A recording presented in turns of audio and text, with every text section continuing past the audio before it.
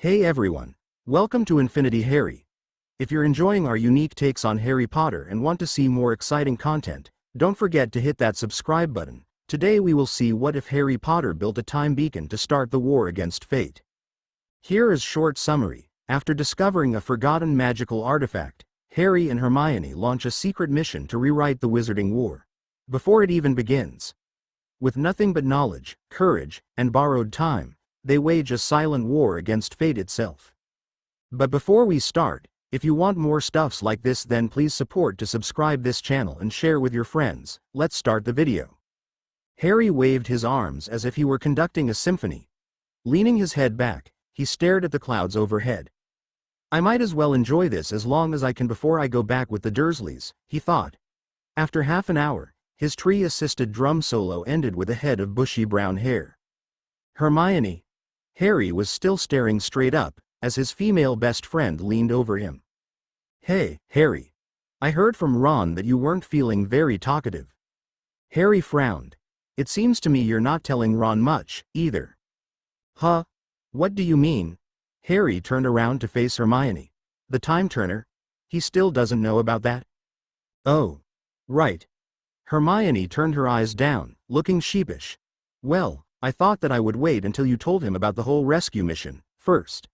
I mean, I'm not supposed to talk about the time turner, being a ministry secret and all. You only found out about it because we didn't have another choice. Is that why? Harry started to chuckle to himself. I was waiting for you to tell him about the time turner first, because I knew I couldn't possibly explain it to him without bringing the whole mess about time travel into the story. So, I guess we're just not going to tell him, then? Hermione looked perplexed. Is this a secret they would have to keep from a friend? Out of convenience? She never had any good friends before Hogwarts, and Harry was the best friend she could ask for. Ron was her other friend. No, she scolded herself. Don't think like that. Ron's a perfectly adequate friend. With that thought, she scolded herself some more.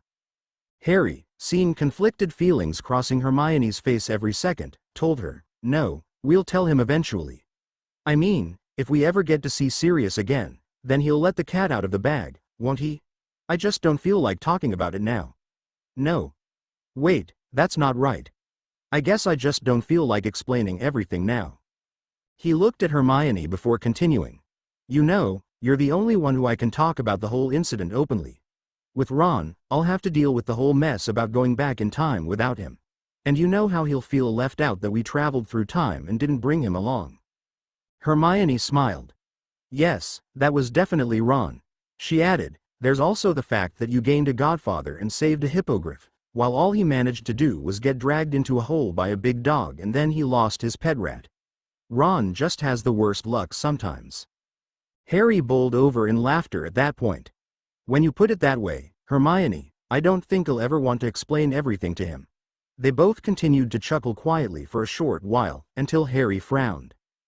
Do you think we could have caught Pettigrew? We would have seen ourselves, Harry.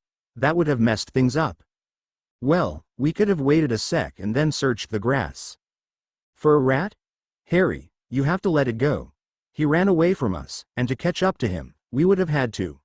Well, run right past everyone. Harry sighed. There was no arguing with Hermione, she always thought things through. It just really annoys me, Hermione. If only we could have been hiding on the other side of the field. We didn't have time to bring Buckbeak with us, Harry, and he's a bit big to hide. We could lay down flat on the grass, but then Buckbeak would have been sticking out like a sore thumb. What if we used the time turner again? Then there would be 3 sets of us. Harry, time turners can't overlap their time turning. The magic that's tied to the spatial folding within the device has to sustain it for. Harry's eyes were glazing over, much like Ron's were whenever Hermione attempted to get him to do more reading. Hermione, is there a simpler way of explaining that? It means no, right? Hermione scowled for a second before smiling again. Yes. I mean no wait. I mean no, we can't turn back a second time. The earliest we could turn back to after that would have been the moment we turned the first time in the infirmary. I just wish there was some way to, I dunno, retry it a few more times until we get it right. Harry looked sullen, now. Hermione perked up when Harry said it. You know, I might be onto something with that. It's actually the reason why I came looking for you today, Harry. What? Harry was shocked out of his mood, as his mind raced. You mean we could catch Pettigrew? What do you have in mind? Why do you need me? Harry. No, I can't catch Pettigrew with the idea I have. I can't go back in time that far, unfortunately. But I need you to take me to the Chamber of Secrets. Wait, what? You're doing your own time travel or something? What do you need the Chamber of Secrets for? I'll explain when we get there. Hermione smiled, picking up her rather hefty book bag, which didn't seem to be filled with books this time. Harry got up with her, waving one last goodbye to the Whomping Willow, and they marched into the castle. Hello, Harry. I see you're still alive and well, Myrtle said sullenly. Yes. Myrtle. I just wanted to visit you, again, Harry managed to stammer out. You look like you could use someone to talk to. Oh, Myrtle blushed. Well, it looked like a blush, as her cheeks turned whiter and slightly more opaque than the usual translucent gray. Are you going to join me? Soon? She batted her eyelashes. Harry was speechless. He paled at the thought of joining Myrtle. Uggh. That's a good start, Harry, but if you're going to die, I'd rather you be a ghost like me than an inferius. Myrtle frowned. If you can't fit in the drain pipes with me, how else could we sneak into the prefect's baths together? Harry's jaw dropped. Harry, what are you doing? Oh, hello. Hermione peeked around Harry's shoulder. Myrtle, what have you done to Harry? Oh, so that's the way it is, Harry? I thought you came alone to be with me and instead there's another girl here with you? You just wanted to show her off to me, didn't you? Just reminding me that I'm not good enough for you? I hate you, Harry, I hate you. Myrtle shrieked as she plunged into a nearby toilet, sending up a spray of water. Getting splashed with toilet water managed to snap Harry out of his reverie. Turning to Hermione with a puzzled look on his face, he said, Did Myrtle seem a little more emotional than usual? Hermione became a little flustered with that. Well, I was actually trying to see if I could find the entrance and unlock it without you this morning, but Myrtle was being a bother. I dropped a calming draft into her toilet. But it seems to have had the opposite effect. It should wear off soon, though. Harry looked at her incredulously. A calming draft did that to Myrtle? And technically, she didn't even drink it, being a ghost and all. How does that even work? Harry, I need you to open up the chamber. Oh, right. Harry turned to the sink, whispering, open, in Parseltongue. They made their way down into the chamber, and Hermione stopped dead in her tracks. Harry. That's the basilisk you fought last year. Yeah. Harry was feeling somewhat embarrassed, although he knew there really wasn't anything to be embarrassed about. I did have help, though. Fox pecked out its eyes for me, and... Harry. That thing's huge. Basilisks are a rare beast already, and the biggest ones are usually only 30 or 40 feet long. This thing's twice that. It's probably older and bigger than any other basilisk in the world. Has Dumbledore seen this? No. After I got Ginny out of the chamber, it closed up and I've never bothered opening it up again. You're the first one I've brought down here since last year. Really? Ooh, I feel so special, Harry. Hermione grinned mischievously. Well, anyways, about my project. Hermione opened her book bag and began removing dozens of small stone tablets, each with rune carvings on them, placing them in a neat pile. Next, she removed a textbook and a huge stack of parchment, covered in notes and diagrams. Project? Thought Harry. Runes? That looks so complicated. I'm glad I didn't take that course. This is my owl project for ancient runes and arithmancy, exclaimed Hermione happily. What? Wait, owls? Isn't that until 5th year, Hermione? What is this all about? Harry stared incomprehensibly at Hermione. Well, you see, for both ancient runes and arithmancy, you need to do a project for your owl. Well, 2 projects, one for each class. I just asked the professors if I could combine the 2 into one big project. Harry nodded. And since I was using a time turner, I decided to do some extra research on time travel. Harry nodded, but with a little apprehension creeping in. First, I looked up what made time turners work, Obviously, there's a lot of rune work carved into this device, not to mention powerful enchantments, and all that. But the main problem is that it's limited to only a few hours of time travel. I wanted to try for something bigger. Harry kept nodding, but at this point his head was just moving on its own while his brain was trying to figure out what Hermione was up to. So, I tried to figure out what limited the Time Turner's total time travel. I figured it was due to two things. First was the fact that it brought your actual body back in time. Well, it seems pretty obvious if you've learned any Muggle physics, that the more mass you move, the more energy it takes, so moving a whole person back in time would be really difficult, especially if you were traveling against the normal flow of time to do it. If there was something massless to send back in time, then... Up and down went Harry's head.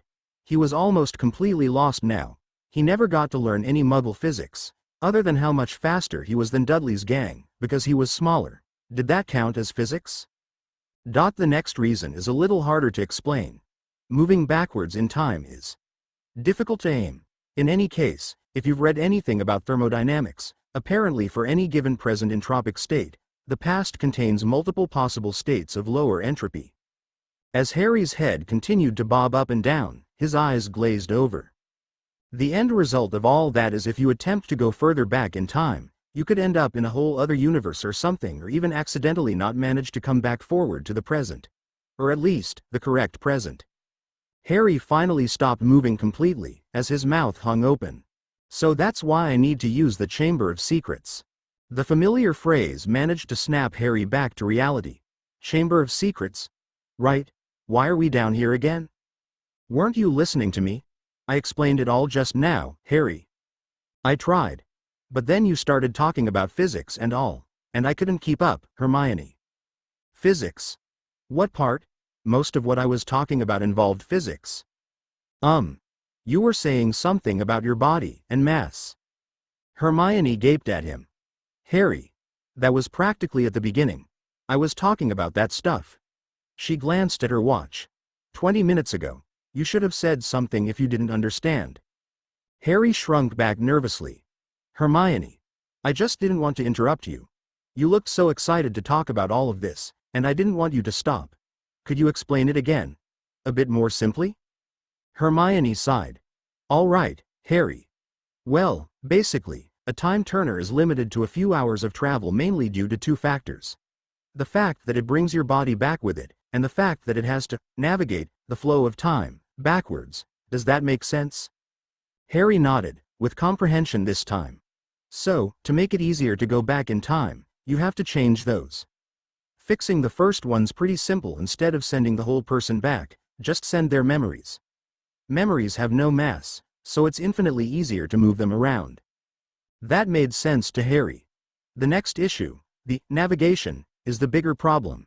If you think about it the Muggle way, it's pretty obvious you need some kind of navigating ability because time is just another dimension like the three spatial dimensions, and I guess no wizard ever bothered to keep up with advancements in Muggle science, especially not in the last 100 years or so. Hermione, you're going into a bit too much detail again. Hermione blushed. Sorry, Harry. Well, anyways, the main problem is hard for a time traveler to aim themselves properly towards the past. So, I figured, why not just use a second device that helps point them in the right direction? Or time, in this case. This almost made sense to Harry. But if Hermione understood it that well, he'd trust she knew what she was doing. The solution is what my project is. I'm making a temporal beacon. This little device uses runes to emit a signal through space and time, so that when you use it with a paired device, it will always send you back to this particular time. This time. So that means that, no matter where. I mean, when you travel from, you always end up back here? I mean, now? Well, yes, at least, the time when we activate the rune set. It's not quite as convenient as the time turner, but this method lets you travel much greater lengths of time. Theoretically, at least. And I'm not too sure, but it might also allow for multiple trips, too, which is another weakness of time turners. I see now. But, how on earth did you manage to get all this done in 1 year? You were already burning yourself out by taking all the classes? You even dropped divination because of it? Harry shook his head at his friend with a look of incredulity. Hermione fidgeted, looking down nervously. I may have bought some extra time with the time turner. More than I needed for the extra classes. Harry was curious. Raising an eyebrow, he asked, how much extra time? Hermione mumbled incoherently. What was that? An extra day for every day, since I dropped divination. Harry was floored. Wow, Hermione, I'm shocked. You took out the maximum amount of time from the time turner? Since Easter? Why, you naughty rule breaker, you, he started laughing. Rule breaker? Me? You're one to talk, anyways. I just wanted some extra rest the day I dropped divination, so I turned it a full day so I could get some extra sleep. But I didn't sleep the whole day, so I ended up spending the rest of it reading and working on my project. And I realized I might be able to get the first stage of it done by the end of the school year if I kept it up. So that's why we're down here. The first part of your project is complete. You still haven't explained why you need to be in the Chamber of Secrets. I was getting to that. Well, first, I needed a location that could be secret and wouldn't be disturbed for a long time. It would have to sit undisturbed until my owls, when I have to actually hand in the papers for this project. On top of that, this beacon needs a lot of power. I mean, a lot of power. I couldn't possibly charge it up using my own magic. Hogwarts, however, is built on top of multiple ley lines, which are extremely powerful magical veins that cross the earth. I figured that the Chamber of Secrets, being deep in the ground directly under the castle, would bring me really close to a ley line, and also let me keep this a secret. Harry finally understood why they were hanging out in the dark, dank chamber with a giant, and surprisingly, not rotten, basilisk corpse. Hermione began to set up her runes, spreading her stack of parchments across the ground, constantly referring to them to place the runes around the chamber while measuring precisely where each should go. It took several hours, and Harry knew they were missing dinner for this, but he was far too fascinated as he watched Hermione work. When she was finally done, she looked up at Harry. Harry, there's one more thing I want to ask of you. She was looking straight at Harry, with a very eager and hopeful look in her eyes. Oh no, Hermione. Is she going to ask what I think she's going to ask? I mean, she is a girl. And the two of us are alone in the chamber together, and nobody else is going to interrupt us. Oh my God, I'm not ready for this. Harry's mind was reeling, as Hermione approached him slowly. Oh no, she's getting closer. Is she really going to do it? Is she going to ask me to key her? I mean, she's definitely a nice girl, and she's my best friend, not counting Ron. Wait, no, even counting Ron she's still my best friend, but does that make it better, or worse? Harry? Hermione was right in front of him now, looking worried. She saw him tense up, but she didn't know why. Harry's brain continued to work in overdrive. Am I too young for this? I'm 13. Well, almost 14 in another month or so, and Hermione's 14 already, and I guess I've heard of people dating when they're 14, so I guess that's perfectly normal. But Hermione? She's like a sister to me, isn't she? Could I really key her? Heck, could I key anyone? I have no idea if I'm a good key or not. I can't believe my first key is going to be with Hermione. Wait, when did I already agree to this? She's like a sister, right? I have to say no. She's my best friend, after all. Well, beep it up, Mr. Potter. You're a Gryffindor, aren't you? Just give her a key. Heck, you almost gave a Dementor a key a few nights ago. This can't possibly be much harder than that. Hermione held Harry's hands. Her hands were trembling in nervousness as she bit her lower lip. Looking straight into Harry's eyes, she softly said, Harry, I want you to do it with me. Harry's brain went from moving faster than he could control and instantly ground to a dead stop. Do. Do it? Do it with you? He managed to mumble out. His brain started to move again, slowly. Do it with her. Does that mean what I think it means? Isn't key.ing supposed to come first? Maybe even some snogging? There's something wrong here. What's she asking for, again? I must have missed something. I want you to do the project with me, Hermione said, more firmly this time. Project? What project? Ooh. The gears in his brain began to put everything together. Right. Sure. But how can I be of any help? I don't know any runes or arithmancy. You don't have to. I've already researched and planned out what needs to be done, so don't worry. I just want you to be there with me. I don't want to be alone if it doesn't work.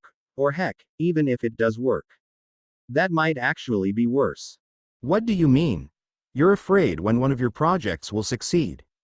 Well, if it doesn't work, I have no idea what will happen, but I'd feel more comfortable if you're there with me. And if it does work, I'll be sent back in time, but I don't want to be the only one who's back, with nobody else to share my life with. Hermione was quivering in fear at the prospect.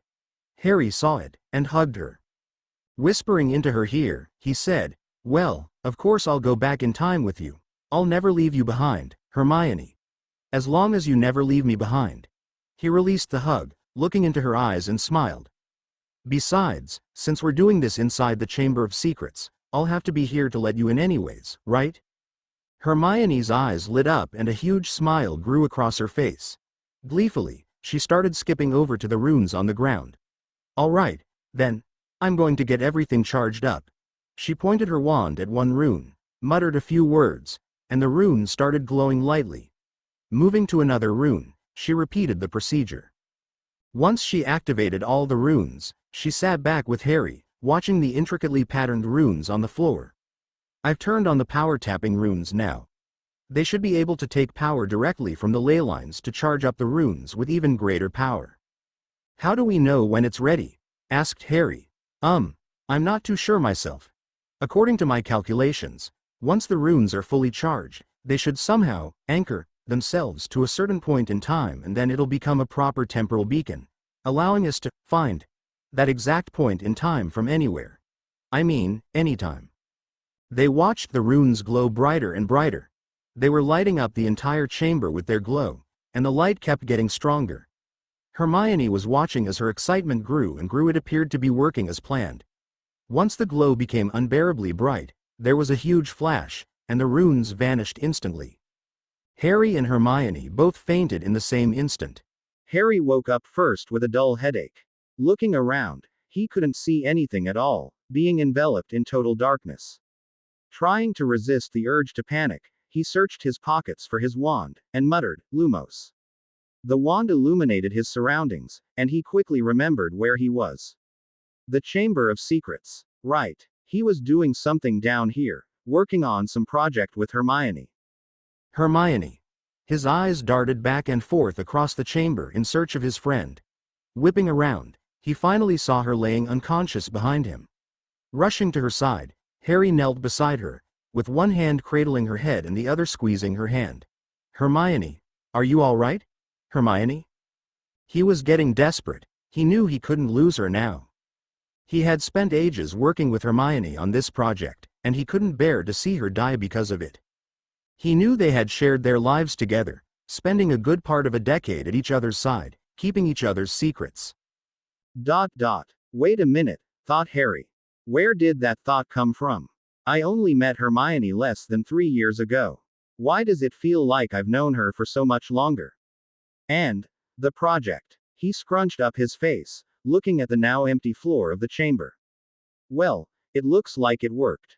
The runes have anchored themselves into a specific moment in time. Wait, how do I know what happened? In his confusion, he started pacing around the chamber. Okay, I've got to figure this out. What's happening to me? Oh, forget that, I have to take care of Hermione. She needs to go to the infirmary. He didn't have much time to think about it, however, as Hermione began to stir. Quickly running back to her, he conjured a glass and filled it with water. Here you go, Hermione. How are you feeling? Thanks, Harry. Taking the cup into her hands, she sipped the water and immediately spat it into Harry's face. Harry, where did you get this water? Dripping wet with a thoroughly unamused look on his face, he replied, I conjured it for you, Hermione. Geez, did you think I scooped up some of that sewer water from the chamber or something? Honestly. Sorry, Harry. That was the first thought that came to mind. I didn't know you learned the Augmenti spell already. Looking at her blankly, he began to say, No, I haven't learned. But then stopped himself. That was the spell he used. He had learned it ages ago. But when? Aguamenti was a conjuration, albeit one of the simplest ones. But they didn't even begin the simple conjuring spells in Transfiguration class until 4th or 5th year at least. Did Remus teach him that?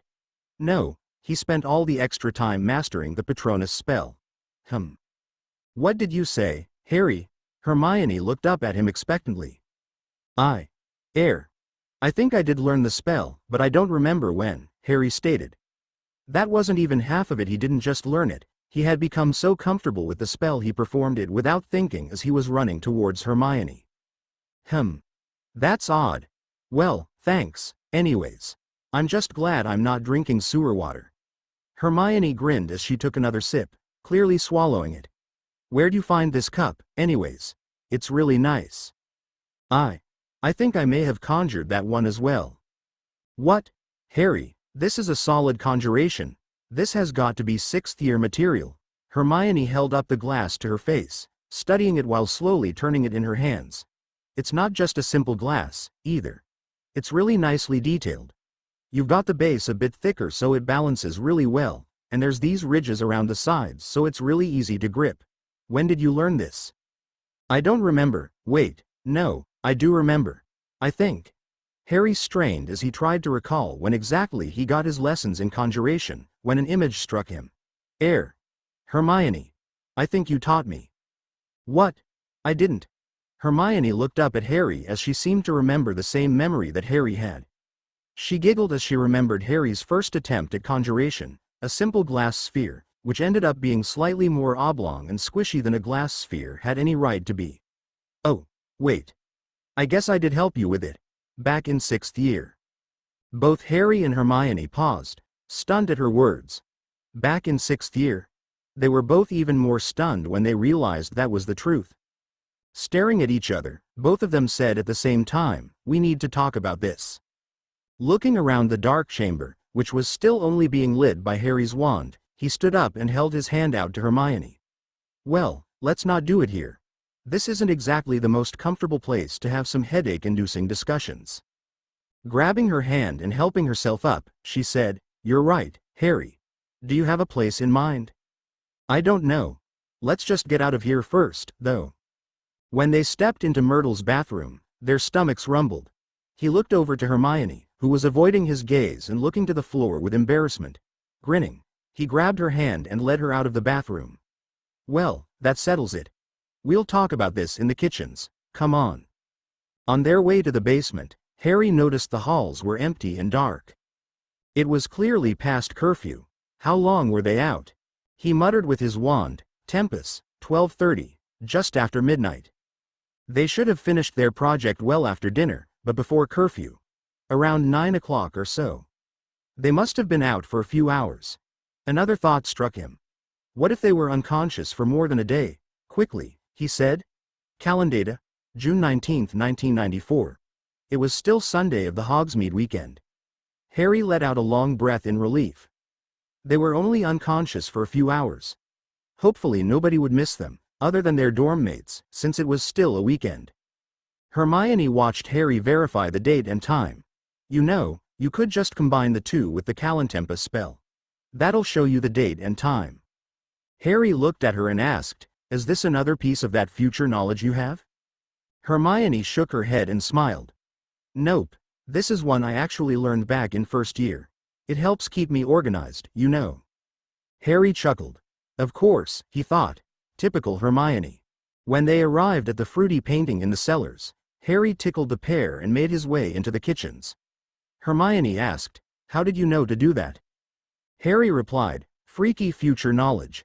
Hermione nodded, as that seemed to be a perfectly acceptable answer for their actions in the past half hour. "Dobby. We're feeling kind of hungry. Would you mind getting us some food?" With a pop, the crazy house elf appeared in front of Harry and saluted.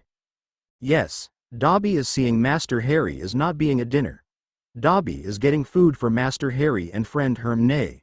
With another pop, he disappeared again. Master Harry? When did this happen? Hermione looked at Harry inquisitively. I don't know, honestly. I think it was probably when I freed him from Malfoy last year. But I didn't know that he made me his master. Harry, You've got to free him. This is South Avenue labor, you know. Those elves work tirelessly every day and people don't even bother acknowledging them. Hermione was getting rather worked up. This was clearly something she was passionate about. Don't try that spew campaign again, Hermione. You found out why they need to have masters, after all, Harry retorted. Besides, you know I'll treat Dobby with all the dignity and respect he deserves for all his hard work. Spew? What do you mean, spew? Hermione was taken aback, but clearly remembered something along those lines. SPEW, you know, where you tried to free the house elves, but then they ended up refusing to clean Gryffindor Tower afterwards. You tried that. Next year. Harry trailed off as the conversation drifted into confusing waters once again. Oh, right. SPEW, well, why not? It was. Hermione fell silent quickly as the memories came back to her. The house elf bond, she thought. I forgot about that. They do need masters to stay alive. Their silence was short-lived, however, as Dobby and a dozen other Hogwarts house elves came running up to them with plates of salad, mashed potatoes, grilled chicken, ribs, pasta, and other goodies, as well as pitchers of pumpkin juice. Their hunger overrode their argument as they quickly loaded up food onto their plates and began to eat. After a few minutes, Harry spoke up first. You know, Hermione. Seeing as how confusing all this is. Nom nom. I think we should start at the beginning. Harry. Swallow you food before you talk, scolded Hermione. Honestly, you're as bad as Ron. Gulping down the mashed potatoes in his mouth, Harry grinned sheepishly. I'm sorry, Hermione. I think it's the first time I've had as much of an appetite as him, though. Hermione smiled as she speared another piece of chicken with her fork. Well, let's start then. You remember the glowing runes in the chamber, right? Harry nodded. Yeah, they were getting brighter and brighter. I was standing right beside you. Hermione continued. I remember that pretty clearly too. Then there was a flash. Harry interrupted, and that knocked us out, didn't it? It looked like it was going so well, and I thought the runework was perfectly fine. Hermione tilted her head and stared at him. You were sure? You haven't even taken runes yet. Oh wait, this must be the future stuff again. Well, at least we know it worked. I'm pretty sure we sent back memories from the future, and that's how we know all this stuff. I agree. At least we know the project is a success, although I didn't anticipate it being so confusing. Finishing up their meal, they thanked all the house elves, who bowed to them profusely. Dobby was nearly letting his nose hit the floor. Waving goodbye, they stepped back out to the hall. We should talk about this tomorrow, Harry. Let's just sleep on it tonight, and we'll talk about it at breakfast, all right? Harry agreed with her. They were already pretty tired, and it was getting late. It was a shame he had left his invisibility cloak in his trunk, but at least he still had the Marauder's map with him. Opening it up and speaking the password, they made sure Filch was at the opposite end of the castle before quickly making their way up to Gryffindor Tower. Thankfully, everyone else was in bed already, as they quietly bade each other goodbye in the common room and made their way up to their respective beds. Both of them dreamed dreams of the future. An international competition, where Harry was forced to participate. The return of Voldemort, at the hands of Peter Pettigrew. Cedric was dead. Was he really? He remembered Cedric standing in the second-place position on the podium, clapping as Harry held a trophy. Voldemort holding the trophy. How was that possible? Another new teacher who seemed to be hell-bent on hunting down Muggle-borns. Hermione wasn't safe. Sirius.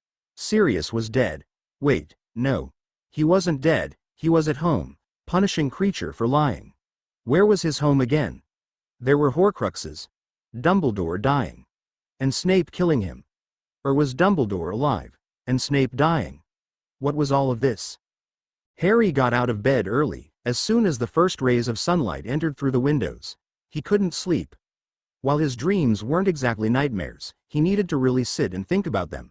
No, not dreams, thought Harry. Memories.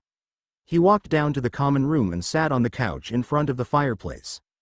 I wish I could discuss this with Hermione, thought Harry. As if his wish was granted, Hermione was quietly creeping down the stairs in her pajamas. Seeing Harry, she picked up her pace, quickly rushing down the steps and joining him on the couch. Couldn't sleep? she asked.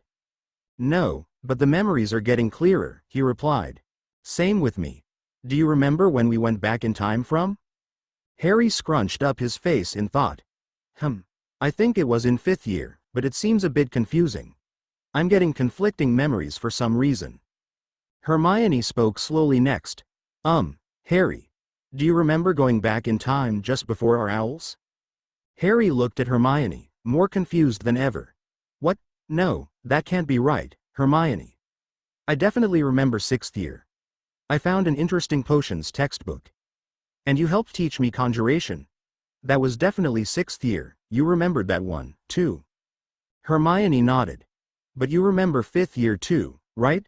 I wanted to do a final test to see if the beacon was really working. So we made the time travel runes to send our memories back. And it worked, don't you remember? Harry sorted through his memories again. 5th year. 5th year. I remember a big pink toad not teaching anything. Right? Hermione's project came up again. Yeah. I do remember going back now, but how does that explain how I remember 6th year happening?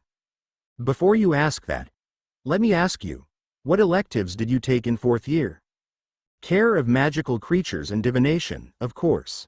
Those are the ones I'm taking this year, and it's not as if I could just pick up something like ancient runes when I'm already a year behind. ... Harry paused. Didn't he? This was odd. He had definitely learned ancient runes. Hermione helped him work through the 3rd year material and he caught up with the 4th years. He was in class with Hermione. But he also remembered being in divination with Ron. And how could he possibly forget Hagrid's blast-ended scroots? Hermione. I remember taking ancient runes, arithmancy, care of magical creatures and divination. I don't suppose I got a time turner like you did this year, did I? Hermione shook her head. I don't think that's what happened, Harry. I think we went back in time more than once. Harry's eyes bulged out of their sockets at the revelation. Really? That definitely explains all the weird conflicting memories I have, for one. Like what? Hermione asked cautiously. Like.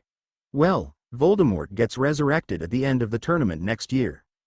The Triwizard Tournament. Yeah. That's the one. But Cedric was killed in the process.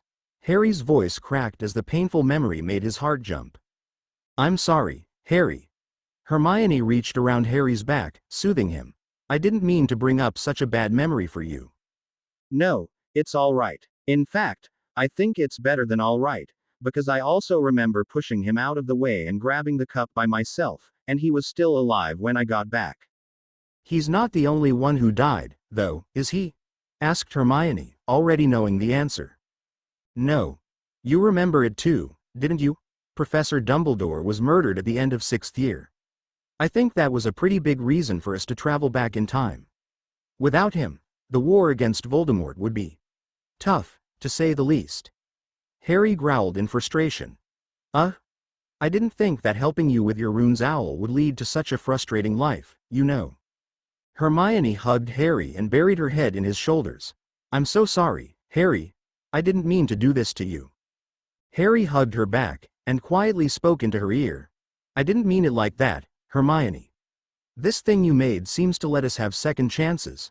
Not many people get to have do-overs with their lives, right? I mean, if I ever get these memories sorted and figure out what to do with them, I think it's quite a blessing. Hermione lifted her head from Harry's shoulders. Really? You mean that? Smiling, Harry told her, yes. Your idea's brilliant. I honestly can't say it enough, but you're the most brilliant witch of our age. No, wait. You're the most brilliant witch ever. I'm pretty sure nobody else has ever figured out how to travel years backwards in time. Thanks, Harry. Hermione's eyelids were drooping, as she shifted to a more comfortable position on the couch. I'll get this all figured out. I think I just need another nap before breakfast. We can talk about this all day. Yeah, that sounds good. Harry lowered his head against the armrest. A quick tempest told him it was still 7 a.m. They could sleep for another 2 hours and still be in time for breakfast. Ron woke up to an empty dorm. It was just past 9:30. Breakfast was being served, and he wasn't in the Great Hall. He quickly got up and went over to Harry's bed to wake him, but it was empty. What? He's already gone down to breakfast and he didn't wake me up?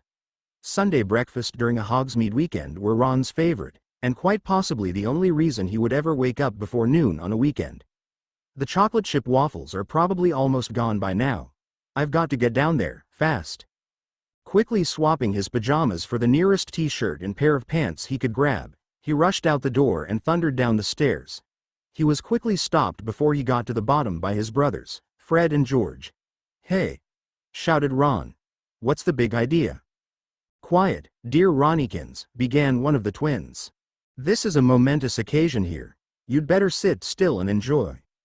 Unless you've got a masterful prank planned, which we doubt, but miracles do happen. But don't you dare ruin our betting pool." "Pranks? Betting? What are you two talking about?" asked Ron.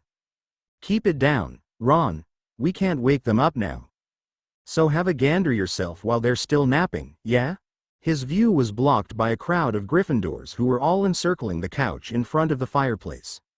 Most of them were girls, whispering to each other and giggling, especially Parvati and Lavender.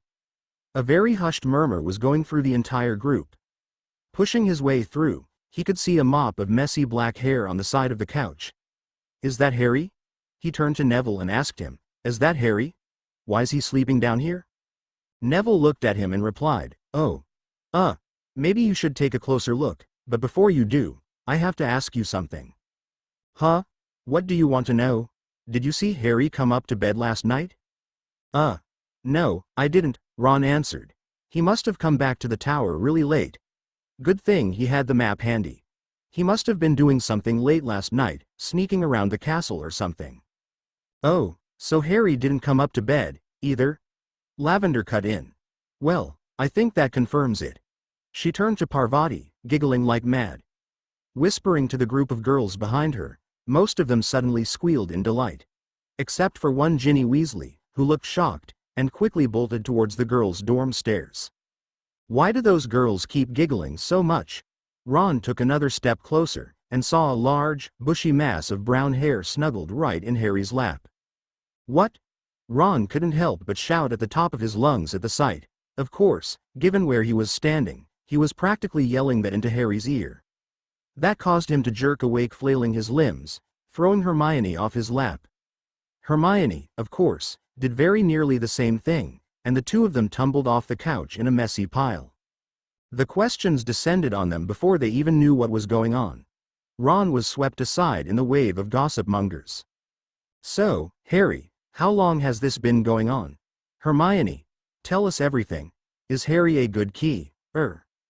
How late were the two of you up last night? Where were you two doing it? I mean, nobody saw you at the astronomy tower. Couldn't you two have hooked up next year? Bollocks, I was only a few months off. Never figured the two of you would have moved so quickly." Harry realized he was being gawked at by about half of Gryffindor Tower at that moment.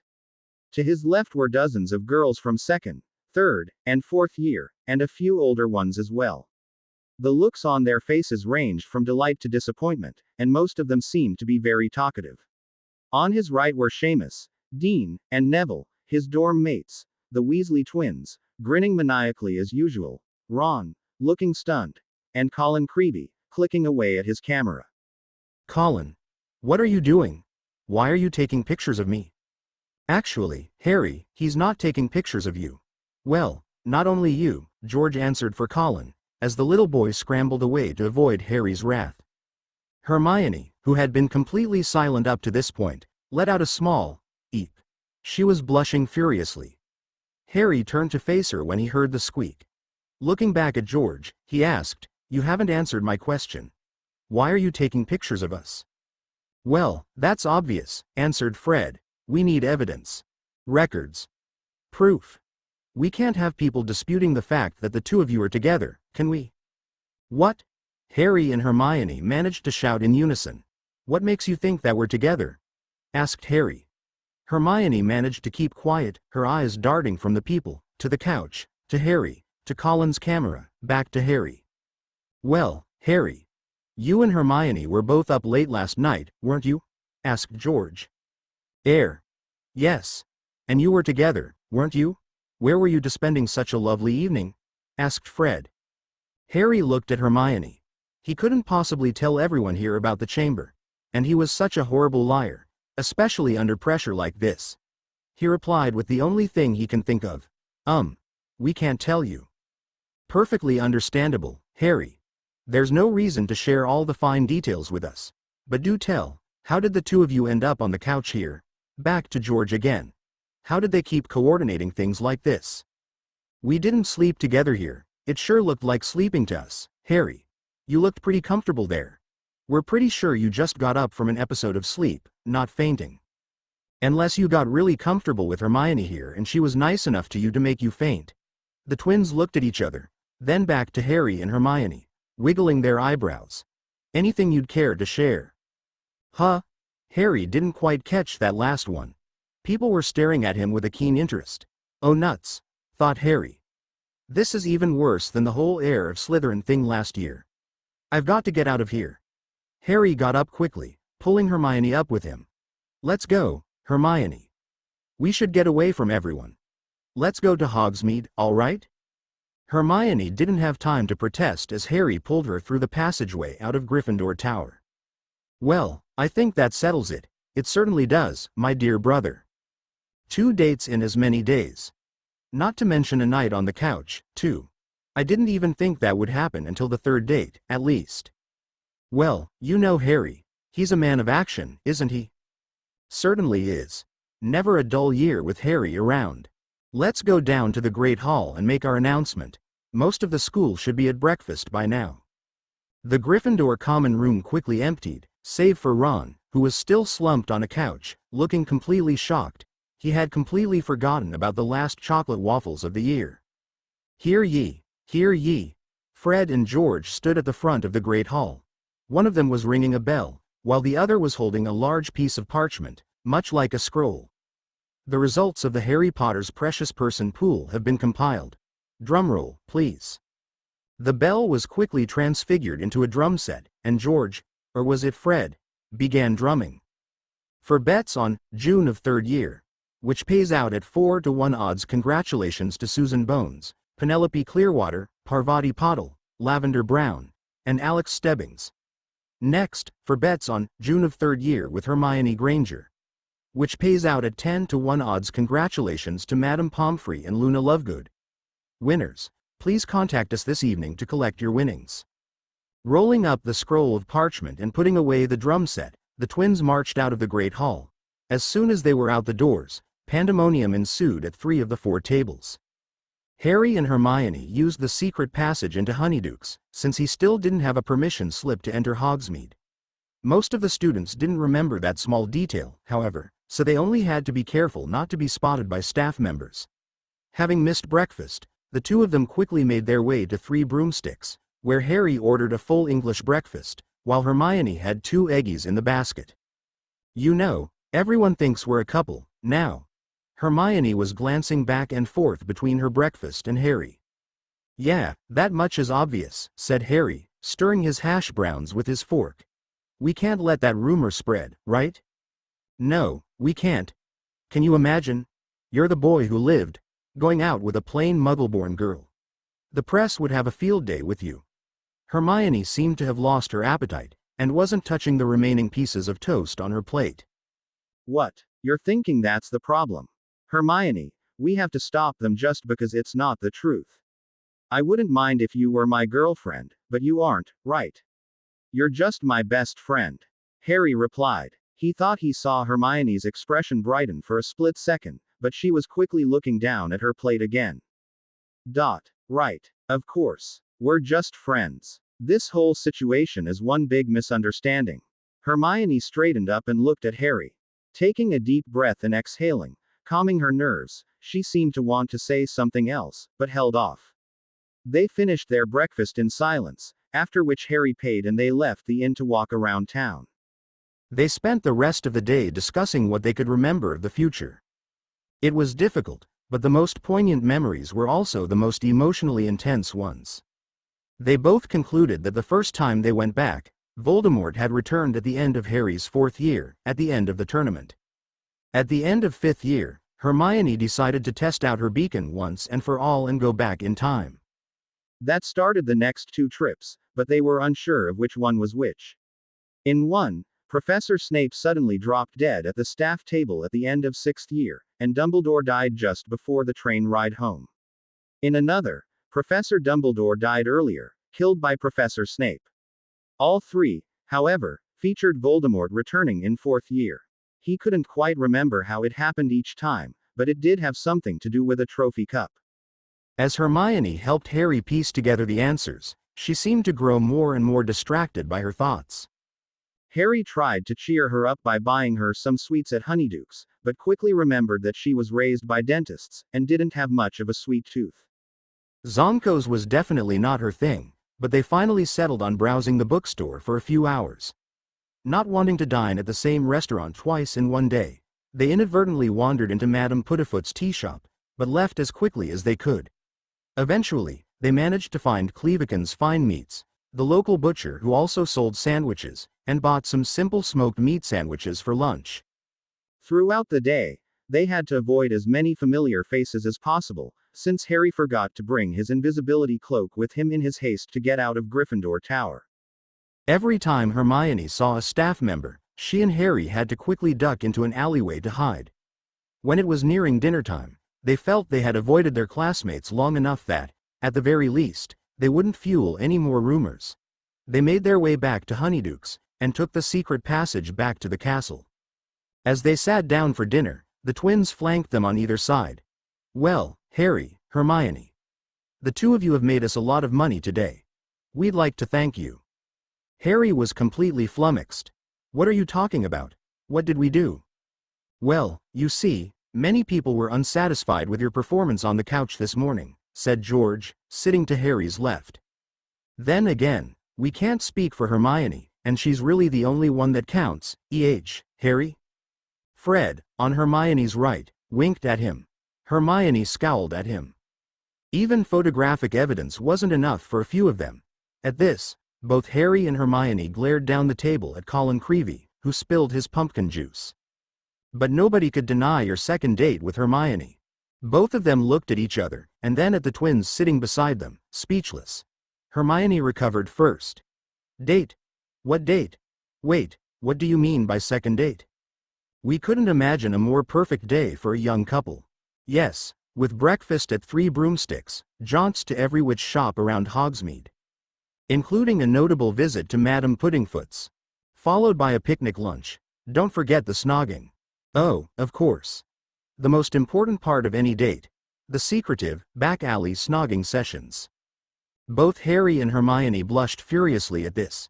"We weren't snogging," Harry declared. "We didn't even have anything at Madame Puddingfoot's." Hermione continued for him. "And we weren't snogging in the alleys. In case you forgot, Harry isn't allowed in Hogsmeade." She continued in an angry, but hushed, whisper. "Look, Harry and I aren't a couple, right, Harry?" "No. We're just friends," he confirmed. "Is everyone going to be bothering us about this tonight?" The twins looked at each other. "Well, the betting pool did involve nearly 200 people in total. I think they'd be expecting some answers. The others might just be curious, though." "Betting pool? What's this all about?" asked Hermione. "Who and when Harry's first love would be. You were taking bets on Harry's love life. I can't believe the nerve of you two," screeched Hermione. "What would the professors say?" "Well, Professor McGonagall said, 5 galleons on December, 4th year." Hermione didn't know if she should feel defeated or angrier. Grabbing Harry, she quickly said, "We're not going to deal with this mess. Look, we're not a couple. All bets are off, and we're leaving." The two of them quickly left, quickly heading for the second-floor bathroom. Hermione was still pacing back and forth, muttering to herself, half an hour after leaving dinner. Harry decided to interrupt her by asking, "Hermione, can you tell me what was bothering you today?" She stopped pacing and stared at him. "Isn't it obvious? The twins, and that stupid pool they had on your love life." "No, I meant earlier in the day, back in Hogsmeade, when we started to figure out what was going on with the future." He gestured to Hermione to sit down beside him. "Well, in all 3 cases, it seems like Voldemort's returning. I don't think we can stop that. Is that what got you down?" "What? No, it's not Vivo Voldemort. I'm not too worried about him. Not at the moment, anyways." "What? Really? You've got bigger things to worry about than Voldemort. Harry was amazed. Was there anything scarier out there than Voldemort being resurrected and returning to power? Asking a girl out on a date, maybe. Yes. Sort of. Tell me, Harry, have you ever heard of the anthropic principle? Harry didn't bother replying, instead only frowned slightly with a questioning look on his face. Oh, right. Of course not. Well, basically, what it says is that for the universe to be observed, there has to be something there to observe it. And it works the other way around, too. The observer has to be able to exist in that particular universe to observe it. That sounds kind of obvious and circular. How is that scarier than Voldemort? I'm getting to that. Next question. Do you remember how Voldemort was doing right before we jumped back each time? From what I remember, he was gaining power. Things weren't looking good. That's probably why we went back in time, right? Yes, I think so too. Which brings me to my next point. Why did we stop? Stop? What do you mean? Well, when we activated the beacon, all our past trips flooded our memories all at once, right? We managed to figure out that we took 3 trips backwards in time. Right. So, that means, this time around, it's our last trip, isn't it? We're not going back again, or else we would have the memory of it. No, we might be. Wait, no, that wouldn't make sense. If it all comes back at once. Huh, you're right. That's why you asked me about that principle thingy, right? Anthropic principle. And the worst part is, I don't remember us getting any closer to defeating Voldemort on all our trips back. I don't think we'll have any kind of major advantage this time around, either. Hermione was shaking as she said this, and nearly crying. What are you saying, Hermione? Harry could sense her fear, and it made him feel afraid as well. I'm saying that we're experiencing this as our last trip, because I don't think we might not survive to go back again, she answered quietly. Crying, she hugged Harry, and he held her. Neither one could think of an alternative explanation. Hermione was still looking quite morose at breakfast on Monday. Harry sat down beside her, and gave her a nudge. Cheer up, Hermione. I've been giving it some thought. There might be other reasons why we only went with 3 trips back. She turned to look at Harry, her shoulders still slumped over as she picked at her food. What could it be? I mean, I can't remember everything clearly, but one thing that stood out was. She glanced around, lowering her voice to a whisper. Horcruxes. We never found them all, did we? Harry shook his head. No, we didn't, and there were several more to be found when we sent ourselves back. So we definitely don't have the information we need to defeat Voldemort this time around, and why wouldn't we go back and try again if we could gain even a small advantage each time around? No, that's definitely something we would do, And even if we did manage to defeat Voldemort through an amazing amount of dumb luck, I doubt we'd come out of it without casualties, would we? I know you, Harry. If you could, you'd keep trying and trying again until you somehow managed to save everyone. Harry let out an exasperated sigh. You're right, Hermione. You know me really well, don't you? Well, maybe we can look into. At that point, Ron had apparently woken up, gotten changed hastily, and sat down beside Harry. He began scarfing down breakfast at his usual, inhumanly fast pace. After clearing his first plate, he only slowed down just enough to make a few noises as he was eating. Wa were udu du eshere? Hermione ignored him, which was really quite amazing given the mess he was making as he attempted to talk. Harry was the one who scolded him this time. Ron? Swallow your bloody food before you talk, will you? Ron stopped eating momentarily in surprise. Swallowing the food in his mouth, he asked, Isn't it Hermione who usually tells me to do that? Harry replied, That's not the point, Ron. It really is disgusting when you talk with food in your mouth. I just said it faster today. What were you saying before? Ron was taken aback by Harry's blunt statement, but he repeated, What were you two doing yesterday? I didn't see you guys at all after you left the common room. You have any idea what people are saying about you two? Harry and Hermione looked at each other, then back to Ron. Given the twins' antics yesterday, they were pretty sure people were talking about their supposed relationship. They had flat out denied it, right? But did that make things better, or worse? Silly rumors never let details like facts get in the way. How bad could it be, though? So they hung out together, but they've been doing that for the past 3 years. The only difference this time was that Ron wasn't there with them. Was that all it took to make the difference between hanging out and dating? Harry ventured the question first. We didn't spend much time inside the castle yesterday, Ron. What are they saying about us? Well, I'm not going to believe the crazier rumors, of course. I heard that you got Hermione pregnant or something. Pregnant? Hermione managed to repeat that one word, but was otherwise speechless. I said I didn't believe them.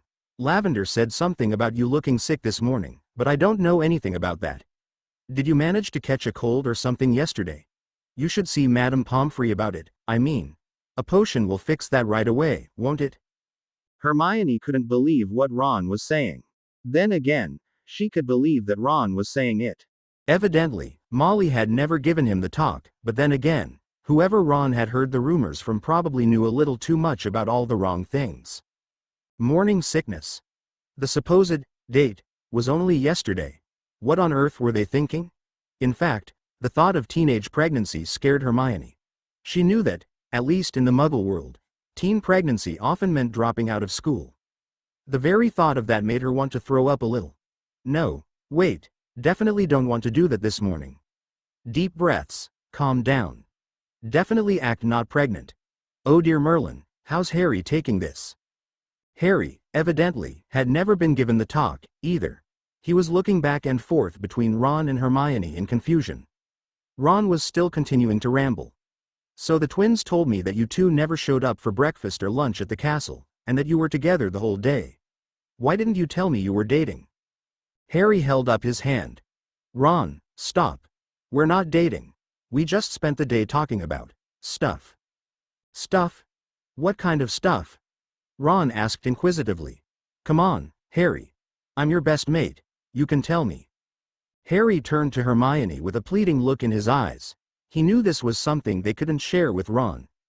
And evidently, their future selves didn't bother sharing it, either. He didn't want to lie to him outright. He simply couldn't do that to a friend. Hermione noticed his discomfort with the situation and came to his rescue with a single word. Runes. What? Runes? Harry caught on quickly. Ancient runes, Ron. I was thinking about dropping divination next year and taking ancient runes with Hermione instead. We were talking about runes all day, and she was giving me her notes, so that maybe I wouldn't be too far behind next year. Technically that wasn't a lie, as he definitely needed to swap over to runes next year so that he might be able to lend a hand with Hermione's project. Ron was flabbergasted at the announcement. Are you serious, mate? That's one of the hardest courses. You want to swap over to ancient runes, when you're already a year behind. You're barmy. Yes, Ron, I'm serious, answered Harry through gritted teeth. Ron continued ranting, oblivious to Harry's displeasure. But on top of that, you're dropping divination? It's the easiest course. It's almost like a free owl. You'd have to be absolutely nutters to drop divination and take runes. Honestly, what kind of a fool would do that? Harry dropped his face into his palms. Ron had done it again. There was somebody sitting right beside them who had dropped divination just a few months ago. Not to mention the fact that Harry had just admitted he was completely serious about taking runes in its place. Harry may have been able to forgive Ron for his careless yammering, but Hermione. A fool, am I? Hermione glared at Ron. So I'm completely nutters, am I? Your lucky exams are already over, Ron, because I swear it's going to take months before I even think about helping you with your homework again. Maybe if you keep up with your divination course you could actually predict what's going to come out of your mouth before you open it. With that outburst, she got up and left the table. Harry quickly followed, shaking his head in disappointment at Ron and muttering, maybe it would have been better if you just kept eating instead of talking, Ron.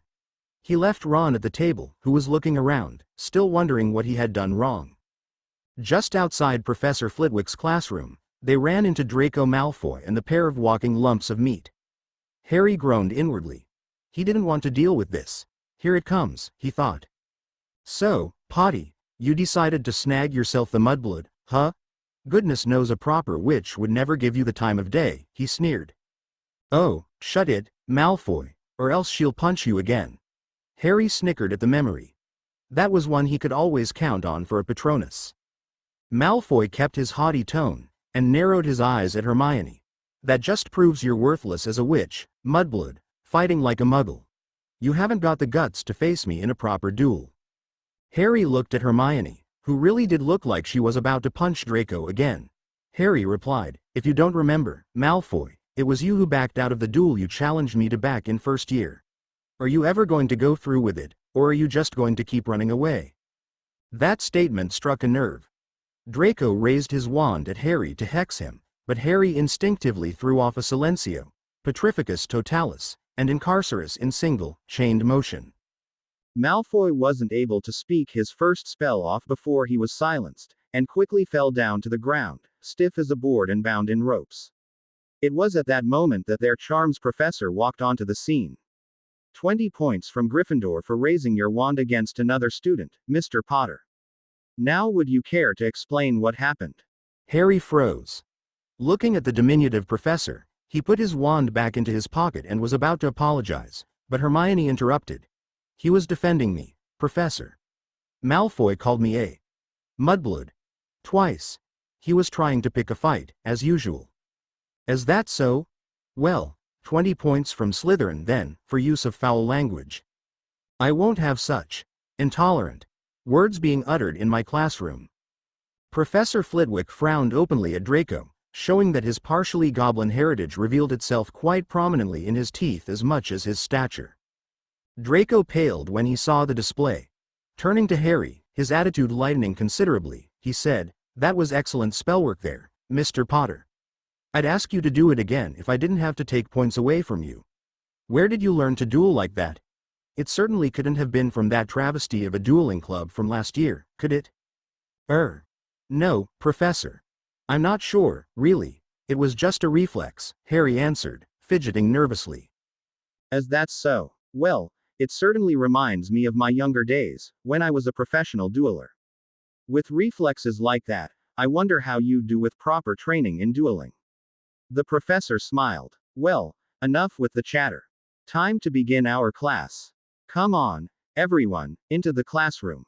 It wasn't until everyone had filed through the door, walking past Draco, who was still bound and frozen stiff on the ground, that Professor Flitwick dispelled the jinxes from him. Charms class consisted a review of cheering charms as well as a few others. Harry decided to practice with Hermione, thinking she really needed the cheering up. Ron had caught up to them after the incident with Malfoy was over, but Hermione was ignoring him. His charms were only mildly successful as he practiced with Neville, and was barely any better at it than his much ridiculed partner was. Hermione was much more cheerful at lunch. All right. Harry admitted he had been rather sneaky about it, casting 2 cheering charms in quick succession at Hermione and then canceling only one. It would wear off eventually. He just didn't want her to be so sullen all day, worrying about impending doom because of some odd philosophical observation. He did want to talk about the time traveling more, but was trying to avoid turning towards the grim thoughts that Hermione was having. Thankfully, her, temporarily, brighter attitude helped the conversation open up with a lighter topic. "So, do you remember how you learned to duel like that, Harry?" Hermione asked. "I mean, obviously, it was a part of the future memories, wasn't it? But even if you remember learning the spells, you still need to practice them to cast them so well, don't you?" Harry scratched his head. "I don't know, really. I honestly can't dig up the memory of when I actually learned those spells.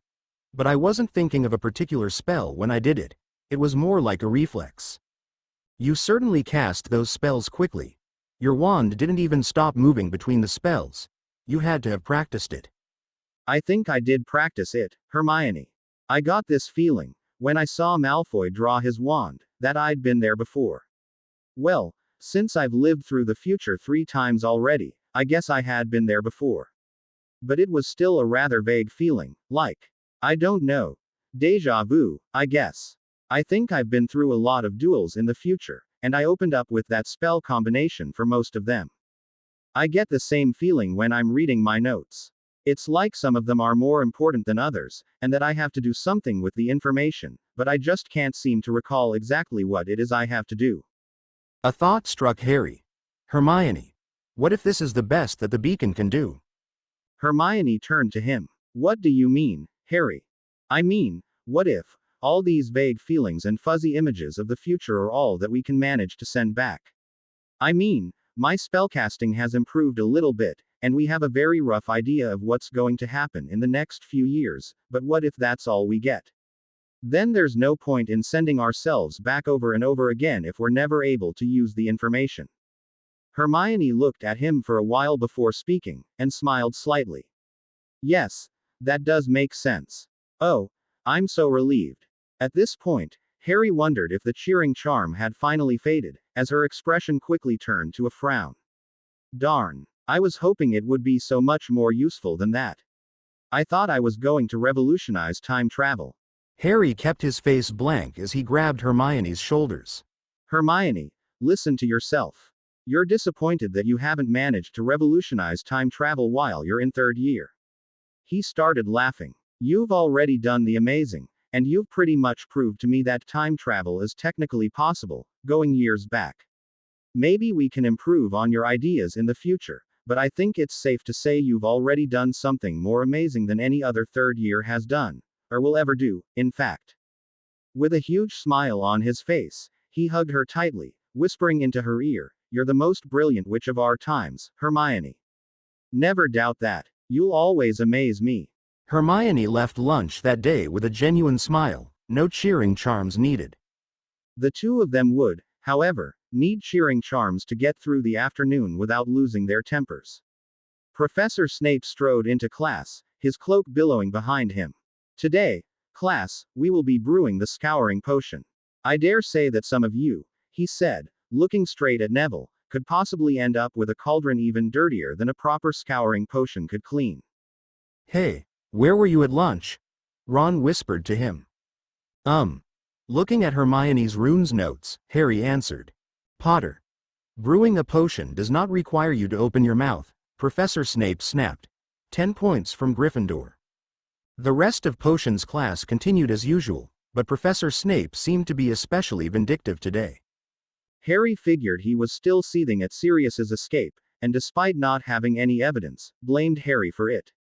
Then again, whether he was responsible or not, Snape probably would have taken his frustration out on him anyways.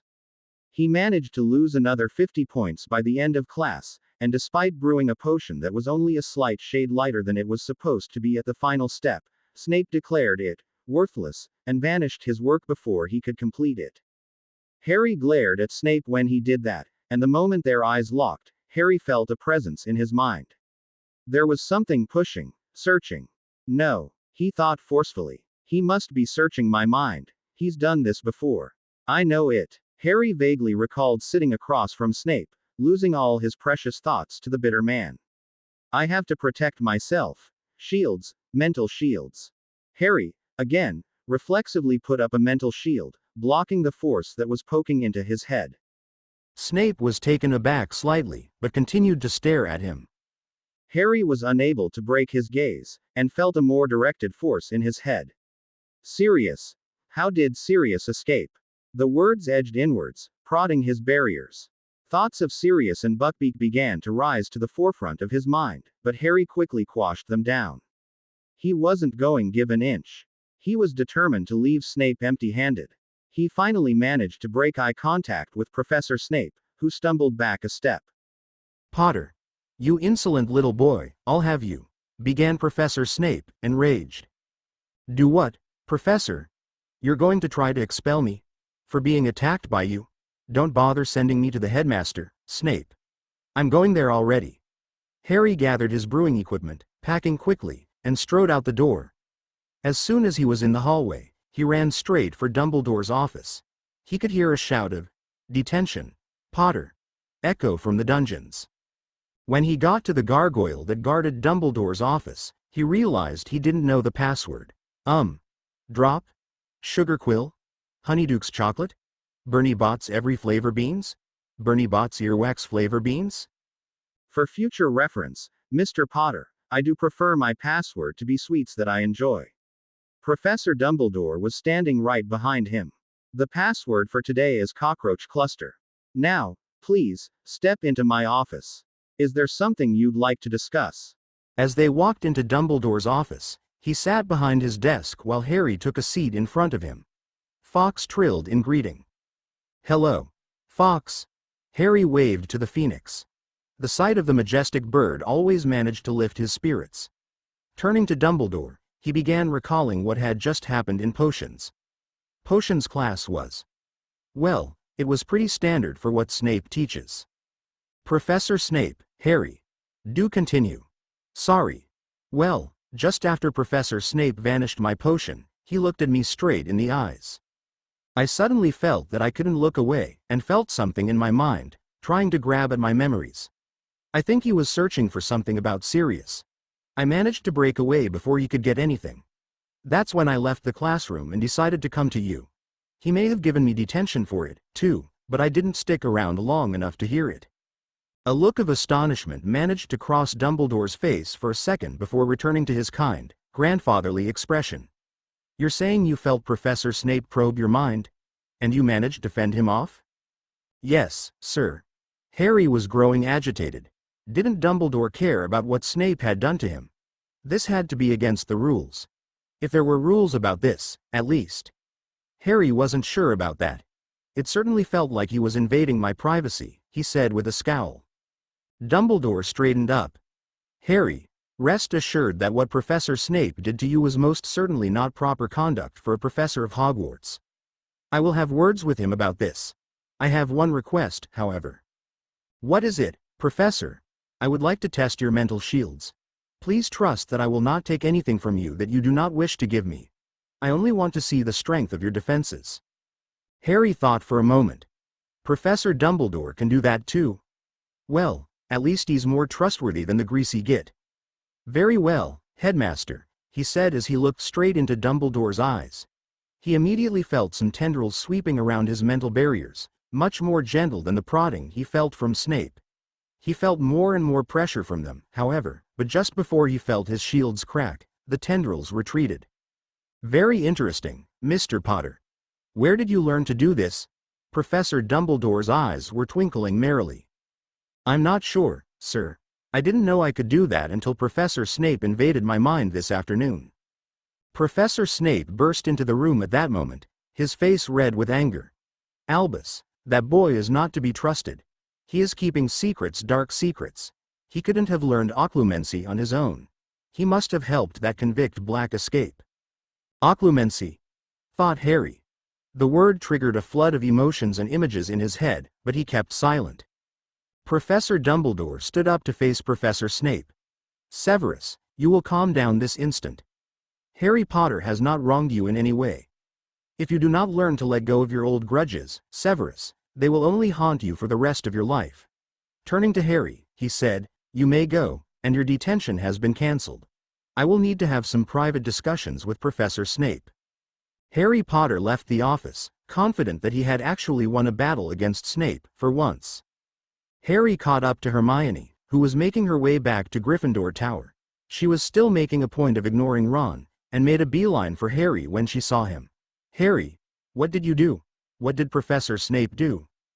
Harry grabbed her wrist, quickly whispering, "I'll tell you all about it, in the chamber." Hermione's eyes widened, and she quickly followed. As soon as they passed through the chamber's doors, Harry quickly turned to Hermione and asked her, "Do you remember occlumency?" Hermione was startled by the question. "Occlumency? No. Wait, yes. I do remember doing occlumency. What does this have to do with—" "Oh, Harry. Is that what Professor Snape was doing to you this afternoon? He was attempting to enter your mind?" Harry nodded. "Yes, but thankfully, he doesn't know about this. He was pretty surprised that I had any shields at all. He was looking for things about Sirius's escape. I think he wants to prove I had something to do with it and get me expelled." Hermione gaped at him. "That's what he wanted. He can't, I mean, even Dumbledore knows Sirius is innocent. He can't do that to you." Harry grinned. "I know. When I told Dumbledore, he cancelled my detention and I think he was about to reprimand Snape when I left the office. But that's not the point. I think we should keep practicing occlumency, just in case. This is a really powerful device, and we can't let the wrong people find out about it." You're right, Harry. I think we should take up practicing it every day. It'll help us organize our thoughts as well. Maybe we can figure out more details about the future with it. When should we start? Harry grinned. No time like the present. Nobody's going to disturb our meditations down here, and we still have a few hours before dinner. After 2 hours of practice, they had made enormous strides in creating their mental barriers. It seemed that, at least for one cycle, they had been practicing it every day, and they had their minds fairly organized and shielded. However, Harry noticed a discrepancy within his own mind. Hermione, do you notice anything odd about your memories? Especially a few of the future ones? Funny you should mention that, Harry. Are you talking about the ones that seem to have their own built-in shields? I think I came across a few of those myself. This is odd. I'm going to open one up and see what it is. Harry concentrated for a minute, trying to peel away at the encapsulated memory. It was definitely a shield he had created himself, as it felt almost identical to the shield he had made for his own mind. After half an hour of intense concentration, he broke through and recalled the memory as clearly as he could. He gasped at what he was now remembering: runes. They were several specific runes, but half a dozen complex rune phrases, and their appropriate carvings. He could see them clearly. It was as if he had spent weeks committing every detail of these particular runes to his memory. Hermione, do you have some parchment and a quill? I think I need to write this down. Me too, Harry. I just opened up one of my own memory capsules. I need to write this down, too. Hermione scrambled for her book bag, pulling out 2 quills and a stack of blank parchment. Both of them began writing and drawing furiously. Between them, they ended up with lots of rune phrases involving the runes of memory, time, return, landmark, and identity. They looked up at each other, and back to the runes. Hermione quickly scrambled back to her book bag, and pulled out the original notes she used for her beacon. Harry, I think I know what this is. I think I know too, Hermione, but do explain it to me in case I'm missing something. I think this is an improved version of the beacon. We sent ourselves memories of an improvement on the beacon. Look, my original didn't bother with the setseas, the rune of identity. I think these ones will be keyed to our magical signatures. On top of that, there's an entire second layer over everything I did before. There's Arlent's rune of sequence, linked with Cody Bentinso, runes of progression and counting. There's also Lomelk, rune of dominance, bound tightly with Laken's rune of clarity, but I'm not sure what that set really does. The whole rune phrase is ordered above the memory runes in the beacon. Harry nodded, and then grinned wildly. Hermione, do you know what this means? Hermione looked at him with a puzzled expression, obviously still trying to figure out the runes drawn in front of her. No, I just said I didn't, Harry. This is going to take me a while. No. I mean about time travel. Harry was very nearly jumping for joy. This is why we didn't remember anything beyond 3 futures ahead. We sent back memories to build a newer, better beacon, and since it seems like nearly all the additions are focused on the memory runes of the beacon, I think we figured out a way to send back memories better and clearer. That's what the Lacanes is for, right? Maybe we won't be stuck with confusing, fuzzy, déjà vu-like memories each time. Hermione's eyes shone with an excitement that Harry was familiar with. She always looked like that when she realized there was plenty of research to be done, and she knew exactly where to discover the information. Harry, that's brilliant. We have to finish this as fast as possible. And we have to unlock all of the memories we stored in our little occlumency capsules. Harry was taken aback by Hermione's sudden enthusiasm. Huh? Why? This is exciting and all, Hermione, but what's the rush? Oh, don't you see, Harry? We figured this out in one of our futures, right? So why didn't we just build the improved beacon then, instead of sending the instructions back in time to build it now? Wait, why didn't we just do that? Time. Harry, it's a precious resource, you know. You remember, in the time we got to the end of 6th year, Dumbledore was dead, and Voldemort was gaining power every time. We need to build this as early as we can so that we can have as much time to prepare, even if we have to go back a few more times after that. The earlier we are, the bigger advantage we'll have. Harry nodded in agreement. Right. Let's work on unlocking these every night. I want to make sure we have all the important, packaged memories, just in case one of them is some kind of warning not to do something. We can make a plan after we've got them all. They spent every evening, before and after dinner, unlocking all the encapsulated memories as they could. It took them a few days to get everything. It only had some of the most important information.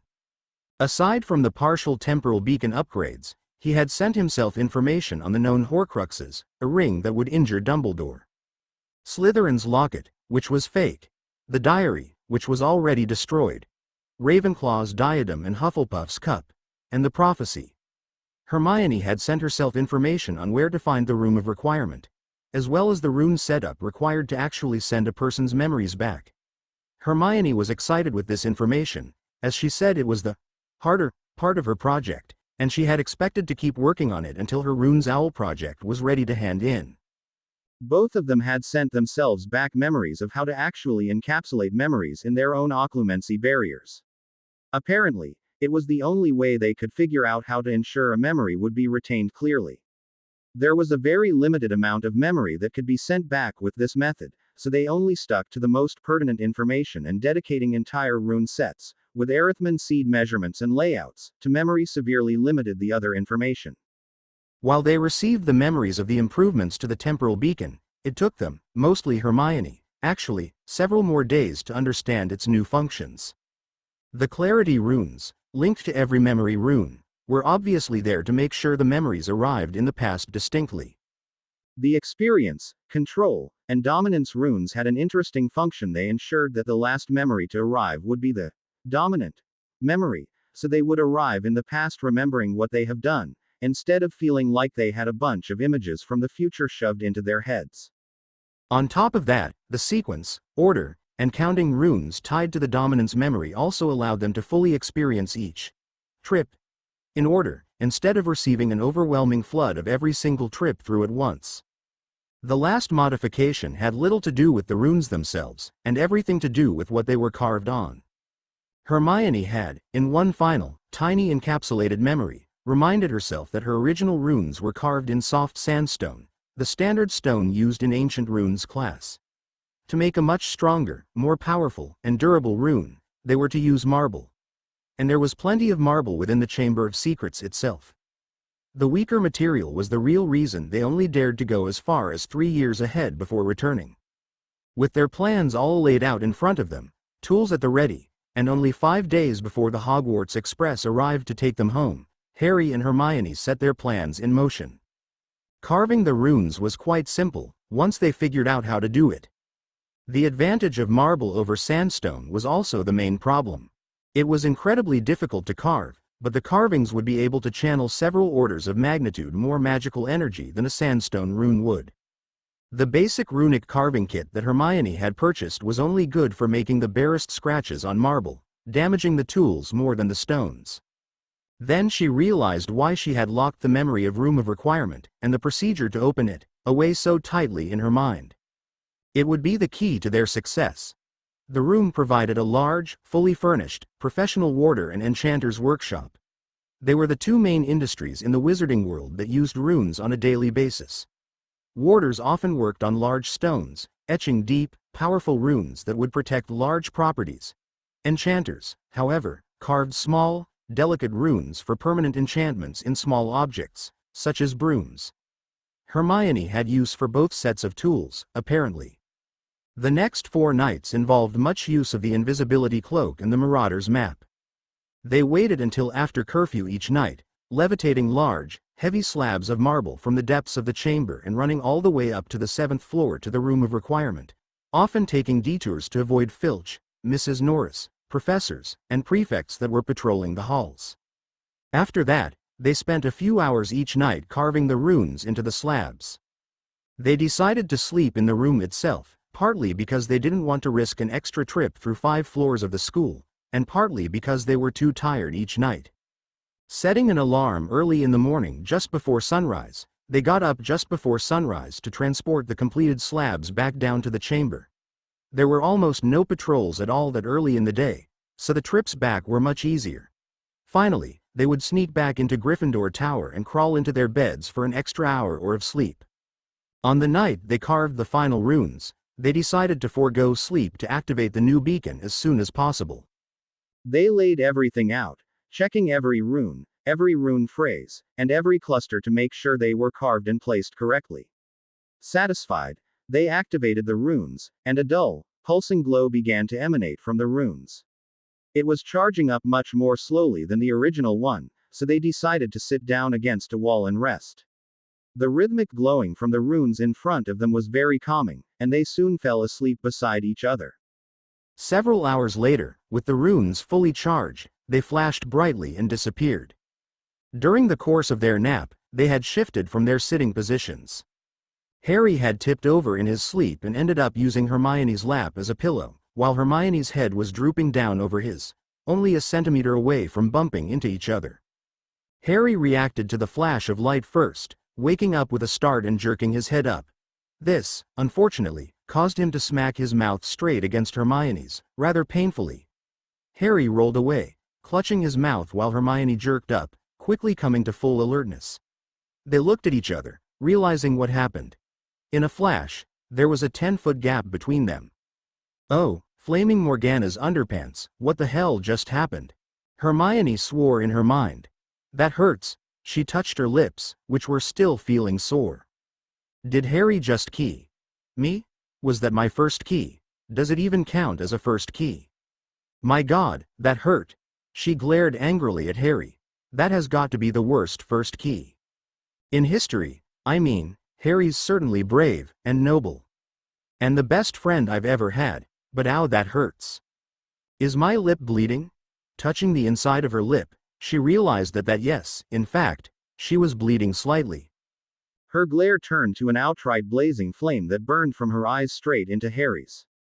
He shrunk back, looking extremely fearful. No, Hermione continued. I refuse to accept that. That doesn't count. It wasn't a key. At all. He'd better give me a proper one to make up for it. Hermione's heart fluttered at the image of a proper, tender, passionate, and real first key. From Harry. Wait, what am I thinking? He. Ing Harry. Oh no, stop, stop, stop. She turned bright red in embarrassment. Harry, on the other hand, was completely confused. I hope I didn't bump into Hermione too hard, he thought. I'd better check to see if she's hurt. Just as he was about to make a move towards her, however, she glared at him. Oh God, she's mad at me. I did hurt her. I need to apologize to her. And quickly. But she seems so angry right now. Well, I'd better do it before she gets angrier. Firming up his resolve, he was just about to open his mouth, when Hermione touched her lip, noticing blood. Her glare intensified tenfold, and Harry suddenly lost all his nerve again. He backed away and huddled behind his own knees, only daring to take quick peeks at Hermione. She's bleeding. I really did hurt her. I can't believe I was so stupid. She looks like she's about to kill me. Maybe I can grovel in front of her and she'll make it quick. All of a sudden, Hermione's face was flush with embarrassment and she seemed to be avoiding Harry's gaze. What just happened? Why's she avoiding me now? Damn, girls are always so confusing. He cautiously crept up to Hermione, and in the most sincere voice he could manage, said, I'm sorry I bumped into you, Hermione. Are you hurt? Hermione appeared to take several calming breaths before answering, Yes, I'm fine, Harry. She then muttered quietly to herself, Oh good. He said, bumped. He doesn't consider it a key, either. Unfortunately for her, she didn't say it quietly enough. Harry managed to catch the last few words, key. I thought I just hit her mouth. With my own. Oh God, does that qualify for a key? Harry gaped. I've never keyed anyone before. Wait, has Hermione? I doubt it. Hermione. Was that your, first key? Harry asked meekly. No, she shouted vehemently. No, no, no, no, no, no, no, that wasn't a key. That doesn't count. You didn't key me, Harry. That was not my first key. Definitely not. It was just a bump. Harry quickly backed down again. All right, Hermione. That was just a bump, right? They stared at each other in silence, unsure of what to say next. Turning to where the marble slabs used to be, he said, So, I guess the new beacon works now, doesn't it? Why didn't we get a flood of memories like last time? Hermione, eager to change the subject, quickly explained. The clusters we added make sure we actually get to experience each trip through time, and remember them in the right order. I didn't realize that would be a problem with the original design. It'll make things much easier to remember and organize, too. Harry nodded in understanding. I guess that makes more sense. I just hoped there would be an easier way to check to see if it was working properly or not. Hermione replied. Well, we can always create the return cluster with the leftover sandstone I have in my bag. It won't do very long distance travel, but we could just carve them up in a few hours and come back. My future self was nice enough to pack the memory of it so that it came through clearly. She smiled. Well, let's make sure we know what time it is, so that we know we came back to the right beacon. Kalantempa. The date and time floated in front of her. 1994, June 30th, 8:51 a.m. Hermione's eyes bugged out. Harry, we have to be on the carriages to Hogsmeade in less than an hour, or else we'll miss the train. Have you packed yet? No, I haven't, Hermione. I've been with you every night, remember? We haven't had time to pack. Rushing out of the chamber and back into Gryffindor Tower, Harry began to open up his dresser and stuffed everything he had into his trunk. The room was nearly empty, as everyone else was probably in the Great Hall eating breakfast already. Oddly, he noticed that Ron was still asleep, and hadn't bothered to pack last night. He shook Ron to wake him. Wuzzot. Jareth, that's not chocolate, he muttered, still asleep and presumably dreaming. Ron. Wake up. Haven't you packed yet? Harry shouted at his friend. Ron opened his eyes lazily. Huh? Harry? There's still time, you know, no rush. Ron, it's past 9 o'clock. We have to be on the carriages by 9:30, or else we'll miss the train. Everyone else is already gone. One, take too long, Ron said, rolling over in his bed. Harry let out an exasperated sigh. All right, Ron, whatever you say. But I'm not saving any breakfast for you if you're late.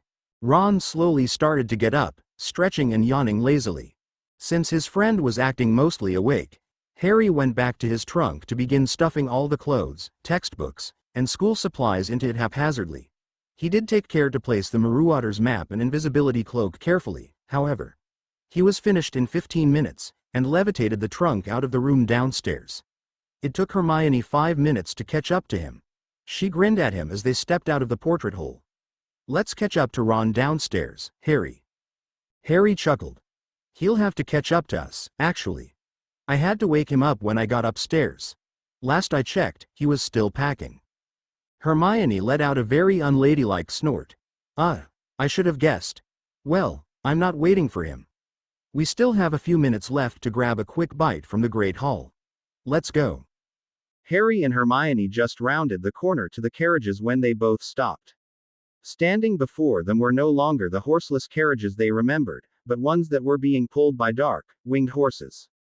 They looked thin, almost skeletal, and at the same time not quite solid. They seemed to shimmer and shift as if they were only a little more than frozen smoke. Hermione, are you seeing what's in front of the carriages? Whispered Harry. Hermione nodded, but also took note that Neville didn't seem to see anything odd at all. I don't think anyone else can see them, though. Maybe we should just keep quiet about it for now. I'll look them up next time I can go to the library. Getting on the carriage with Neville when they spotted Ron, dragging his old trunk behind him as fast as he could. Hermione was watching with an amused look on her face. Shame he doesn't remember his first-year charms, she said quietly. Hey guys. Huffed Ron, breathing heavily. Why, didn't you wait for me?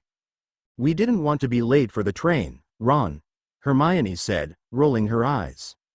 And we did need to get a bite to eat before we left, Harry added. I did wake you, Neville said.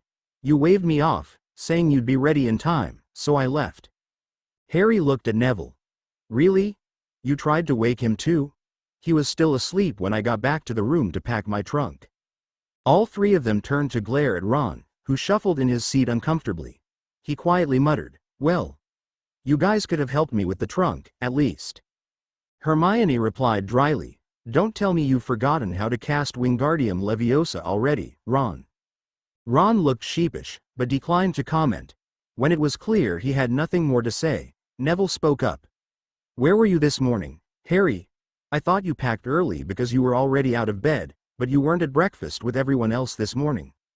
Harry gasped quietly when he realized what he almost let slip. Looking at Hermione, he decided to go with what had become his standard excuse. "I was getting some last-minute notes on runes from Hermione. I probably won't see her again for a month, and she's been helping me catch up with third-year runes so I can switch over to the course next year." Neville was amazed. "Wow, that's impressive, Harry.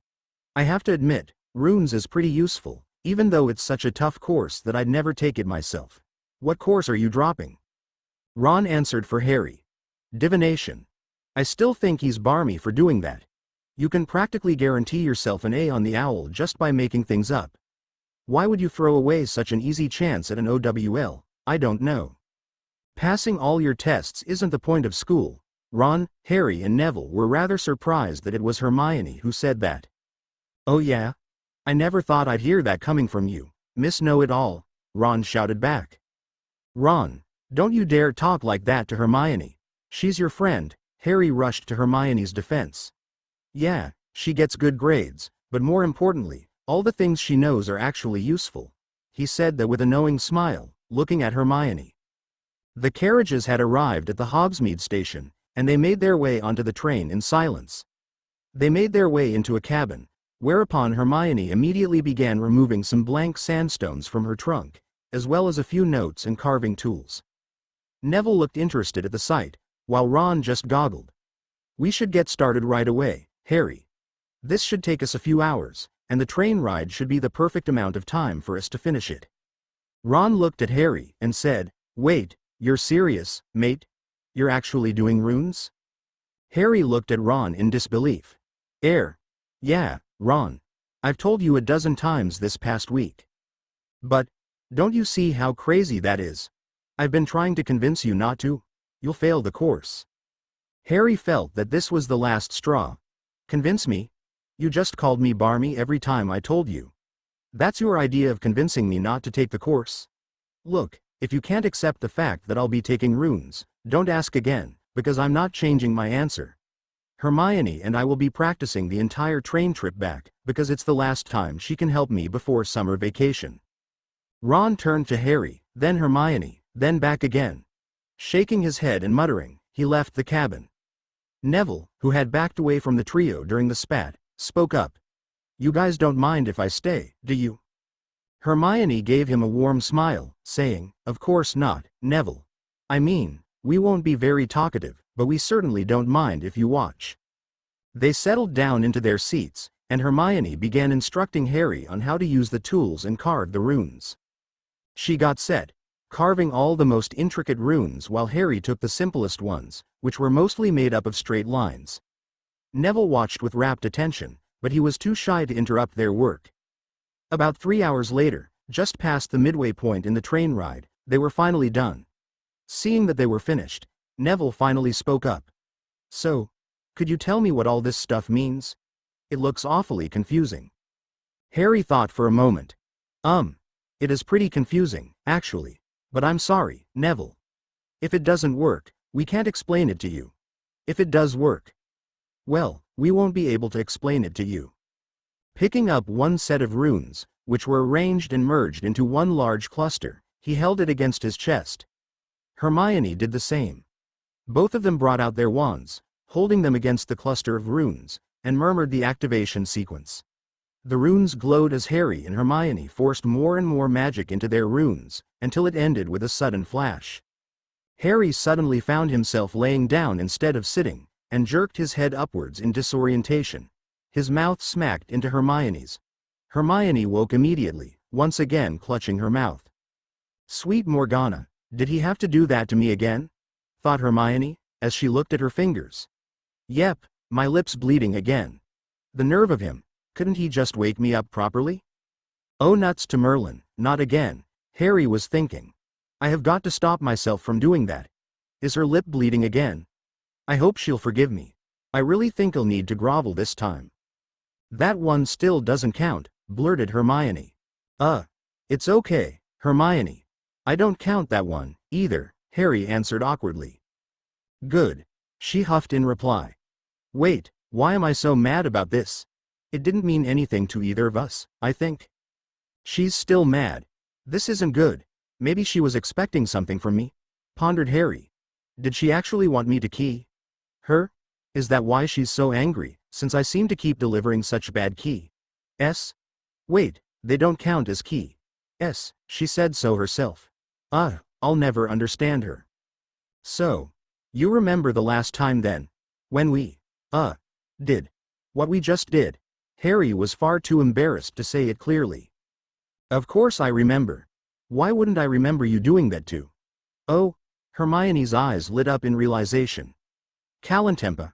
The time and date spell showed 1994, June 30th, 8:43 a.m. Yes, she jumped up and down in glee. It worked. The beacon worked. And we remember our past experiences too. It's working exactly how it's supposed to. Oh, this is so amazing, Harry. She leapt towards him and gave him a bone-crushing hug. Hermione. You're forgetting something, Harry wheezed out. What? Oh, of course. The new design was also supposed to increase the range output of the beacon, wasn't it? Well, we can't really test that unless we wait for another few years, but... Hermione began one of her information-spilling rants. No, Hermione. I mean, this still means we have less than an hour to pack, eat breakfast, and head down to the carriages. Hermione's looked at him for only a second before dashing straight for the entrance of the chamber. Harry. Hurry up and open the door for me, she shouted impatiently. Harry grinned as he caught up to her, whispering the Parseltongue password. After arriving in Gryffindor Tower again, he decided to be a bit nicer to Ron. Well, relatively nicer, at least. Seeing him completely asleep, Harry didn't bother wasting his time trying to wake him. Aguamenti. The water splashed straight onto Ron's face, waking him instantly. He flailed around in bed before falling off. Getting up and seeing Harry, he sputtered, "Bloody hell, mate. What did you do that for?" Harry simply replied, "I did it to wake you up, Ron. If you spent a single minute more asleep you wouldn't have time for breakfast. Now get packing, we've only got a little more than half an hour before we have to get on the carriages." He quickly started packing, ignoring Ron's protests. Seeing as how there was no possibility of taking another nap now that he and his bed were both drenched, Ron grudgingly changed out of his wet pajamas and began packing his trunk. Harry met Hermione in the common room, a solid 10 minutes earlier than their first time around. Hermione actually arrived before he did, and watched him descend the stairs. So, Harry, shall we go to breakfast? Let's wait for Ron, actually. I made him get up this time, and I'd like to give him a second chance this time around. Harry watched the boys' dorm stairs hopefully. 5 minutes later there were sounds of thunk thunk thunk along with quiet swearing. Harry shouted up the stairs, "You know you could just levitate the trunk, Ron." There was a pause, and while the muffled cursing continued, there were no more thunking noises to be heard. Ron appeared at the bottom of the stairs. Without giving him a chance to catch his breath, Hermione quickly levitated her trunk and began walking out of the common room. Hurry up, Ron. We've only got about 15 minutes to catch some breakfast before we have to find a carriage. They arrived at the carriages a few minutes later than last time, but they still managed to find an empty one. They still saw the dark, winged horses there to pull them. Hermione slapped her forehead, saying, "I forgot about them. I should have stopped by the library." Harry replied, "What are you saying? We only just had enough time to get breakfast. There's no way you could have looked it up, no matter how fast you can read, Hermione." This time, however, they noticed in the carriage in front of them was a young bee-owned girl, leaning over the front and petting one of the horses. Well, at least we know they're not imaginary. That girl seems to be able to see them, too. And it looks the others can't. I wonder why. The 3 other passengers of the carriage seem to be avoiding her, only giving her strange looks and continuing their own conversations. Once again, they found themselves riding the carriage to Hogsmeade with Neville. Having enough time to eat a proper breakfast seemed to improve everyone's mood, including Ron. Despite most people having already finished their breakfast, Ron practically cleared everything remaining on the table in the last 15 minutes before everyone was shooed out of the Great Hall. A full Ron, apparently, was a mellow Ron. Neville ended up asking the same question as last time. Where were you this morning, Harry? You weren't in bed, but I didn't see you at breakfast, either. I wonder if Ron's going to be the same as last time, thought Harry. Well, I'm giving him a second chance and let him have breakfast, too. Let's see how he takes it this time. Quickly glancing at Hermione before answering, he replied, I was studying runes with Hermione, since we won't be seeing each other very much over the summer. Divination's useless, so I'm dropping it in favor of runes. Wow, that's pretty tough, said Neville. I have to agree that it is pretty useless, though. My gran never spoke highly of it. Maybe I should have taken Muggle studies instead. Oh, don't bother with it. I have a hard time deciding which is more useless, Muggle studies or divination, said Hermione. She was glad to steer the conversation away from runes as quickly as possible, to avoid another spat with Ron and another 15-minute carriage ride sitting awkwardly to avoid eye contact with him. But that's only because you're Muggle-born, Hermione, said Ron. Wizards don't know a thing about Muggles. And they still won't know a thing even after taking the course. All the stuff they have is at least 50 years out of date, said Hermione. And that's just the technology. Let's not even talk about Muggle fashion. That seems to change every decade or so. Your best bet for knowing what's going on in the Muggle world is to get to know some Muggles. The rest of the carriage ride consisted of Hermione passionately explaining the great advances in human rights and equality that were made in the Muggle world to Neville and Ron. Entering the cabin on the Hogwarts Express, Hermione whispered to Harry, I think we should make the return clusters again. Just in case of an emergency, you know? It could be a handy method of escape, especially since we can't apparate. Harry nodded. Is that what we're calling them now? I agree. In any case, how should we deal with Ron?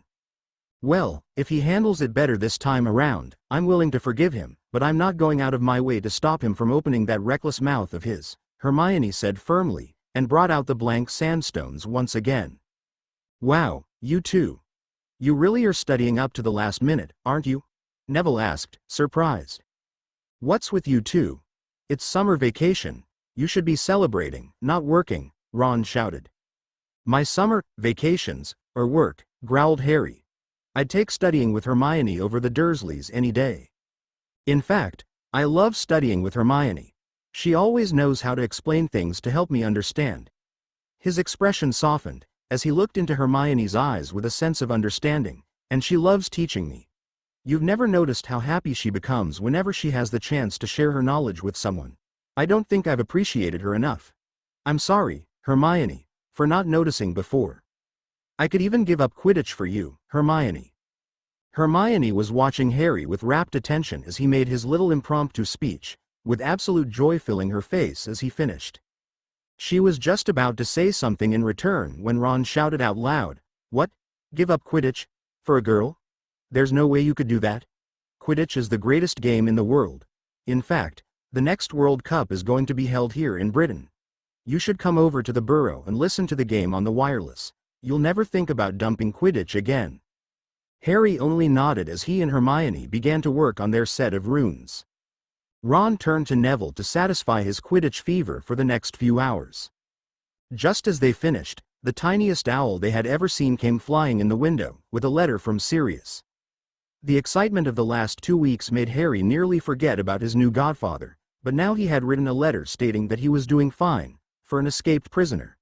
That the firebolt Harry received was a present from him, and for Ron to keep the owl. Ron was quite excited to have his own owl, especially after losing his pet rat. As they arrived at the station, Harry gave Hermione a long goodbye hug before the Dursleys started to scream at him to get in the car.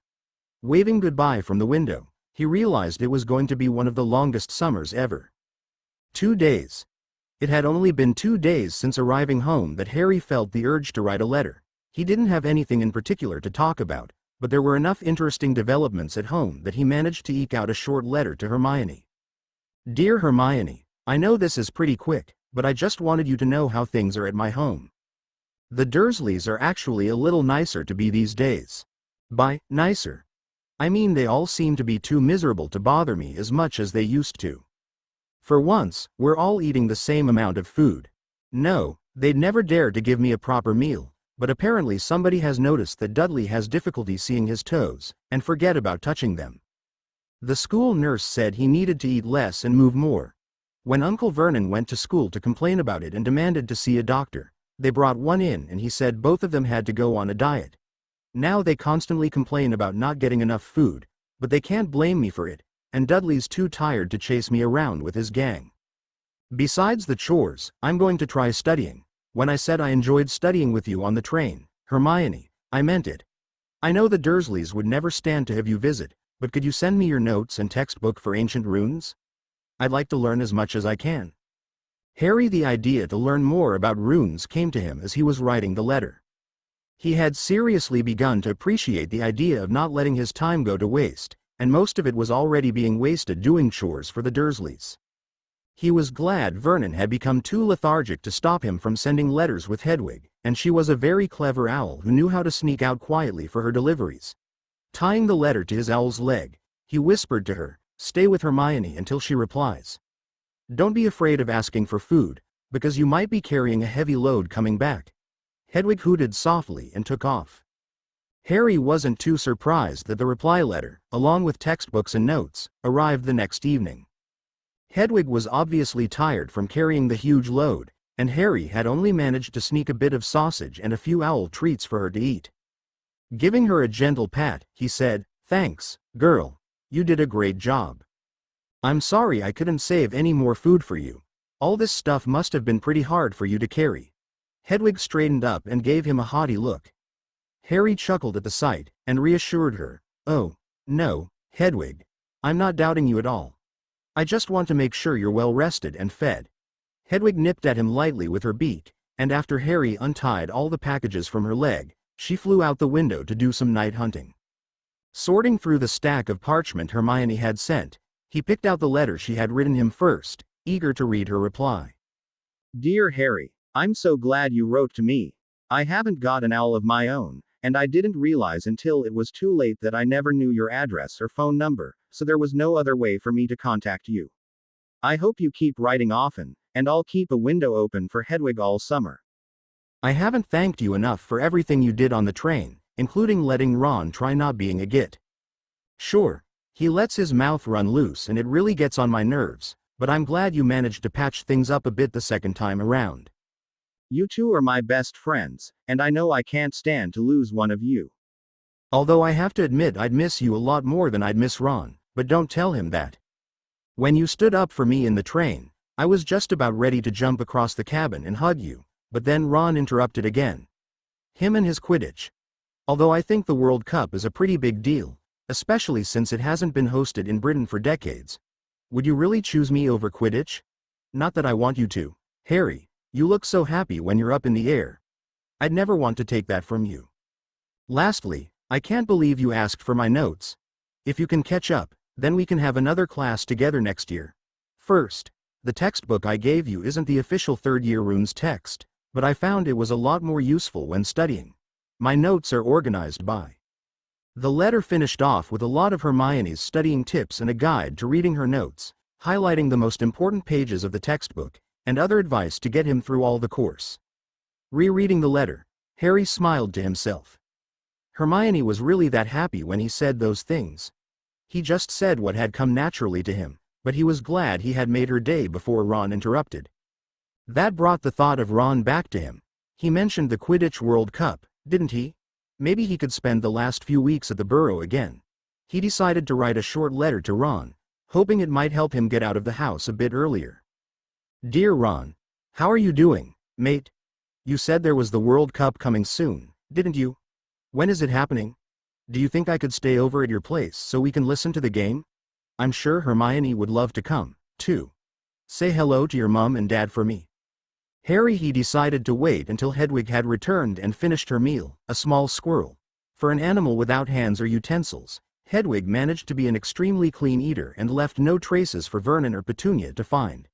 Seeing that his owl was sated, he asked her, "Hey, girl. Are you ready for a quick trip to the Burrow? You don't have to wait up for Ron. He has his own owl now." Hedwig immediately hopped towards him and proudly stuck out her leg. Over the next month, Harry exchanged several more letters with both Ron and Hermione. With Hermione, he asked her for help with the homework whenever he got stuck, and she readily gave it, although those instances were rare. Most of the coursework was rather simple to Harry, and he was picking it up very quickly.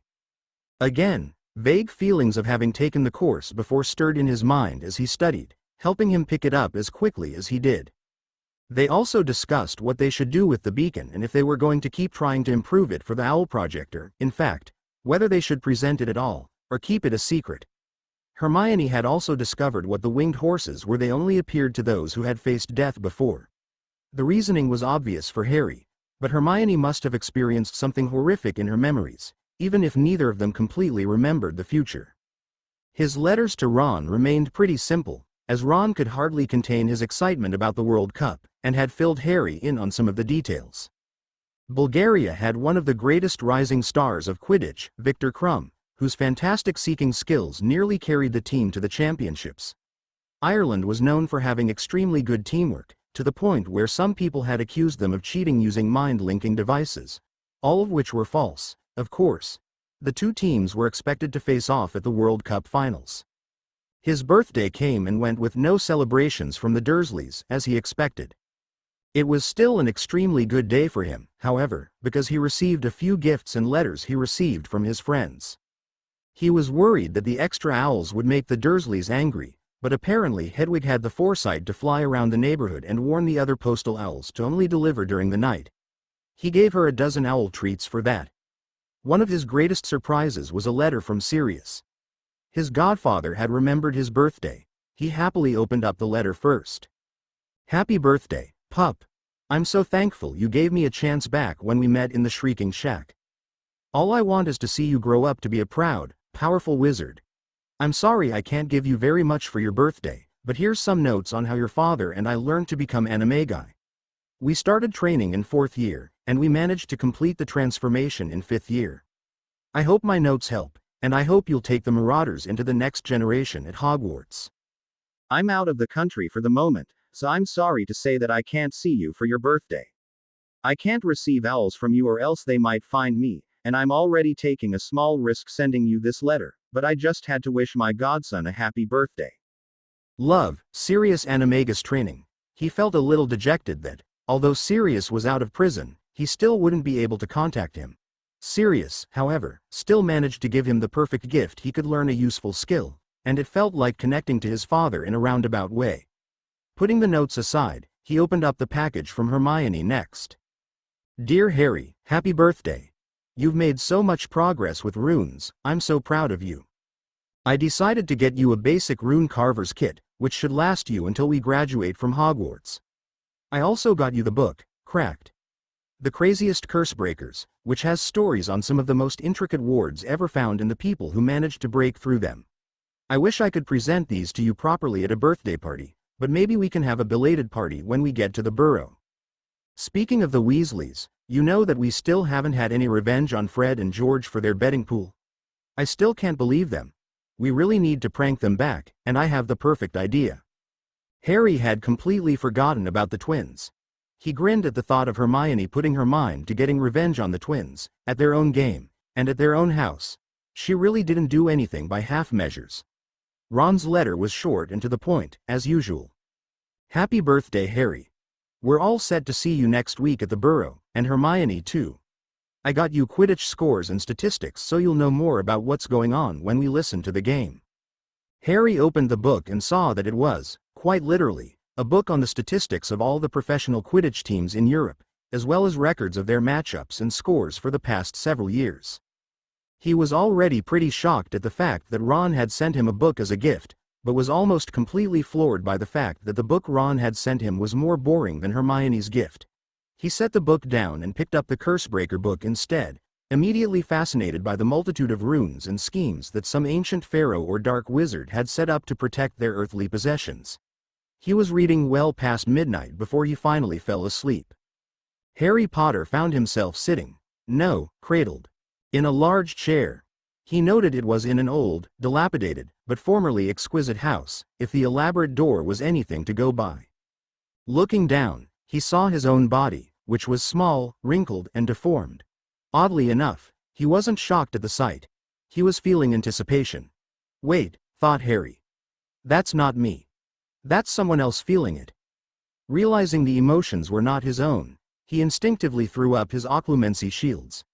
It dulled the images around him slightly, but he could now clearly tell what was happening.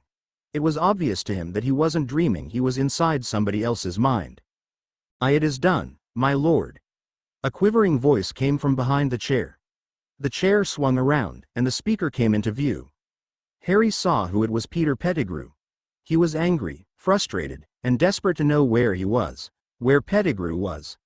Oddly enough, he noticed some satisfaction coming from whoever he was inhabiting. Excellent, Wormtail. Now where is Nagini? I am here, my lord, came the whisper from an extremely large snake. Dear Nagini, you will place yourself at the center of the binding formation. You shall be the next vessel of my immortality. Harry was surprised that the person he was viewing was speaking in Parseltongue. Wasn't it an extremely rare skill? Back in second year, half the school was suspicious he was the next Dark Lord just because he had the ability. The only other person he knew of with the skill was Voldemort. Of course.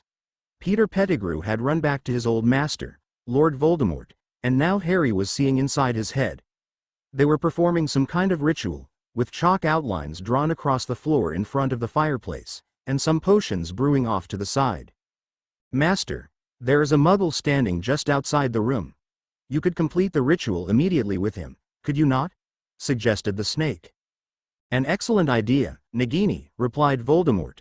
Turning to Peter, he said, Wormtail, Nagini tells me there is an old muggle listening to us just outside this room. Would you care to invite him to join us? Peter quickly left the room, and Harry heard the door behind him quickly open, and two sets of footsteps came marching inside. I don't know who you are, but I know enough that you're a murderer, shouted the man defiantly.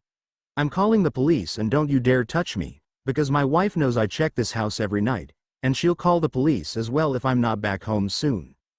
Do not lie to me, Muggle, said Voldemort. Lord Voldemort always knows when you are lying. You live alone. Nobody will miss you. What did you call me? Asked the old man, refusing to let his fear get the better of him. A Muggle. That is what you are, as I am a wizard, and you will address me as Lord Voldemort. Well, pardon me, my lord. I've never met any wizard before in my life, nor have I ever met any lords who break into another noble's manor to spend the night. This here is Baron Riddle's old home.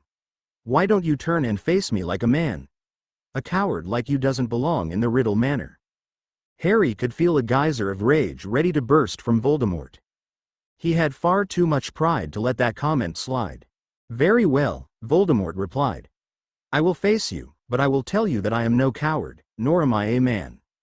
I am becoming something far greater, and you will have the honor of dying to serve my greatness. The chair swiveled around, and now Harry could see who had been talking. It was an elderly man with an intense, battle-worn expression on his face. It seemed he was never one to back down against evil, and he certainly wouldn't be backing down now. His expression grew horrified when he saw Voldemort's body. Avada Kedavra! Harry woke up with his scar throbbing. Voldemort was back, he thought. Keeping his occlumency up, he tried to remember and organize as much as he could. Recalling an earlier memory, or a message, he stopped in confusion. Didn't I tell myself that Voldemort only came back in at the end of fourth year? Pulling the memory back out of its encapsulated shell, he searched through it again. Right, just now I saw him as that mutilated baby thing. At the end of fourth year he gets his full body, and his full power, back. This is where it begins. I have to tell Hermione, and Dumbledore as well. Quickly grabbing a quill and parchment, he wrote 2 letters. Dear Hermione, I just had some kind of vision from Voldemort. He was with Wormtail. They were working together. Voldemort doesn't have a proper body yet, but he still had enough power to kill a Muggle. He's planning on returning to power soon. We should talk about this as soon as we see each other in person. Take care of yourself. Harry he rolled up the first letter and quickly began to write the second. Professor Dumbledore, while I was asleep, I had some kind of vision involving Voldemort. I was seeing things from his perspective, and he was performing some kind of ritual and killed a Muggle. I'm pretty sure it wasn't a dream, but I'm not sure how or why it happened. Harry Potter tying the 2 letters to Hedwig's leg, he said, deliver these quickly. Deliver the one to Dumbledore first, then hang around with Hermione after you deliver hers. Hedwig nodded in understanding and flew out the window. He received the reply from Hermione right away, just before dawn. Did he wake her in the middle of the night? He'd have to apologize later for disturbing her sleep. Dear Harry, this is incredibly important. I've thought about it for a bit, and a few things came to mind. First, you must have experienced this the last several trips back. I don't think we could have changed the timeline enough to stop Voldemort and Wormtail from working together. Secondly, neither of us bothered to send that memory back. I think we both felt it wasn't very important. The real key is the actual resurrection at the end of 4th year. We need to work to prevent that. I doubt Voldemort is causing many problems between now and then, if he's still stuck in that body until the ritual actually occurs. I think this means we need to spend this year preparing. Harry, there's a few things I'd like to try out when we get back to school. I'll need access to the room of requirement to do it. We definitely need to discuss this when we meet at the Burrow. I'll be waiting for you, Hermione. The reply from Dumbledore was succinct, and it arrived in the afternoon on the leg of a regular school owl. Dear Harry Potter, do not worry yourself over the visions. If any more occur this summer, take note of them, but do not fret. We can discuss them at the beginning of the school term. Albus Percival Wulfric Brian Dumbledore. Harry sighed. He was hoping for some more insight or advice from Dumbledore, but all he said was essentially to wait until school starts. Did Dumbledore really sign all his letters with his full name? That looked like quite a hassle. Harry crumpled up the letter, throwing it in the trash. As he did so, he noticed another owl in the distance heading towards his window. Who was that from? As it came closer, he recognized the only owl he knew that would be barely bigger than the letter it was carrying. Pigwidgeon, Ron's tiny owl. Why would Ron be sending him letter now? They had already agreed to meet at the Burrow in a few days' time. The little owl plopped onto his bed, hopping up to Harry excitedly. He reached out for the letter, but the tiny owl kept ramming itself excitedly against his hands. Stop it, Pig. You need to hold still for me to get this letter, you know. Hedwig hooted in agreement, looking down at the tiny owl in disdain. That seemed to get Pig to calm down enough so that Harry could retrieve the letter. It was certainly Ron's writing, all right, but even messier than before. Harry. Get this, we just hit the jackpot. Dad got us tickets to the Quidditch final. We won't have to listen to the game on the wireless, we can actually be there. I couldn't wait to tell you. I'll see you in a few days. So that's what got Ron so excited. Harry had never watched a professional match before, so this would be quite interesting for him. He couldn't wait for the day to come, either. 1 week later, came out of the fireplace at the Burrow on his back and covered in soot. Harry. He heard a familiar shout as he sat up, and saw Hermione casting a quick dusting charm on him just before she launched herself at him, knocking him back down to the ground. He was so glad to see her again that he didn't resist her hug, but then quickly noticed everyone else watching. Hermione. I think, the Weasleys also want to say hello, Harry managed to whisper to her. Hermione, red-faced, backed away quickly. He got up and gave Ron a hug, waved to the twins and Ginny, and then turned to 2 unfamiliar Weasleys. You must be Harry Potter. Ron's told me so much about you. I'm Charlie. He held out his hand, which looked like it was capable of an iron grip. Harry gave him a firm handshake, but nearly winced at what Charlie considered firm. He could feel the rough calluses and even noticed some scars all the way up his arm. Charlie noticed where Harry was looking, and said, I'm a dragon handler. Rough work, but plenty of excitement. Harry nodded. This was someone Hagrid could be good friends with. Pleased to meet you, he said. He turned to the other new Weasley, and held out his hand. I recognize you. You were in that book Hermione gave me for my birthday. Harry smiled. Bill Weasley, Cursebreaker, right? Bill laughed. And what book might this be? Harry grabbed the book out of his trunk and handed it to him. Bill flipped through the pages until he found the article where he was mentioned. Reading the whole thing with a grin on his face, he chuckled as he gave the book back to Harry. Oh, I remember that job. It actually wasn't anything complex and we had a perfect plan to take it all down, but one of the rookies on the team reversed 2 of the steps. The wards were supposed to drop quietly, but instead we got the most fantastic light show in the middle of the night, and woke up half the village. So, what's got you interested in curse breaking? Harry grinned at Hermione, and they started to get to know the oldest Weasley brothers. Both of them were very glad to know that Harry played for the house team, and Charlie especially, as he was the star seeker of Gryffindor before Harry took over the position. Pretty soon, the entire family was involved, looking to have an impromptu Quidditch match. It was a smaller game, with only one beater, 2 chasers, and a keeper for each team. Arthur and Ron were the keepers, Fred and George were the beaters, and Charlie, Harry, Bill, and Ginny were the chasers. Molly didn't play and felt that it was rather improper for Ginny to play as well, but Charlie assured her that she would do fine in a pickup game. Hermione was still afraid of flying a broom and decided to watch and keep score instead. When they kicked off, Harry noticed Hermione smirking. He quickly found out why. Bill got the quaffle first, and Fred smacked the bludger towards him. Or at least, he tried. The bludger stuck to his beater's bat, and apparently he was unable to let go of it as well. Together, they flew towards Bill, who was surprised but managed to dodge around them.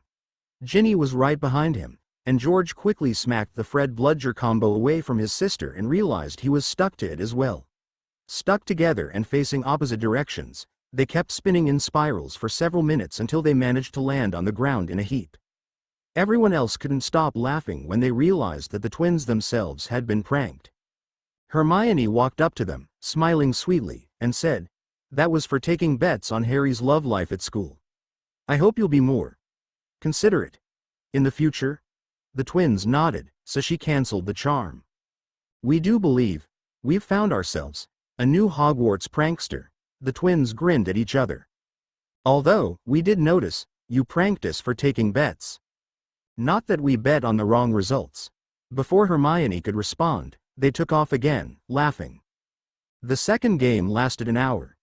Ginny surprised everyone with her skill as chaser, as she had never played with her family before. They were expecting Bill to do most of the work for that team, but apparently she was nearly as talented as her oldest brother, and they ended up quickly racking up points against Charlie and Harry. After an hour, they lead by 150 points, calling the game to an end. At this point, Charlie, Bill, Mr. and Mrs. Weasley were all interested in seeing how the former Seekers would do against the current one. They proposed a Seeker duel, Harry versus Charlie, on the family brooms so that they would be equally matched. Harry agreed, eager to test his skills. The Seeker duel was simply a one-on-one race to catch the snitch between 2 Seekers. They decided to go with the best of 3 rounds. In the first round, the snitch moved towards Charlie first. Both of them raced towards it and it looked like Charlie was about to get an easy win, but it quickly changed direction and dropped straight down towards the ground. Charlie spun upside down in an attempt to grab it, but missed. Harry rocketed towards the ground, looking to intercept the snitch, but it jerked to the right, forcing Harry to quickly brake and change direction. Charlie was now dropping straight down towards him, and the snitch headed towards the ground once again. Seeing how close to the grass the snitch hovered, Charlie had to pull back and slow down to avoid crashing, but Harry, already much closer to the snitch, accelerated and landed hard on the ground on all fours, trapping the golden, fluttering ball under his fingers. The entire round lasted little over a minute. In the second round, the snitch moved too quickly to see and disappeared. Harry and Charlie slowly patrolled the field, looking for a flash of yellow. Charlie saw it first, and immediately shot towards the snitch. Harry followed, but was trailing by several body lengths. They dove and swerved through the air chasing it, and Charlie never let his eyes away. Harry, being much smaller, was gaining on Charlie. They were neck and neck, both straining to grab the snitch on a high-speed straightaway when Charlie grinned, and threw himself forward. His much longer reach let him grab the snitch while it was still a foot ahead of Harry's fingers. Amazingly, Charlie managed to keep his other hand firmly gripping the broom, pulling himself back on with one arm before gently riding back down to the ground.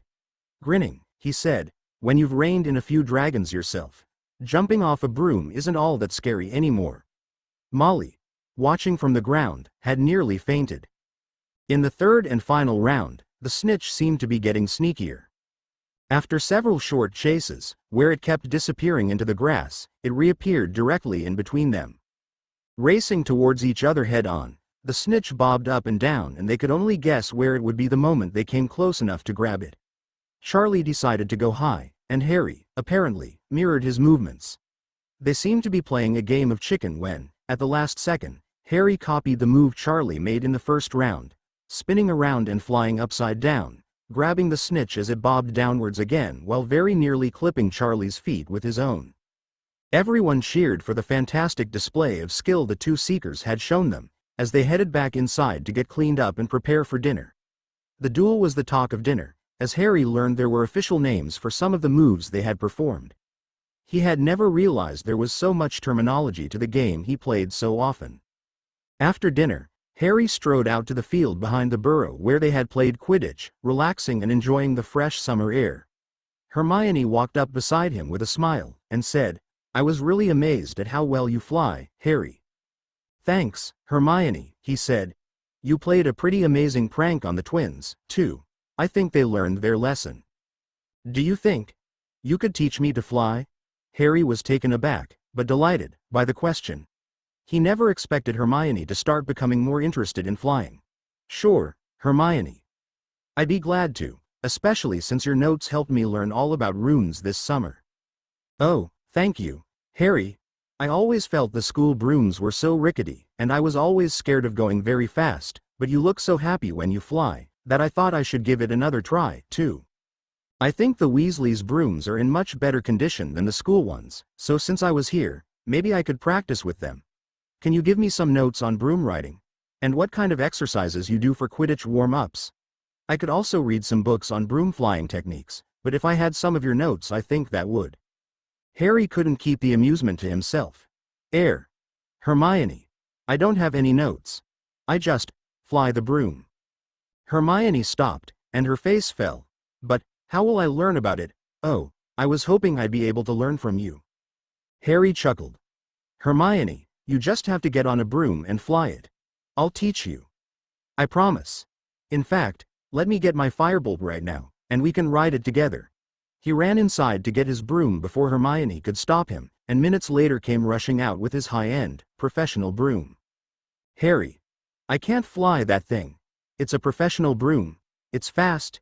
It was a gift from Sirius. You've only had it for half a year.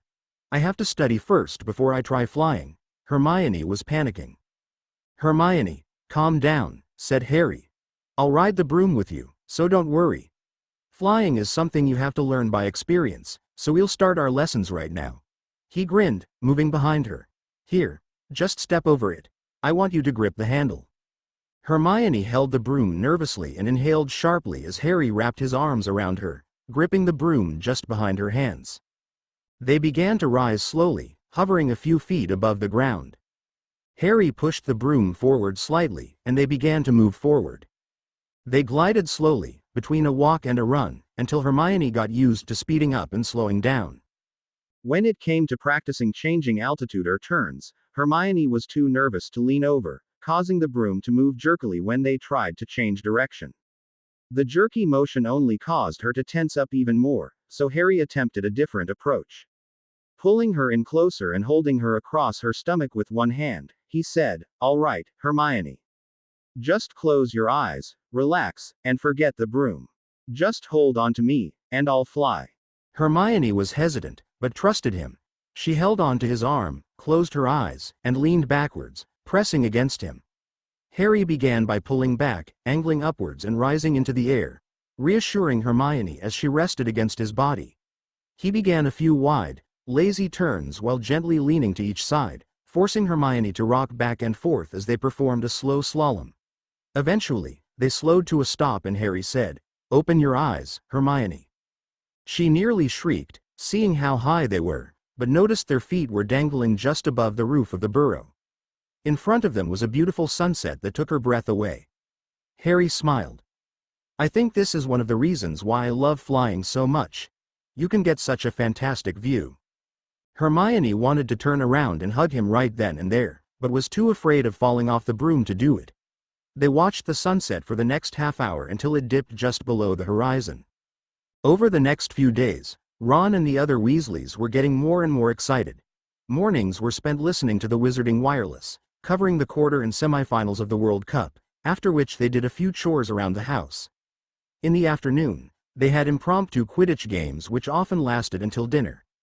Harry decided to continue his flying lessons with Hermione after dinner, and took advantage of the privacy this time gave them. The first morning they spent outside, denoming the garden while listening to the game between Scotland and Luxembourg. Ron, having no particular team affiliations other than the Chudley Cannons, simply cheered for the teams hailing closest to home. Unfortunately for him, Britain as a whole was doing rather badly. As the game progressed, the Scots were doing worse and worse, and Ron took his frustration out on the gnomes. Every time Luxembourg widened their lead with another goal while he was holding a gnome, he would hurl it as hard as he could over the fence, as opposed to simply tossing it over. Harry and Hermione tried their best not to agitate him more. When the game finally ended and Luxembourg also caught the snitch while they were already well over 150 points in the lead, Ron punted the gnome he was holding over the fence. That caused Hermione to give him an earful on animal cruelty and humane pest control tactics. That evening, they talked about the significance of the vision Harry had the night after his birthday. Hermione asked a lot of questions, trying to squeeze out every detail he could remember. They managed to find a few relevant bits of information: the fact that Voldemort was hiding out in a building known as Riddle Manor. He had the help of Wormtail, and a snake named Nagini. Hermione was the one who reminded him of the effects of his occlumency, which allowed him to distinguish the difference between his own emotions and Voldemort's. They both decided that occlumency was a skill they had to work on and master as quickly as possible. Lacking a good method to test each other's mental shields, they realized they needed to learn legilimency as well. Hermione decided that the next time they were in Diagon Alley, she would search Flourish and Blots for a book on the mind arts. The next day was Ireland versus Peru. All the other English teams had been knocked out of the running, but Ireland was a strong contender for the cup. The task for the day was a thorough cleaning of the entire borough, and Ron would cheer loudly every time Ireland scored. It didn't seem so bad at first, and seeing Ron so cheerful helped lighten everyone's mood while working, but they soon realized the problem. Team Ireland was known for its amazing plays with their chasers, and they were regularly scoring a goal once a minute. That meant Ron spent as much time cheering as he did actually working. Harry wasn't quite sure whether Ron was more productive when his team was doing well or doing poorly. For their post-supper flight, Harry told Hermione how Sirius had given him notes on animagus training. Hermione's jaw dropped when he told her and very nearly wanted to end the flying lesson immediately to read them, but Harry quickly ascended into the air and refused to let her back down until they had done some proper flying. Still, they were eager to discuss the possibilities, or at least, Harry was. Hermione often kept him grounded in reality. "What kind of animal do you wish you could be, Hermione?" "You can't choose your animal, Harry. You have to discover it." "It doesn't hurt to imagine. What would you like to be?"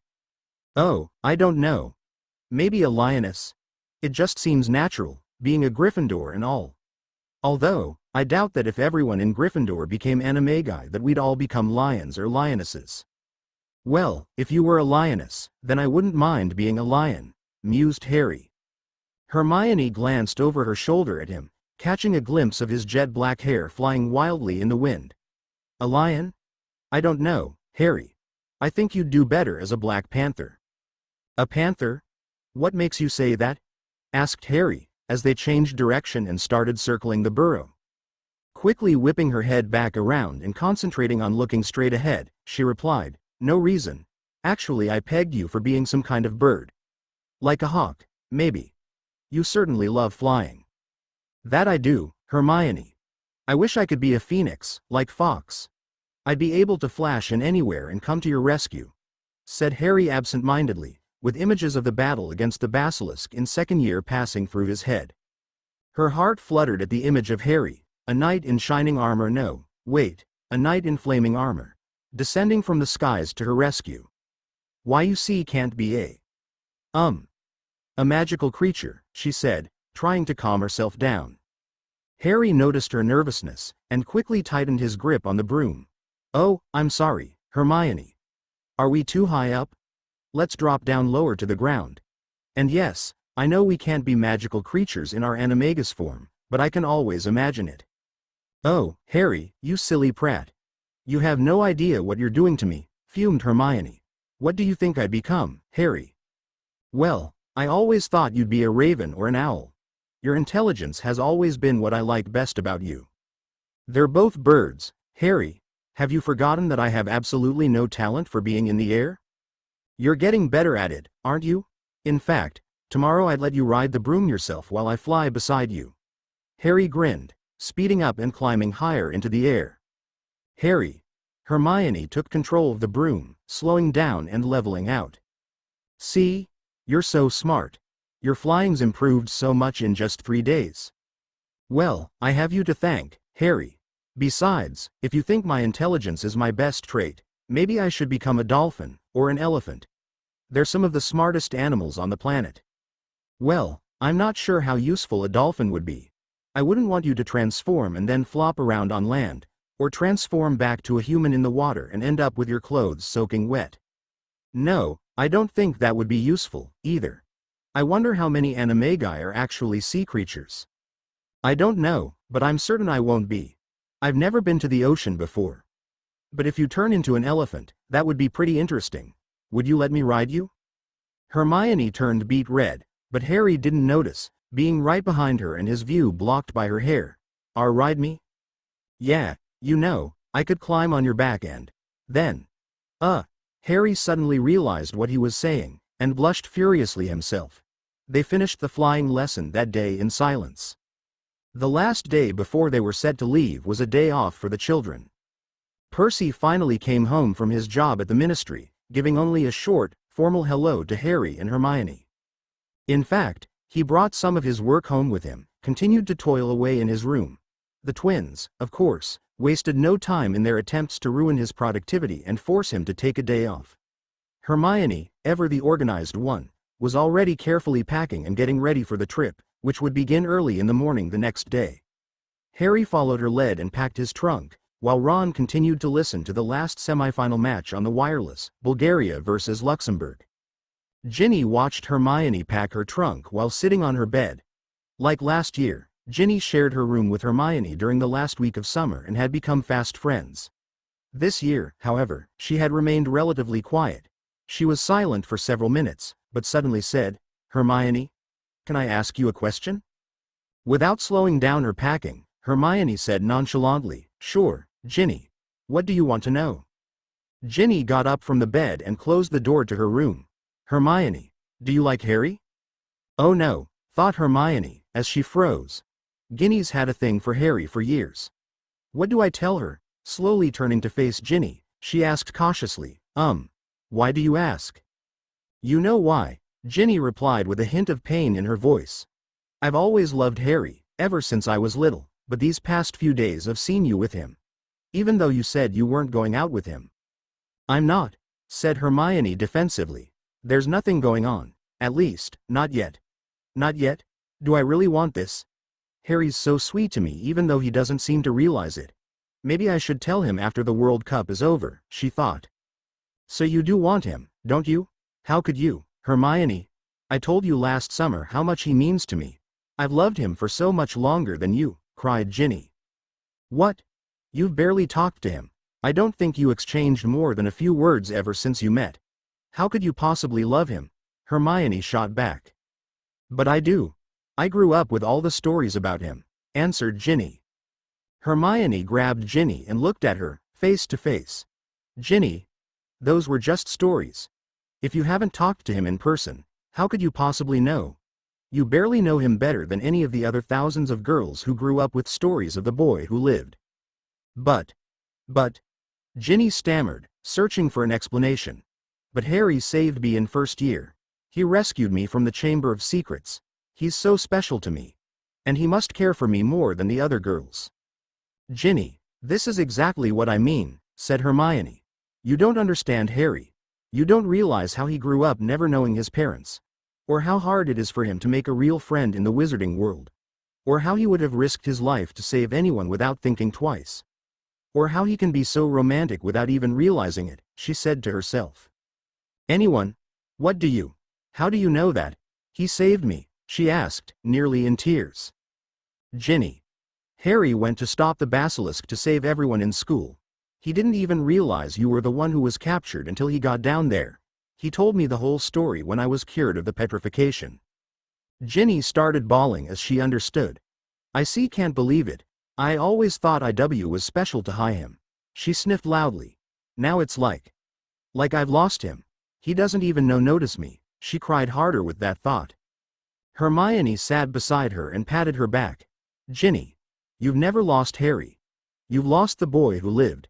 He's just a fantasy, and he always has been. You can still talk to Harry and be his friend. Hermione continued to comfort her friend until it was time for dinner. After dinner was over, Hermione actually led Harry outside, excited for another flying lesson with him.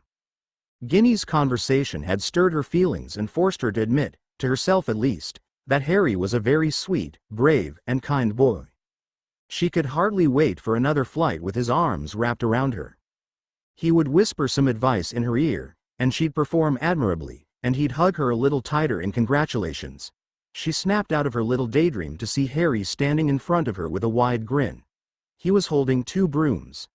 He held one out to Hermione. Hermione, you've been learning so quickly.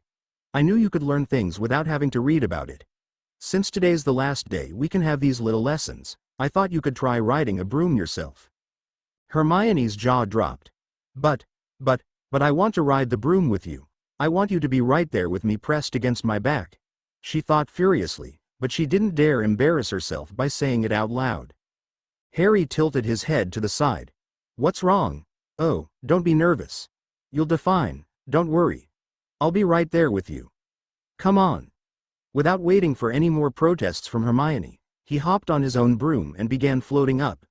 Just stay close, and we'll fly beside each other, and I can keep giving you advice. Hermione, to her own dismay, flew admirably. Her desire to fly tandem with Harry again was outweighed by her fear of actually falling off her broom if she pretended to make mistakes. It was the most unsatisfying flight ever since Madame Hooch's broom riding lesson.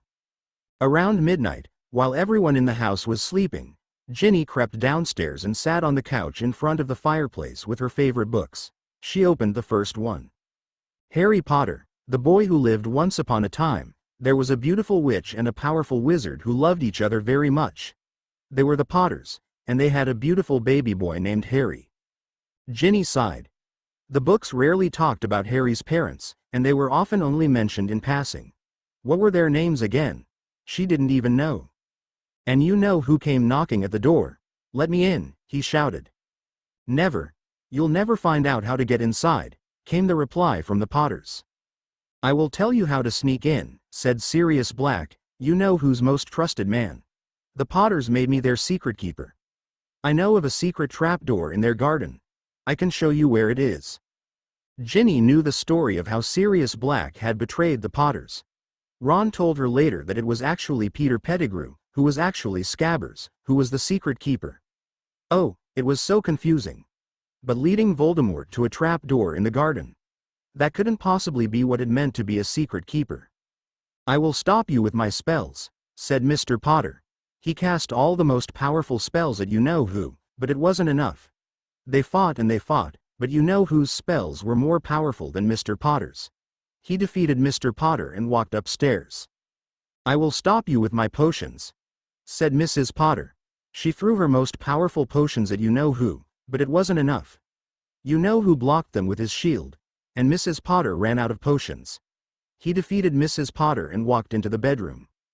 How will you stop me, boy? Asked you-know-who. Harry Potter stood up and faced him. I don't have to stop you, because you can never hurt me, he said. What? I am the darkest Dark Lord that has ever existed. Why to think that I can't hurt you? Shouted you-know-who. Harry answered, because I am pure of heart, and you are evil. Your evil magic can never hurt a good boy like me. You-know-who got angry and cast his most powerful spell, the Killing Curse, at Harry Potter. But Harry was such a good boy and his heart was so pure that the Killing Curse couldn't touch it and bounced back. No. How could this be? I have been defeated by my own dark magic, cried you-know-who as he died. The whole world cheered for Harry Potter for getting rid of the evil you-know-who, and he lived happily ever after. Ginny blinked. It had been years since she read the book again, but it all seemed so silly now. Harry Potter didn't know how he defeated Voldemort. In fact, Nobody knew how it happened. The killing curse killed instantly, so Voldemort couldn't have wailed in his defeat. And lastly, sadly, Harry Potter did not live happily ever after. Ron, Fred, and George had told her how Harry got locked up in his own room at the Dursleys. She sighed, putting the book down, and opened up the next one. Harry Potter Adventures. The Serpent King Harry Potter, the boy who lived, was on an adventure with his friends in the jungle. Ginny paused at the first line.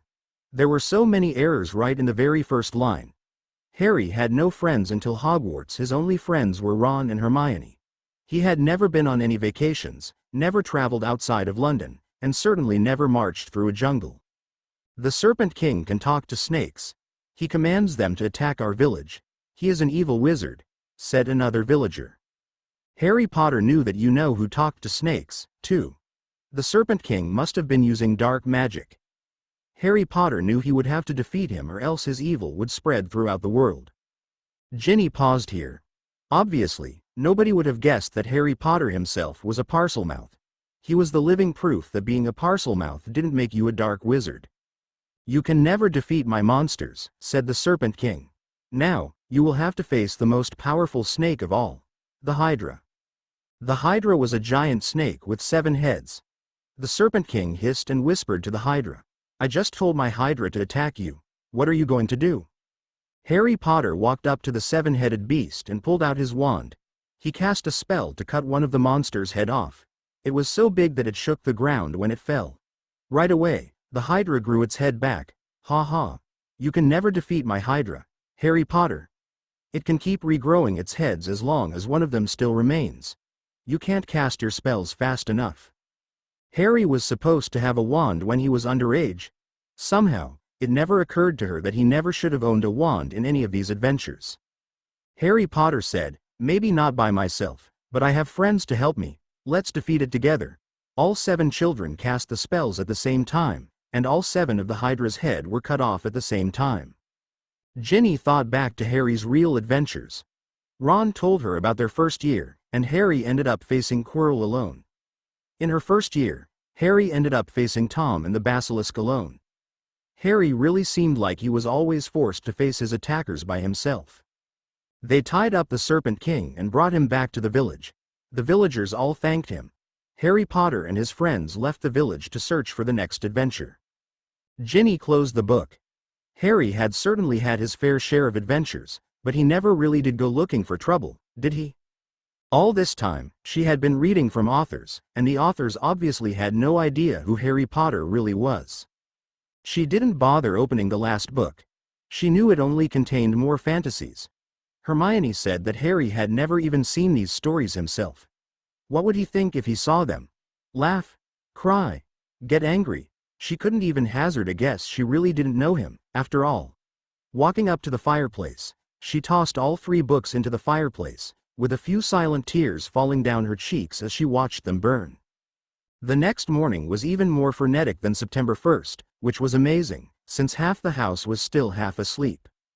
It was early in the morning, well before sunrise, but they needed to be out of the house by 5 to catch the portkey.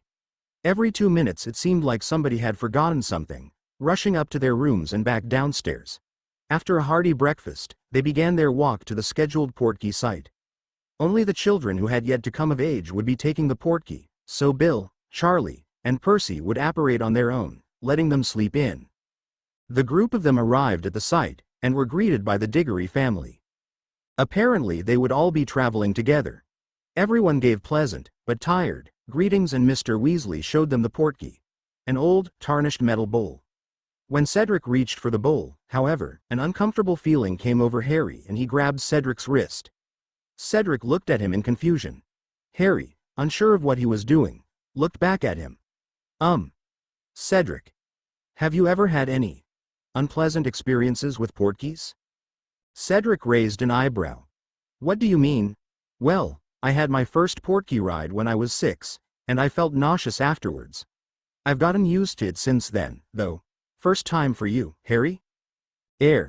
No. I mean, yes. I just got the feeling that taking a portkey wasn't good for your health, Cedric, Harry replied.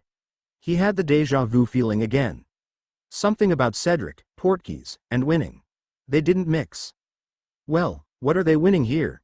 Maybe it was a different portkey he had to worry about. Cedric's father, Amos, laughed. Oh, don't you worry, my boy. Portkeys are perfectly safe. Certainly safer than any muggle contraption you've ever ridden in, isn't that right, Arthur? Mr. Weasley nodded. That's right. It does feel a little odd, but it won't hurt. Now hurry up, you have to have your hands on the portkey in 30 seconds. Harry let go of Cedric's wrist and placed his hand on the bowl. Cedric did as well. 5, 4, 3, 2, 1. With a tugging feeling at his navel, they whirled away to the World Cup camping grounds. Harry fell over on arrival, knocking Hermione and Ron over. The twins laughed as Mr. Weasley helped them up. Is that why you were so worried about the portkey, Harry? Surely you're not afraid of a bruise or two. You've had far worse injuries from Quidditch alone, Cedric said to him. No, that's not. Well, never mind, Harry muttered. Cedric grinned and slapped him on the back. No need to be embarrassed about it, Harry. It takes a few tries to really get used to it. Well, our camping site's this way, Amos, said Mr. Weasley. We'll be seeing you. They waved goodbye to the Diggories as they parted ways. As they trekked across the grounds, Hermione leaned over to Harry, whispering, "What was all that about, Harry?" He whispered back, "I don't know, but it was a horrible feeling. I thought Cedric was going to die if when he touched a portkey. Maybe I was wrong. It must have been one of your memories from the other trips. Maybe it was a different portkey that you have to stop him from touching." Harry nodded in reply. It was certainly more than instinct, it was something he had experienced, but forgotten. We should practice our occlumency tonight. Maybe I can dig up some more detail if I meditate on it. There wasn't much else to do. In fact, most of the Weasley boys, save Percy, spent a good portion of the day playing pick-up Quidditch with the neighboring campers. In fact, there were so many people flying around on broomsticks that Hermione couldn't practice flying without the possibility of crashing into someone. Harry spent the day wandering the campgrounds with Ginny and Hermione. There were plenty of merchants selling random trinkets and carnival stalls to make a quick galleon, but nothing to hold their interest. They had retired by mid-afternoon to practice their occlumency. Ginny left them to help her father around the tent. Ron came back from his game some time later, walking in on the two of them sitting in the tent's living room. "Hey, what are you doing, mate?" "We're practicing occlumency," answered Hermione. "What's that?" "It's a way of organizing your mind," said Harry. "It's pretty useful. You should try it." "You sure? It looks kinda boring." "Ron, you think everything that isn't Quidditch is boring," said Hermione. "Just try it, Ron. It makes learning stuff in school a lot easier, too," said Harry. "All right, fine." Ron sat down with them. "How do I do this?" "Well, first close your eyes and imagine a place that will keep you calm, maybe some place you know very well and you're comfortable in," said Hermione. Ron's made several faces over the next few minutes before finally settling down to a small grin. "What place did you pick, Ron?" His grin grew wider. "Quidditch pitch, and everyone's cheering for me." Hermione let out an exasperated sigh. "Ron, the place you imagine isn't supposed to make you feel good, it's supposed to make you feel nothing at all. Try again." "It's hard. What kind of places do you use?" complained Ron. "Empty sky, above the clouds. It's all blue above me and endless clouds below," answered Harry. "Underwater, deep below the surface," said Hermione. "Wait, so you guys have been sitting around here thinking about practically nothing?" asked Ron incredulously. "Well, yeah. That's the start of it, at least," answered Harry. "This is even worse than studying for exams," said Ron. "We're at the World Cup. I'm going outside to have some fun." He got up and left the tent, muttering to himself. "It's his loss," said Harry, shrugging. "What did you want to try next?" "I wanted to get started on animagus training, Harry."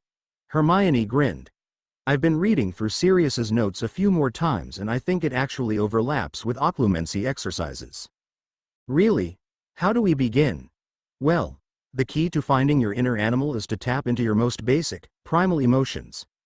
You have to focus on thoughts that make you incredibly happy, sad, angry, fearful, and so on." Harry listened and began to think. He already had practice finding thoughts that made him happy, which he used to cast a Patronus. Receiving his Hogwarts letter and discovering he was a wizard. Finding out Sirius was his godfather.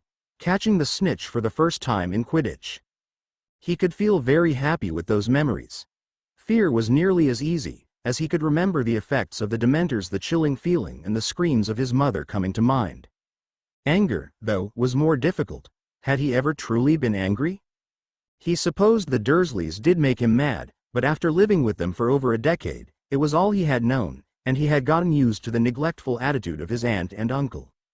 He knew Hermione grew extremely angry when she found out how they treated him, but he couldn't evoke the same kind of emotion.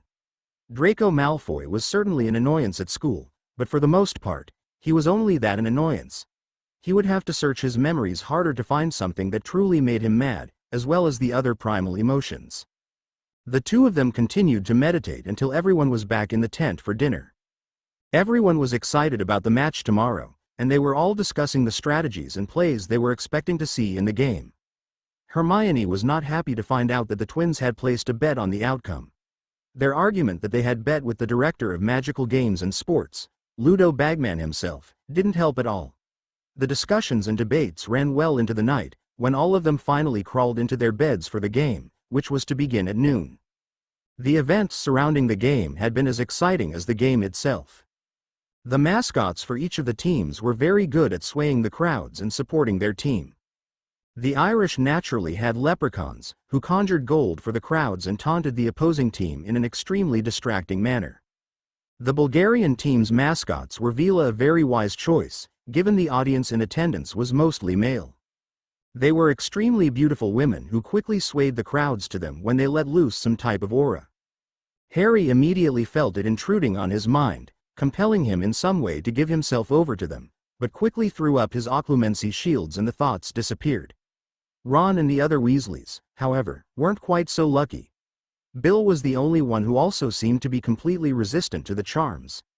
It was hard to blame the others, though, as even the referee seemed to fall under their spell at one point. The game was also the most exciting match of Quidditch Harry had ever watched. The game began with a fast pace, with the Irish chasers taking control of the game.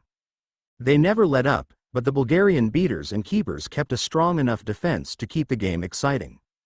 Victor Krum of the Bulgarian team was clearly the better seeker, and throughout the game he kept extremely active, luring the bludger, distracting the keeper, and even tricking his opposing seeker into thinking he had found the snitch more than once. Harry learned a lot from watching his play, and resolved to do much more than simply look for the snitch during his future Quidditch games. Amazingly, despite all the action, Krum still managed to keep an eye out for the snitch. He ended the game by catching it, but their team lost due to the extremely large lead the Irish chasers had managed to create. Ireland took home the World Cup. On their way out the stadium, they ran into the Diggory family again. Cedric waved them over, grinning. "What a game, Harry. This may be my last year at Hogwarts, but I'm sure you'll be flying like Krum in no time." Harry grinned sheepishly. "I don't know if I'll ever be as good as him, but I certainly learned a lot watching him play. I'm going to test out a few of the moves I saw today." Cedric laughed. "Well, when you start slaughtering the other house teams with your plays, at least I won't be blamed for Hufflepuff's losses." Harry smiled widely as his rival seeker complimented him. "Thanks, Cedric. Don't sell yourself short, though, you're a great seeker." Smiling back, Cedric replied, "Thanks, Harry. I'll be seeing you later. I'm glad Ireland took home the trophy tonight. We'll be celebrating after we Portkey back home, I'm sure." Portkey. Trophy. Cedric. The thoughts rang through his mind. Turning to Hermione, he whispered, "Hermione, I'm getting that bad feeling about Cedric again. Something about trophies and Portkeys. Do you remember anything from the first 3 trips we took?" Not as much, Harry. They seemed even less clear after we took the trip through the new beacon. I've forgotten nearly everything that wasn't packed into an occlumency capsule in my head, she whispered back. Harry knew it was true. All of the most important information he still remembered: the improvements to the beacon, the location of the room of requirement, the Horcruxes, and so on. Everything else had nearly disappeared. "I want to keep an eye on him. I have a feeling something bad's going to happen." Hermione nodded in agreement. I'll grab the return clusters from my trunk, Harry. We might need them. Be careful. Harry snuck away from the group, tailing Cedric. He only followed him for a few minutes before Cedric reached his exit portkey with his family, and they left the grounds, safe and sound. Huh, thought Harry. I guess I was wrong after all. At that moment, he heard some screams in the distance, and the crowd suddenly seemed to be moving more quickly. Looking in the direction of the screams, he saw people being lifted into the air, tossed around like rag dolls. By people in dark cloaks and white masks. Nearly everyone around him was running and screaming now. He quickly ran towards the Weasleys' tent, and saw a large group with red hair making its way through the crowd. He ran towards them as fast as he could, but he noticed one person missing from the group. "Where's Hermione?" he shouted.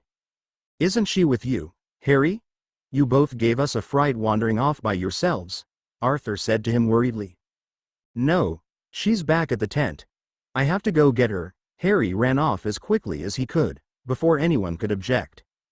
"Harry, it's not safe at the campgrounds.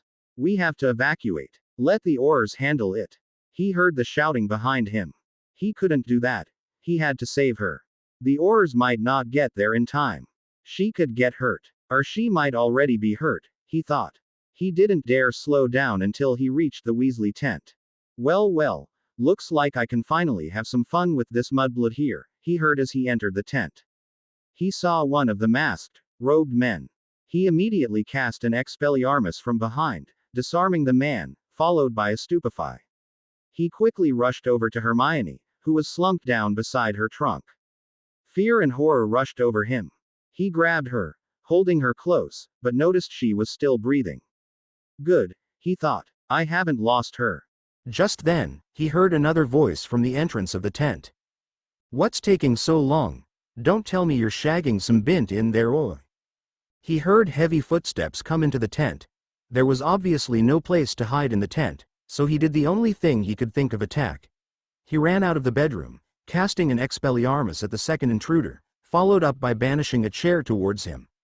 The new attacker was evidently on alert when he saw his unconscious partner, and quickly threw up a shield to block the disarming charm, but was hit by the chair. He grunted angrily, "You little runt. I'll get you for that." Harry threw a couple more spells at the man's stunners, disarmers, tripping jinxes mixed in with another banishing charm here and there. The man he was facing was not a very adept dueler, but he held his own through brute strength and magic. He kept up a shield that deflected most of Harry's spells, and was barely fazed by the objects Harry banished towards him.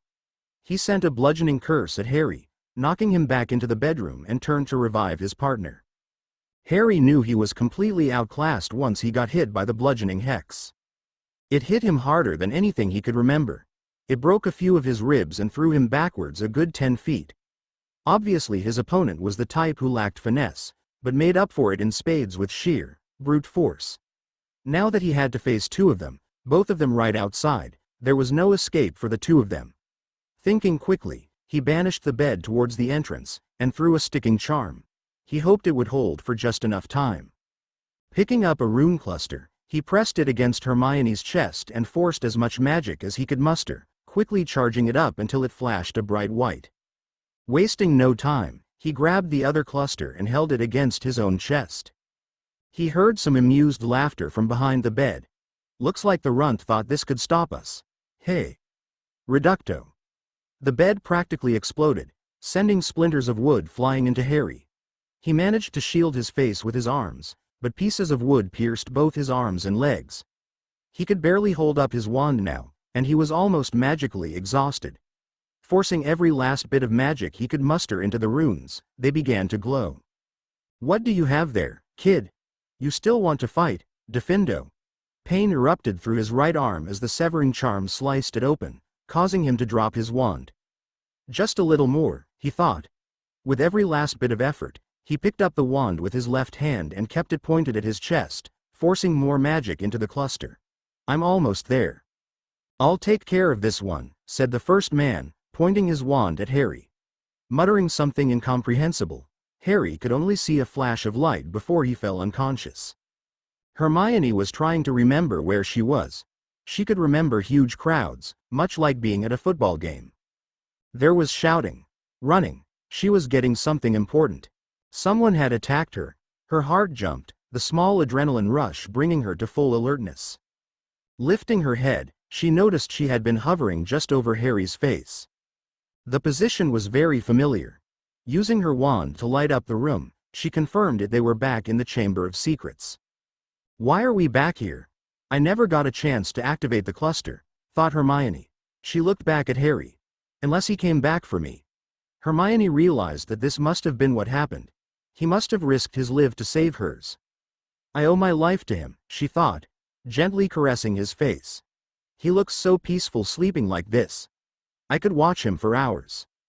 She suddenly realized that she never had the chance to watch him sleep in her lap before. Why did I wake up first this time? She wondered. Oh well, at least I'm not waking up with a bloody lip. In fact, maybe I can wake him up with a key. She giggled at her thoughts of a reversed fairy tale ending. Leaning closer to him, she was debating with herself. Should I? Shouldn't I? He just saved my life and I want a key. Him for it, but he's asleep. That's like stealing. She continued to agonize over Harry's lips when he suddenly jerked awake, smacking straight into Hermione as usual. Damn you, fates.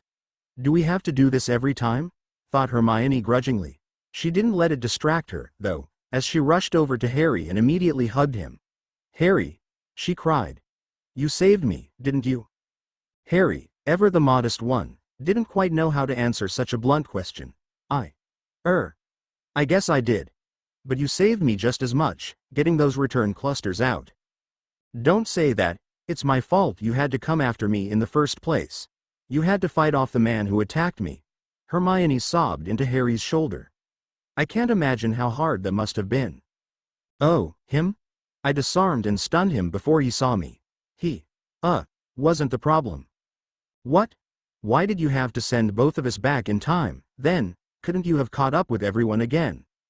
Oh, bollocks. Why did I have to say that? Now I'm just going to get her more upset. Maybe I should just. No, I can't lie to Hermione. Heck, even if I tried she'd see right through me, thought Harry. Well, it was actually the second guy who came in. Harry began to explain everything that happened during the night of the World Cup. She hugged him tighter and tighter until he got to the part where he was knocked back and broke a few ribs, and she instinctively let go. They both laughed when they realized that he couldn't possibly have transferred his injuries from the future, so Hermione embraced him once again. She began crying outright when he told her that he used up most of his strength sending her back first, and barely had any left for himself. Don't do that again, Harry. How could you? You might not have made it back. You would have forgotten. Everything we did together. Hermione thought of all the letters they exchanged, the week at the Weasleys, and especially the evenings. But you would have lost this summer, Hermione. You seemed so happy. I didn't want you to lose that joy you had this summer. If I had to do it again, I'd do the same thing. You're everything to me, Harry said solemnly, but Hermione tackled him. Harry, taken completely by surprise, fell on his back without resistance. Hermione straddled him with an angry, but affectionate look on her face. She began to hit him on his chest with every word she spoke. Don't you ever think like that again. She fell down on top of him. You're everything to me, too, she whispered into his ear. They lay there in the Chamber of Secrets holding each other, silently enjoying each other's presence, because they both knew how close they had come to losing it. Harry eventually commented, I'm glad you brought the clusters with you to the game, Hermione. We might have never made it without them.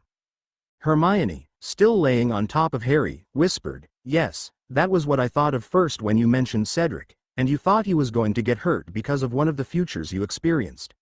I remembered they could be used as a means of escape. What happened with Cedric, anyways? Nothing. He left before the attacks started. I guess it wasn't the World Cup where he gets hurt. I do know it had something to do with the cup.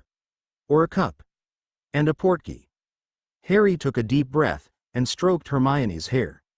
You know, I'm glad you thought of that, because I never would have come up with it myself.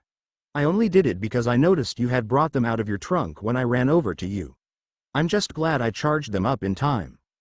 Hermione sat up quickly, her eyes wide. Oh. That's why I sent it. I had no idea it would happen so quickly, though, she mumbled. Sent what? Asked Harry. I. Um. I wanted to save it for after the summer when we got back to Hogwarts, and I wasn't sure if I should have gone through with it, but now. Hermione, slow down. What did you send? What are you talking about? Hermione took a deep breath to calm down. Along with the plans for the improved beacon, there was also a design for a different return cluster. Really, Hermione? Is it a better design? Why didn't you mention it before? Harry was surprised that Hermione wouldn't think of using such knowledge to her advantage right away. Well, there's 3 reasons, she began. First, I had left myself a message saying the design was untested, so I didn't use it. Secondly, I wanted to finish the new beacon as fast as possible, and the 2 of us only managed to complete it right before school ended.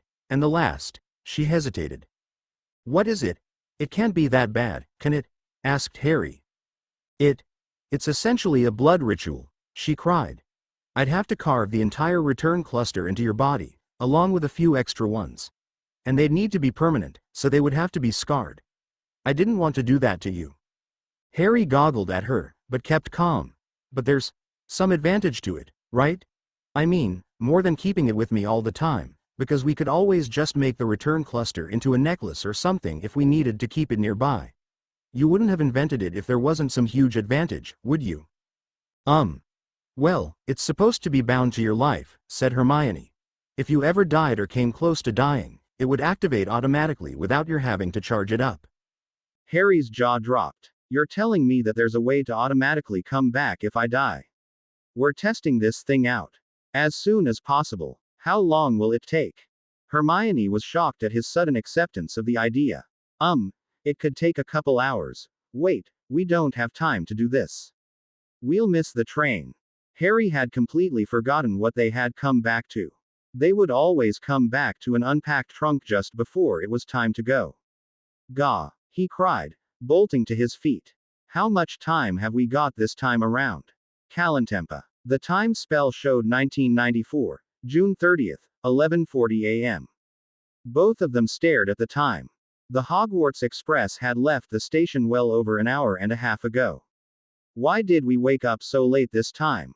He asked Hermione. I think, maybe it was because we were both unconscious when we got sent back. Our most recent experiences and memories dominate, remember? Harry nodded. Wait, how about the new design that you sent back to yourself?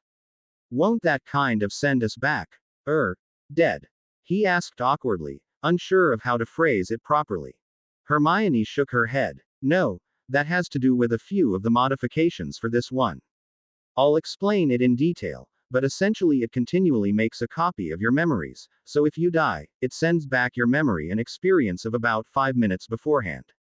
The other runes monitor your health and keep the whole thing permanently charged up. Harry understood. Well, since we've already missed the train, why don't we sneak up to the room of requirement to try it out? Harry, what about getting home? Should you be worried? Hermione stopped, realizing that Harry had no desire whatsoever to go back to the Dursleys unless he was forced to. Harry, on the other hand, realized his mistake when Hermione mentioned home.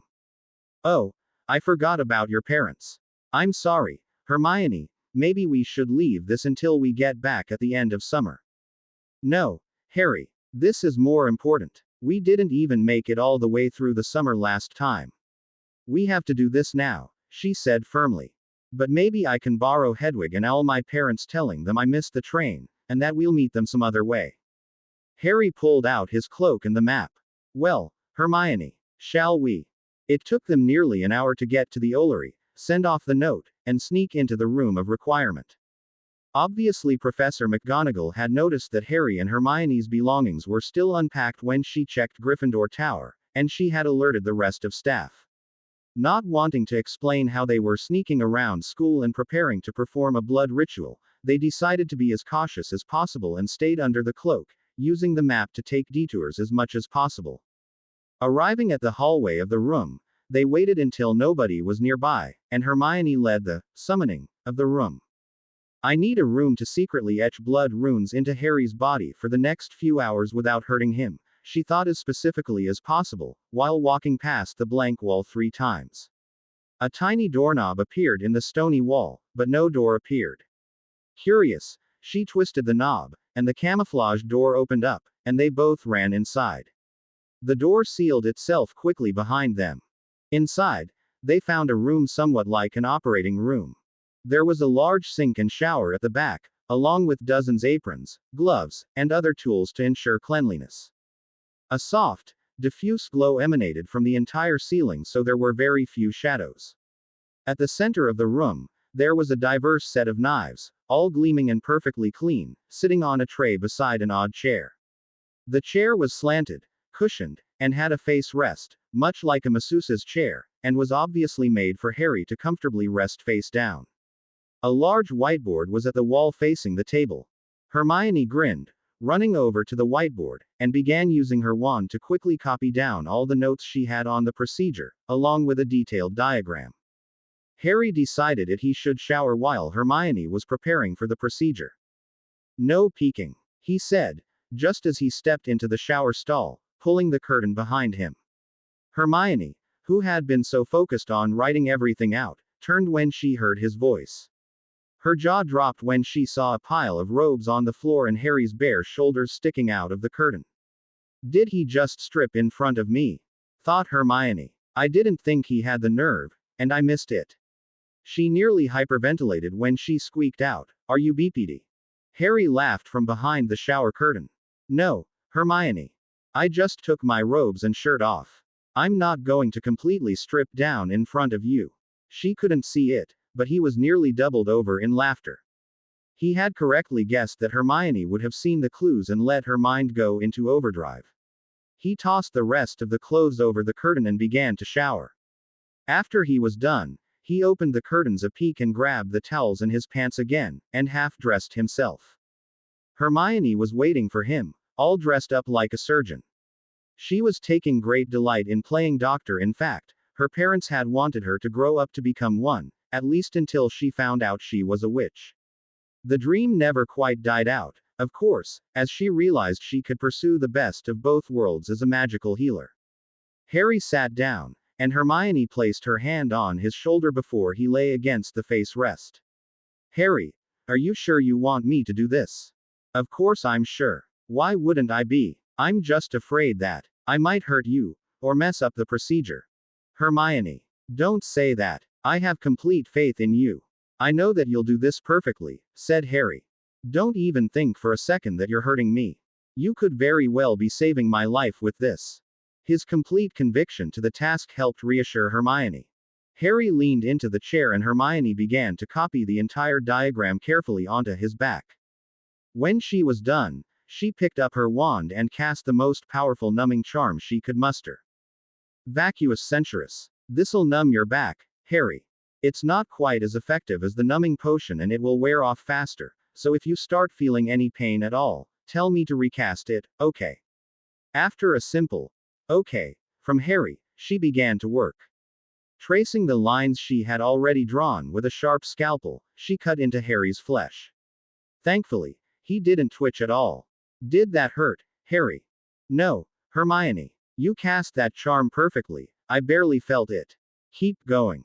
Hermione smiled, slowly and carefully making shortcuts with her knife, and cauterizing the wounds immediately to prevent bleeding and infection, and also to ensure that the runes would remain scarred into his back. Hermione nearly gagged at the smell of burning flesh, but pressed onwards. About halfway through, Harry signaled to her that the numbing charm was wearing off. She recast the charm, wondering what Harry's threshold of pain was, because it was longer than she thought her charm would have lasted. When she was finally complete, she wiped down Harry's back with a damp, warm towel. "We're all done, Harry." Harry gave her a hug. "Thank you, Hermione. Let's go back to the chamber." He was keeping his expression neutral as he put his shirt back on, and grabbed his invisibility cloak and his map. Hermione knew he was hiding something. "Harry, why do you want to go back there?" "Wait, shouldn't I get the runes too? I'll show you exactly what you need to do for the procedure," she said. "Oh, we can do that a bit later. There's something I left down in the chamber that I have to get." Harry was suspiciously avoiding Hermione's gaze, but she followed him back downstairs. Most of the teachers seemed to have left the building already, deciding that they weren't inside. It made the trip back much quicker. Upon their arrival, Hermione stopped Harry. She asked him, "What's this all about, Harry? What are we doing down here?" Before I answer, can you tell me if you have your sandstones here with you?" asked Harry, who was still staring at Hermione's feet. "Yes, I kept a bunch of them in my satchel. Do you want to make another return cluster now, Harry?" Hermione was still trying to figure out what Harry was up to. "You should get started on that, Hermione. I'll be right back." Harry jogged over to the huge basilisk corpse while Hermione removed her sandstones from her bag. She watched him, curious as to what he was doing. He heard him quietly mutter a spell, and, to her shock, he scraped his arm against one of the basilisk's fangs. "Harry!" she shrieked, running over to him as quickly as she could. "What are you doing? The venom in the basilisk is still potent after it's dead." "What? Why?" He managed a weak smile, and answered with an apology. "I'm sorry, Hermione. I just knew you wouldn't let me go through with it if you knew what I was doing. But you did tell me this whole thing was untested, right? Well, I guess this is the first test." Hermione ran up to him, and saw that he had cut a small gash on his own arm, and obviously dripped the venom directly into the wound. "Of course I would have stopped you, Harry. We could have found another way. We. There wasn't any other way, was there, Hermione?" asked Harry. "I saw your diagram on the board. I've learned enough about runes this summer to at least figure out what it all meant. It only activates if I die." He was beginning to feel lethargic, and stumbled slightly.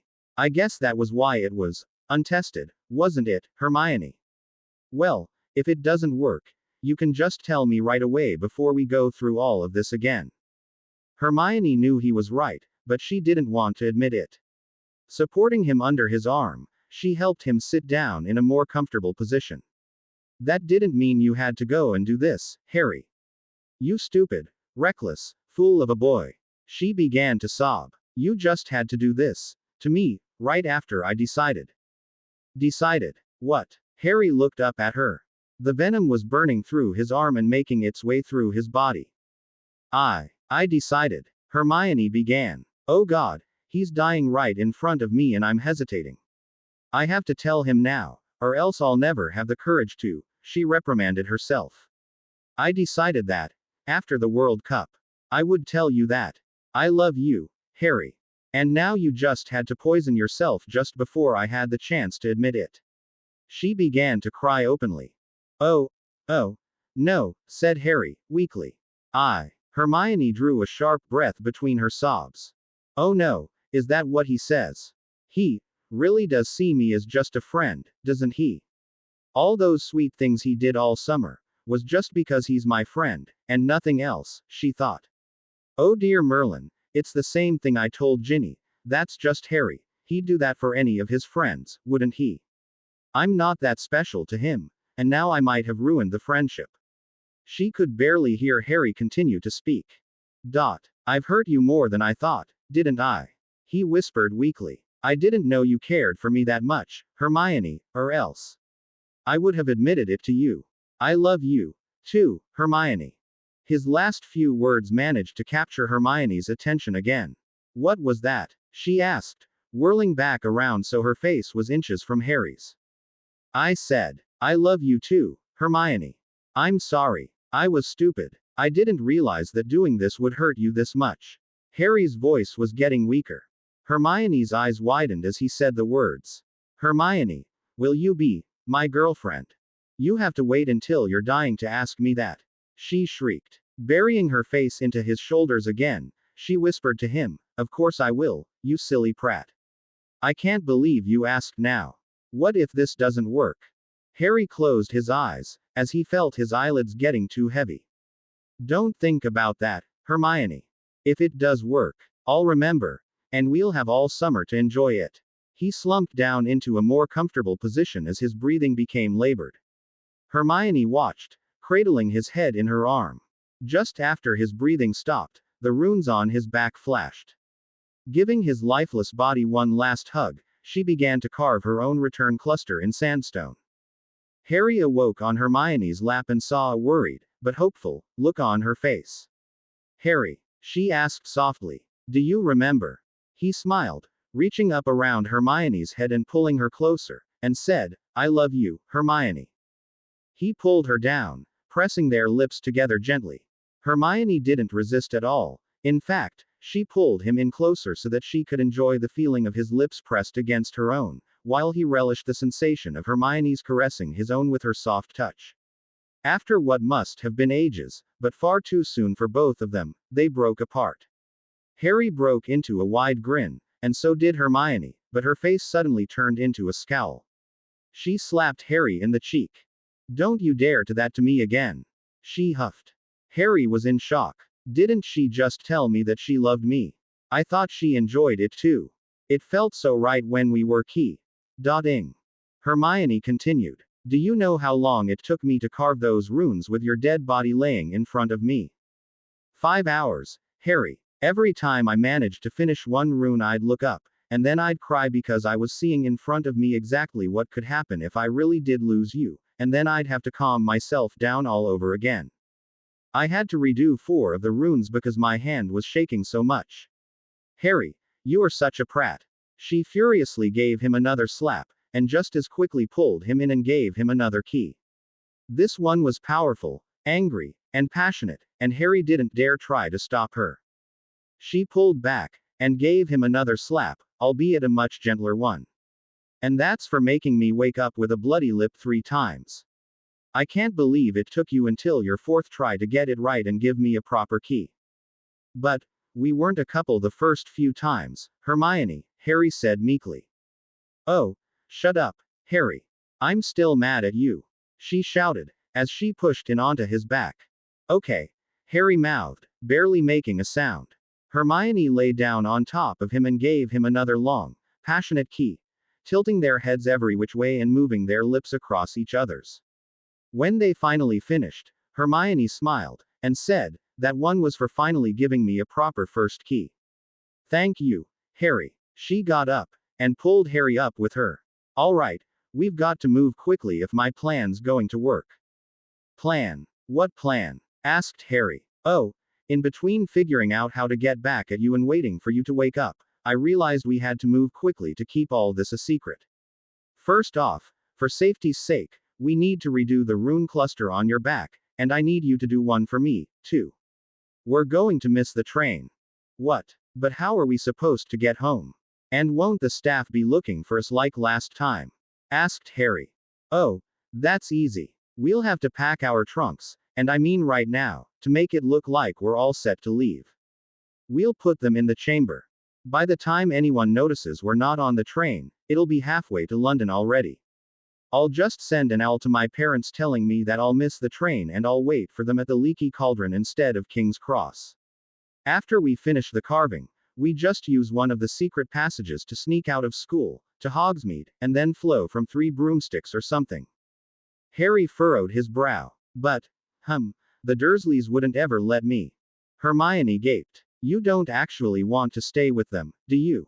She blushed slightly. I was hoping that I could convince my parents to let you stay over at my house this summer. Harry could barely contain his excitement. You're saying you want me to spend all summer with you?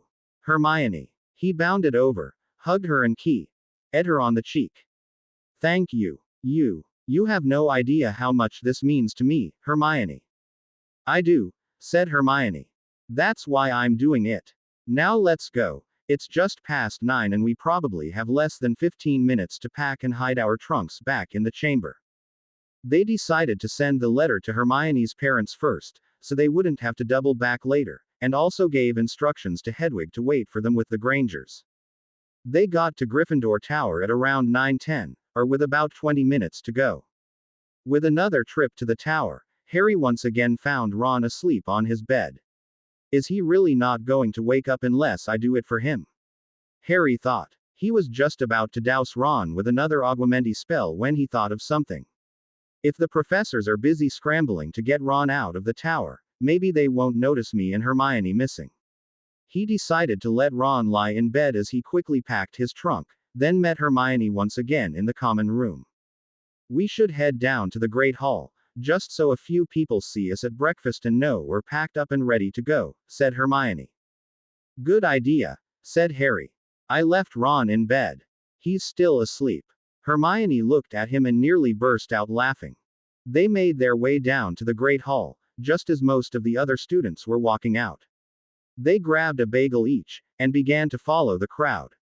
Just as they passed a convenient alcove, they ducked inside without anybody noticing and Harry threw his invisibility cloak around both of them. They waited for the last few stragglers before they moved out, making sure there was nobody who would notice two floating trunks with no owners, and made a dash for the second-floor girls' bathroom. Who's there? Shouted Myrtle as they arrived. They didn't bother replying. Seeing nobody, Myrtle said, Oh. Is it a new ghost? Did somebody else die? Don't worry, you can hang out here with me. Well, I did die, but I don't plan on spending an eternity with you, Myrtle, thought Harry.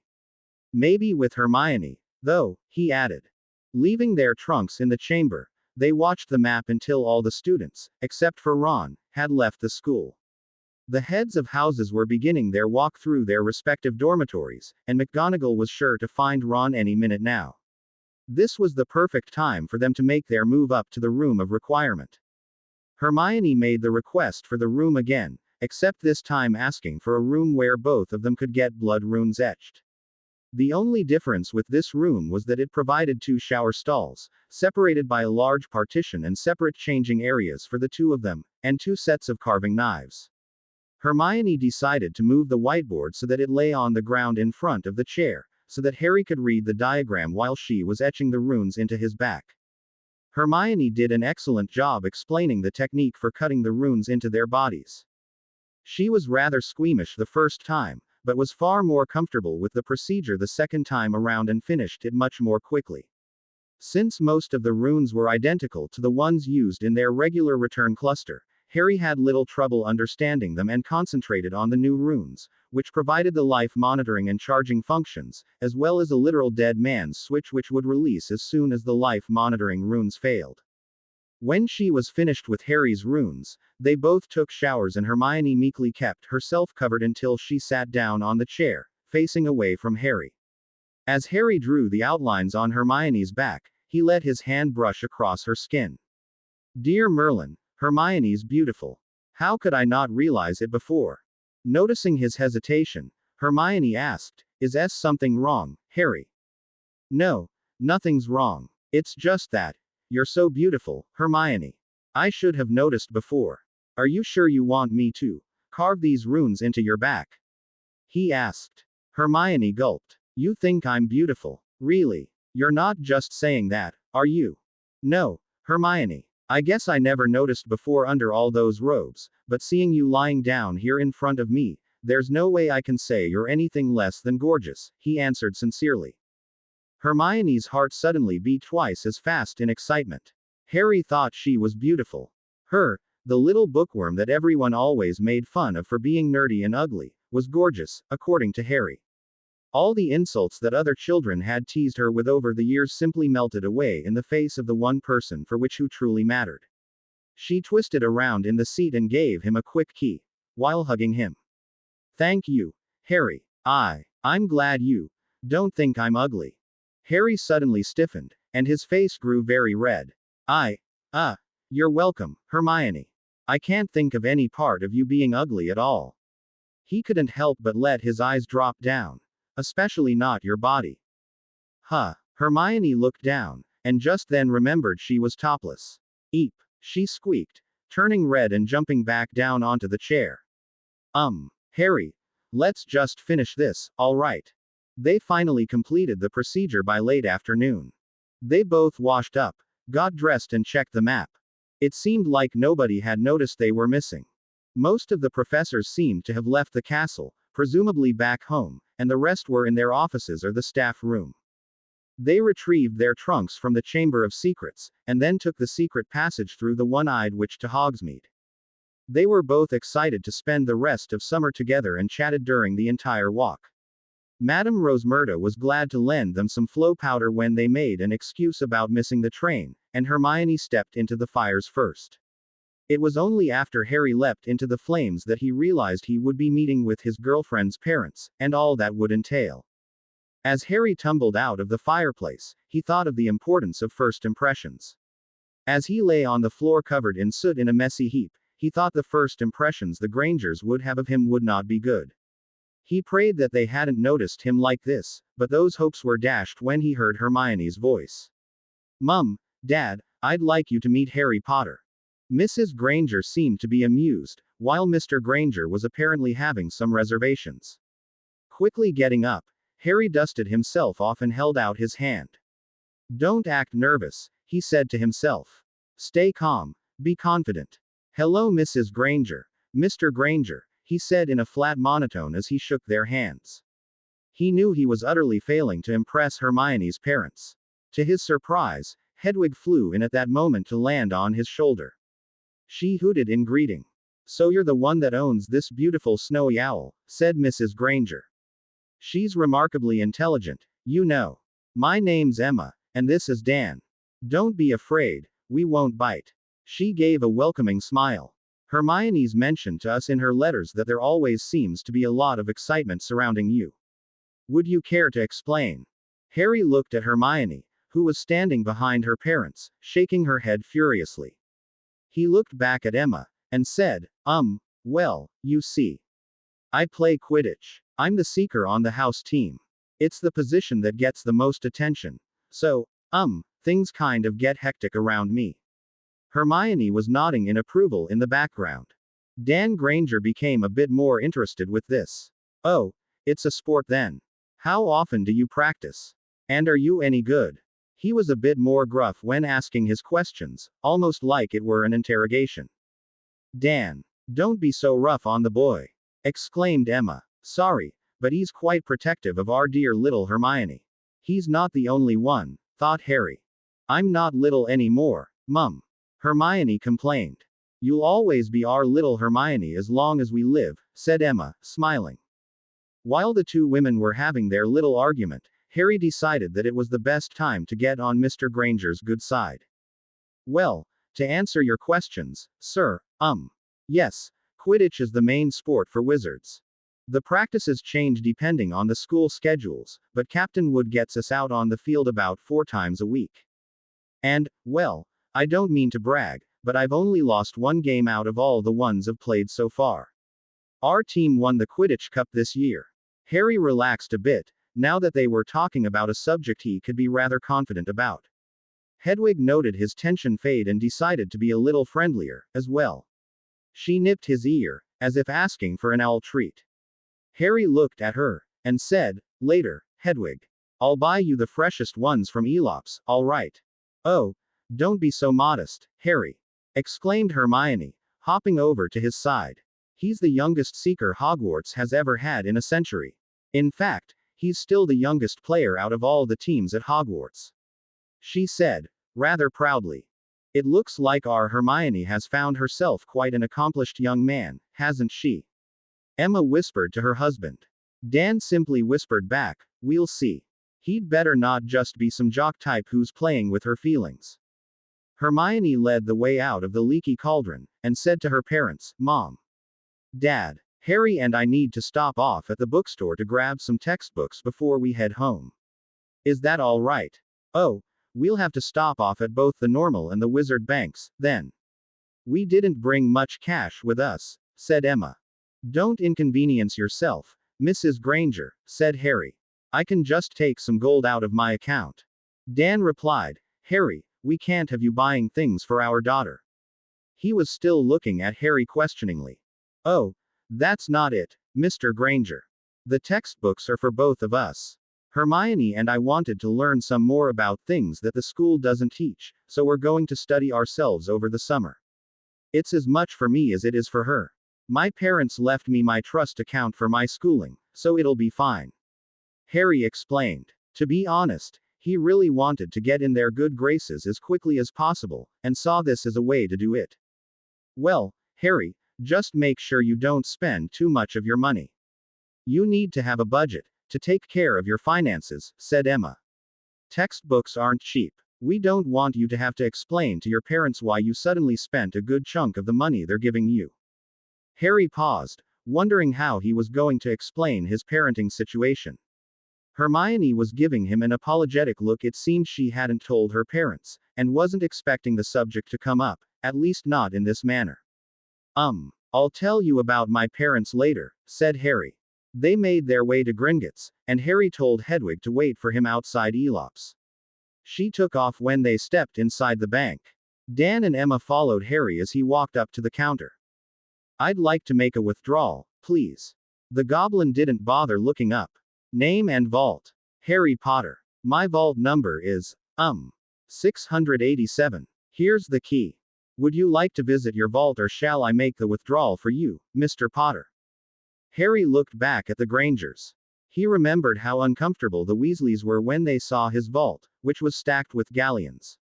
Then again, the Grangers were both dentists, and were pretty well off, but he wasn't trying to flaunt his wealth to them. He just needed a modest amount of money to get some books. We'll wait here. I only need about 50 galleons or so for today. Very well, Mr. Potter. The goblin took his key, and quickly left for the mine carts. As he was watching the goblin hurry away, Harry got the feeling that he was being stared at. He turned around slowly. Hermione's parents were gaping at him. Harry, dear, Emma said slowly, with a look of concern on her face. You did just withdraw 50 galleons, didn't you? Not sickles. Harry nodded. Did I do something wrong? Emma hesitated. Well, Harry, remember what I said about finances. How you should look after your money and make sure you don't spend too much of it too quickly. Harry nodded again. Yes. I'm not taking too much out, am I? I've still got a lot more in my vault. I just wanted to make sure we had enough so we wouldn't have to come back again when we bought our books. I've never really learned much about money, but I'm careful to make sure I don't run out any time soon. Emma stared at him. He seemed sincere about what he said. Turning back to her husband, she whispered to him, what was the exchange rate again, Dan? Dan, still looking at Harry, said, just over £100 to the galleon, I think. Did that kid just withdraw £5,000 for textbooks? He did say he knew he had a lot more. He didn't consider it very much money. Turning back to Harry, Emma said, Harry, when that goblin gets back, perhaps you should ask him for a bank record. Perhaps a statement of your current accounts. Harry nodded. Clearly Hermione's parents were agitated by his actions, and he didn't want to do anything to upset them. After a few more minutes, the goblin returned with a sack of gold. Here you are, Mr. Potter. Is there anything else I can do for you today? Yes, I'd like a statement of my current holdings. Very well, Mr. Potter. There is a transaction fee of 1 sickle for written copy of your current vault holdings, verified and authenticated by Gringotts of London. I'll need a drop of your blood. Yes, that will be fine, Harry replied. The goblin pricked his finger with a small needle and held it there until it turned bright red. When he withdrew the needle, Harry's finger didn't bleed. 2 minutes later the goblin with 2 scrolls of parchment. Thanking the goblin, which elicited a small look of surprise, Harry and the Grangers sat down in the lobby. He unrolled the first parchment. Vault 687. Potter Trust Vault. Restrictions. Each child of the main branch may not withdraw more than 20% of the vault's total holdings or 500 galleons per year, whichever is lesser. Any withdrawal over 50 galleons must be approved by the current head of house or family treasurer. Children of secondary branches must be approved by the current head of house to access the trust fund. Current balance. 40,246 galleons, 13 sickles, 20 nuts. Interest. Variable based on Gringotts investments, cautious growth. Recent transactions. Withdrawal. 1 sickle. Withdrawal. 50 galleons, 2 nuts. Transaction fee, 2 nuts. Deposit. 169 galleons, 14 sickles, 2 nuts. Interest. Deposit. 167 galleons, 16 sickles, 4 nuts. Interest. Deposit. 166 galleons, 8 sickles, 19 nuts. Interest. All the Grangers gaped. Hermione was staring at the statement. Doing some quick addition in her head, she said to Harry in awe. You're earning about 2,000 galleons a year on your account in interest alone, Harry. Harry looked back at her. Wait. So that means withdrawing 50 galleons isn't a problem, right? Emma was rubbing her temples, while Dan was still staring at the statement, mumbling to himself. Harry, well, I have to agree that's not an issue anymore. Maybe we should talk about your finances later, when we get home, all right? Harry looked up at her and said, all right, Mrs. Granger. Thanks for taking the time to teach me these things. I never really had a chance to learn it from anyone. I just want to see what's written on this second scroll before we go. He unfurled the other scroll. Vault 39. Potter Family Vault. Restrictions. May only be accessed by head of House Potter when he is of age. Current balance.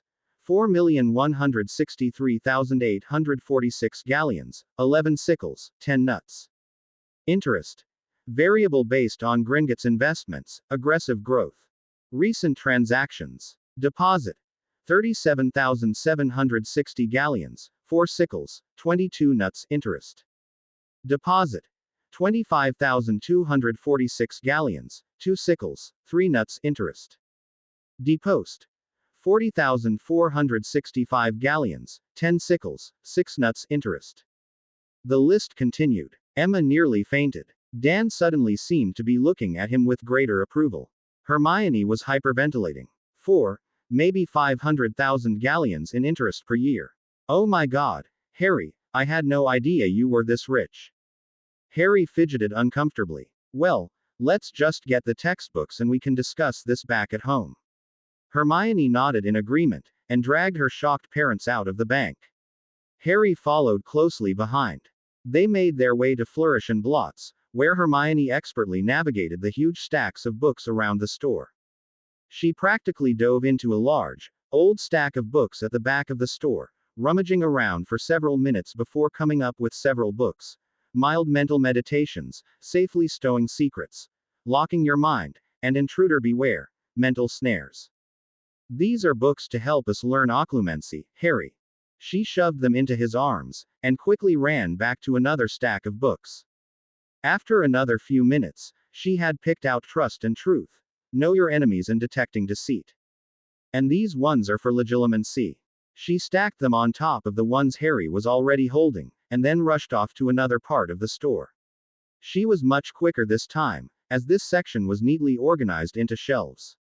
She pulled out Your Inner Animal, The Path to the Animagusan, Bring Out the Beast. And We Can Learn to Be Animagi as well. These were the books that Sirius recommended. Is there anything else? Harry didn't quite want to carry many more books, but he did have one thing he wanted to read over the summer. Are there any good books on dueling, Hermione? So far, in every fight, he had been relying purely on instinct. He knew he would have to actually know what he was doing, even if he couldn't actually practice during the summer. Oh, of course. Once again, Hermione was off like a shot to another corner of the store, and returned with the Dueler's Arsenal I, Fundamentals of Fighting, and the Dueler's Arsenal II, Speedy Spellcasting and Cunning Combinations. That should be enough reading for summer, right, Harry? Harry was nearly losing his balance with the stack of texts, and his arms were getting very tired. How did Hermione do this? Lightning charms. But if she had been like this even before discovering she was a witch, well, that explained where she got her exercise. They made their way to the front counter, where Mr. Blotz eyed them curiously while ringing up the books. 4 galleons and 10 sickles, please. Harry paid for them all, and Hermione shoved the books into Harry's trunk, since hers was full of books already. After they were done, they went over to Elop's, where Hedwig was waiting for them. Harry ran inside to quickly buy some own treats, as well as some owl care products like feather wash and a talon file. He immediately gave Hedwig a handful of treats when he got back outside. He asked Hedwig, would you rather ride with us in the car, or fly to Hermione's house on your own? With a dignified hoot in response, Hedwig took off. Upon exiting Diagon Alley, Hermione's parents led the way to their car, which was a fairly large, comfortable Mercedes. Harry and Hermione jumped into the back seat. Feeling tired from their day of endless activity, they were already asleep before they even left London. Upon their arrival in Southampton, Mrs. Granger smiled at the pair. The two of them seemed to have gravitated towards each other in their sleep and were leaning across the center seat. Hermione's head was resting on Harry's shoulder. Dan, look at this. Aren't they simply adorable? Dan Granger would have agreed if, say, Harry was his own son. But Harry wasn't. Harry was a boy his dear little Hermione had brought back home with her. He was a boy she seemed to enjoy holding hands with very much, and he seemed to enjoy it just as much. He couldn't let himself agree that they did, in fact, look absolutely adorable, or else he'd be going easy on Harry, and he certainly couldn't do that. Don't wake them. Let me get the camera first, whispered Emma. She dashed into the house, bringing back the camera, and clambered quietly into the front seat of the car. Holding the camera right in front of the two children, she snapped a perfect photo. The flash woke the two of them up. Mum, what did you do that for? Hermione cried. You two looked so cute. I couldn't resist. I'm adding this one to the photo album for sure. Emma grinned and ran back into the house. Hermione chased after her, leaving Harry staring at Dan. Come on, Harry, let's move these trunks inside, said Dan. Harry obediently grabbed the trunks and unloaded them from the car. Dan took Hermione's in, while Harry dragged his own towards the house. Looking around, he could tell he was in a much more affluent neighborhood than the Dursleys. The houses were much larger and many of them had well-trimmed hedges surrounding the yards. As he walked up to the front door, he noticed that the Grangers also kept their lawn neatly trimmed and weed-free. Hermione greeted Harry right when he stepped inside. Harry, follow me. I'll show you around. Hermione led Harry around her house, first pointing out the need-to-know rooms, bathrooms, kitchen, dining room, and the guest room where he would be staying. Right across the hall was Hermione's room. She seemed a little hesitant to show Harry inside, but relented when he gave his promise not to laugh. Harry was unsure of what she could be embarrassed about. As expected, inside her room was her bed, a large desk, several bookshelves full of books, a large, padded basket for Crookshanks to sleep in, and teddy bears. Harry was somewhat surprised and relieved to see Hermione's girly side express itself in her room. I wonder if she likes hugging her teddy bears a lot, Harry speculated. Maybe that's why she likes giving hugs so much. He grinned at Hermione. That's a nice collection of teddy bears you've got there. Hermione put her hands on her hips, and said with some annoyance, Harry, you promised you wouldn't laugh. Harry replied with a perfectly straight face, I'm not laughing, Hermione. I like this side of you. I think it's cute. You do. Really? Yeah, I'm glad you let me know you better, Hermione. It means a lot to me. Can I hold one of your bears? Hermione boggled at the idea of a teenage boy wanting to play with one of her teddy bears. Sure, Harry, but why? Well, I heard a lot about them, but I never had one when I was growing up, so I just wanted to know what it feels like to hold one of them, Harry answered, rather embarrassed. Hermione suddenly remembered Harry's neglected childhood and felt the sorrow well up inside of her. She grabbed a big, furry, brown, and slightly worn teddy bear off the head of her bed and gave it to Harry. Here, Harry, take Mr. Fuzzybum. He's been my favorite bear ever since I was little. Give him a hug. Harry gave Mr. Fuzzybum a tight squeeze. The soft, warm fabric of the bear made him very comfortable and relaxed. I like him, Hermione. He smells like you, said Harry. He didn't notice Hermione blush, as he had closed his eyes to enjoy the sensations the teddy bear was giving him all the more. Hermione saw how relaxed Harry was when he hugged the bear. In some ways, he was a little childish. No, that wasn't right. He was making up for the childhood he never had. Hermione stepped behind him and squeezed Harry and Mr. Fuzzybum in a tight hug. She gave Harry a quick kiss on the cheek and said to him, why don't you sleep with him tonight, Harry? It'll be the closest thing to being with me, she suggested. Harry tilted his head back and looked at Hermione. Are you sure? I mean, just say yes, Harry. Yes. Thank you, Hermione. That night, Harry dreamed the most beautiful dreams he ever had. With Hermione's aroma filling every breath, and the teddy bear's fur tickling his skin the way Hermione's hair did, he could honestly say he had never had a happier night's rest. The next day, the entire family had gathered in the living room. They went over house rules, schedules, and outlined daily chores for the two kids. Harry was rather surprised at the extremely small and simple list of chores he had to do compared to what went on at the Dursleys. He could easily finish all of them in less than an hour. At the end of the meeting, however, Emma brought up an unfortunate subject. Harry, why don't you give your parents a phone call to let them know you're doing all right here? Harry drew a sharp breath.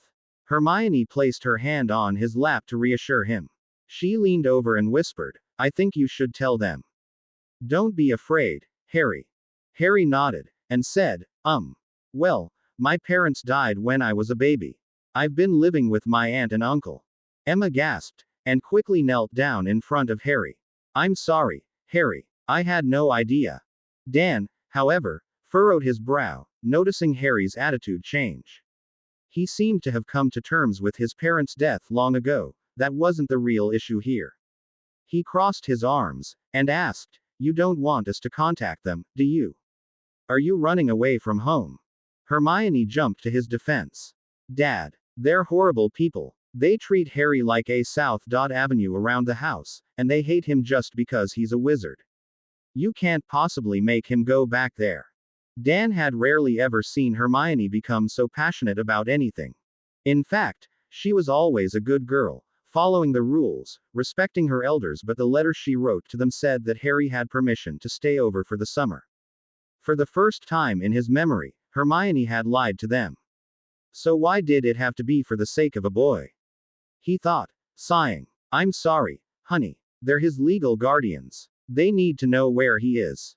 In fact, they could be calling the police and filing a missing child report. Harry almost laughed at that. I doubt it. They'll be glad I'm gone. The only thing they'll miss about me is that I won't be doing all the work around the house. Dan was still trying to figure out Harry. He couldn't be running away from home just because of some chores, he thought. Heck, he seemed relieved when we gave him the list of summer chores to do. Hermione says he works pretty hard at school, too. We'll have to get to the bottom of this. He asked Harry. Well, I'll still have to talk to them. What's the phone number? Harry said, meekly, I don't know. Seeing the doubt in Dan's eyes, he continued. They never let me use the telephone, and they told me they didn't want to be bothered by me when I was out of the house, so they never let me know the phone number. He could tell that Dan was shocked at the information, but still held some doubt, thinking it might have been a lie to avoid letting him call the Dursleys. Harry told Dan what he knew. I don't know the whole mailing address, but they live at number 4, Privet Drive, in Little Whinging, Surrey. Oh, and they're the Dursleys. My uncle is Vernon Dursley. Dan seemed satisfied with that answer. I can look up his number with that information. I think I'll make the call now. When he finally found the number, the rest of them listened into the conversation. Hello. My name is Daniel Granger. Could I speak to Mr. Dursley, please? Yes. Mr. Dursley, I'm calling to tell you that a boy by the name of Harry Potter is staying over. What did you just call him? No, I don't. My daughter, yes. What did you just say? If you dare speak like that to me or my family again, I swear. He looked at the receiver, then turned around and saw everyone staring at him. Well, that was easily the most unpleasant man I've ever had the misfortune of talking to. Harry, I'm sorry for doubting you, but you're welcome to stay at our house this summer. Harry and Hermione both cheered and hugged each other. They never guessed it would have been so easy to get the parents' permission. They spent most of their days studying together, cuddled in each other's arms while Hermione's parents were at work. As soon as they heard a car pull up, however, they would break apart instantly, and they just acted like good friends for the rest of the day. Neither was sure whether or not the parents suspected, but they had a feeling the jig would be up eventually, possibly before summer ended. Aside from their magical studies, Hermione took the time to help educate Harry on Muggle science. Not too surprisingly, she had already completed her high school education last summer, so she tutored Harry with what she knew, and she knew quite a bit. Harry was in awe, but then again, she had only found out about the magical world when she turned 11, and then came to school already knowing more about casting spells than most of the pure-blooded first years. They decided on a schedule for the rest of summer with mornings spent on scientific education, and the afternoons were spent on magical. On the magical side, they began with one of the legilimency texts. Since it was a wandless type of magic, they could practice it over the summer without getting any annoying owls from the ministry.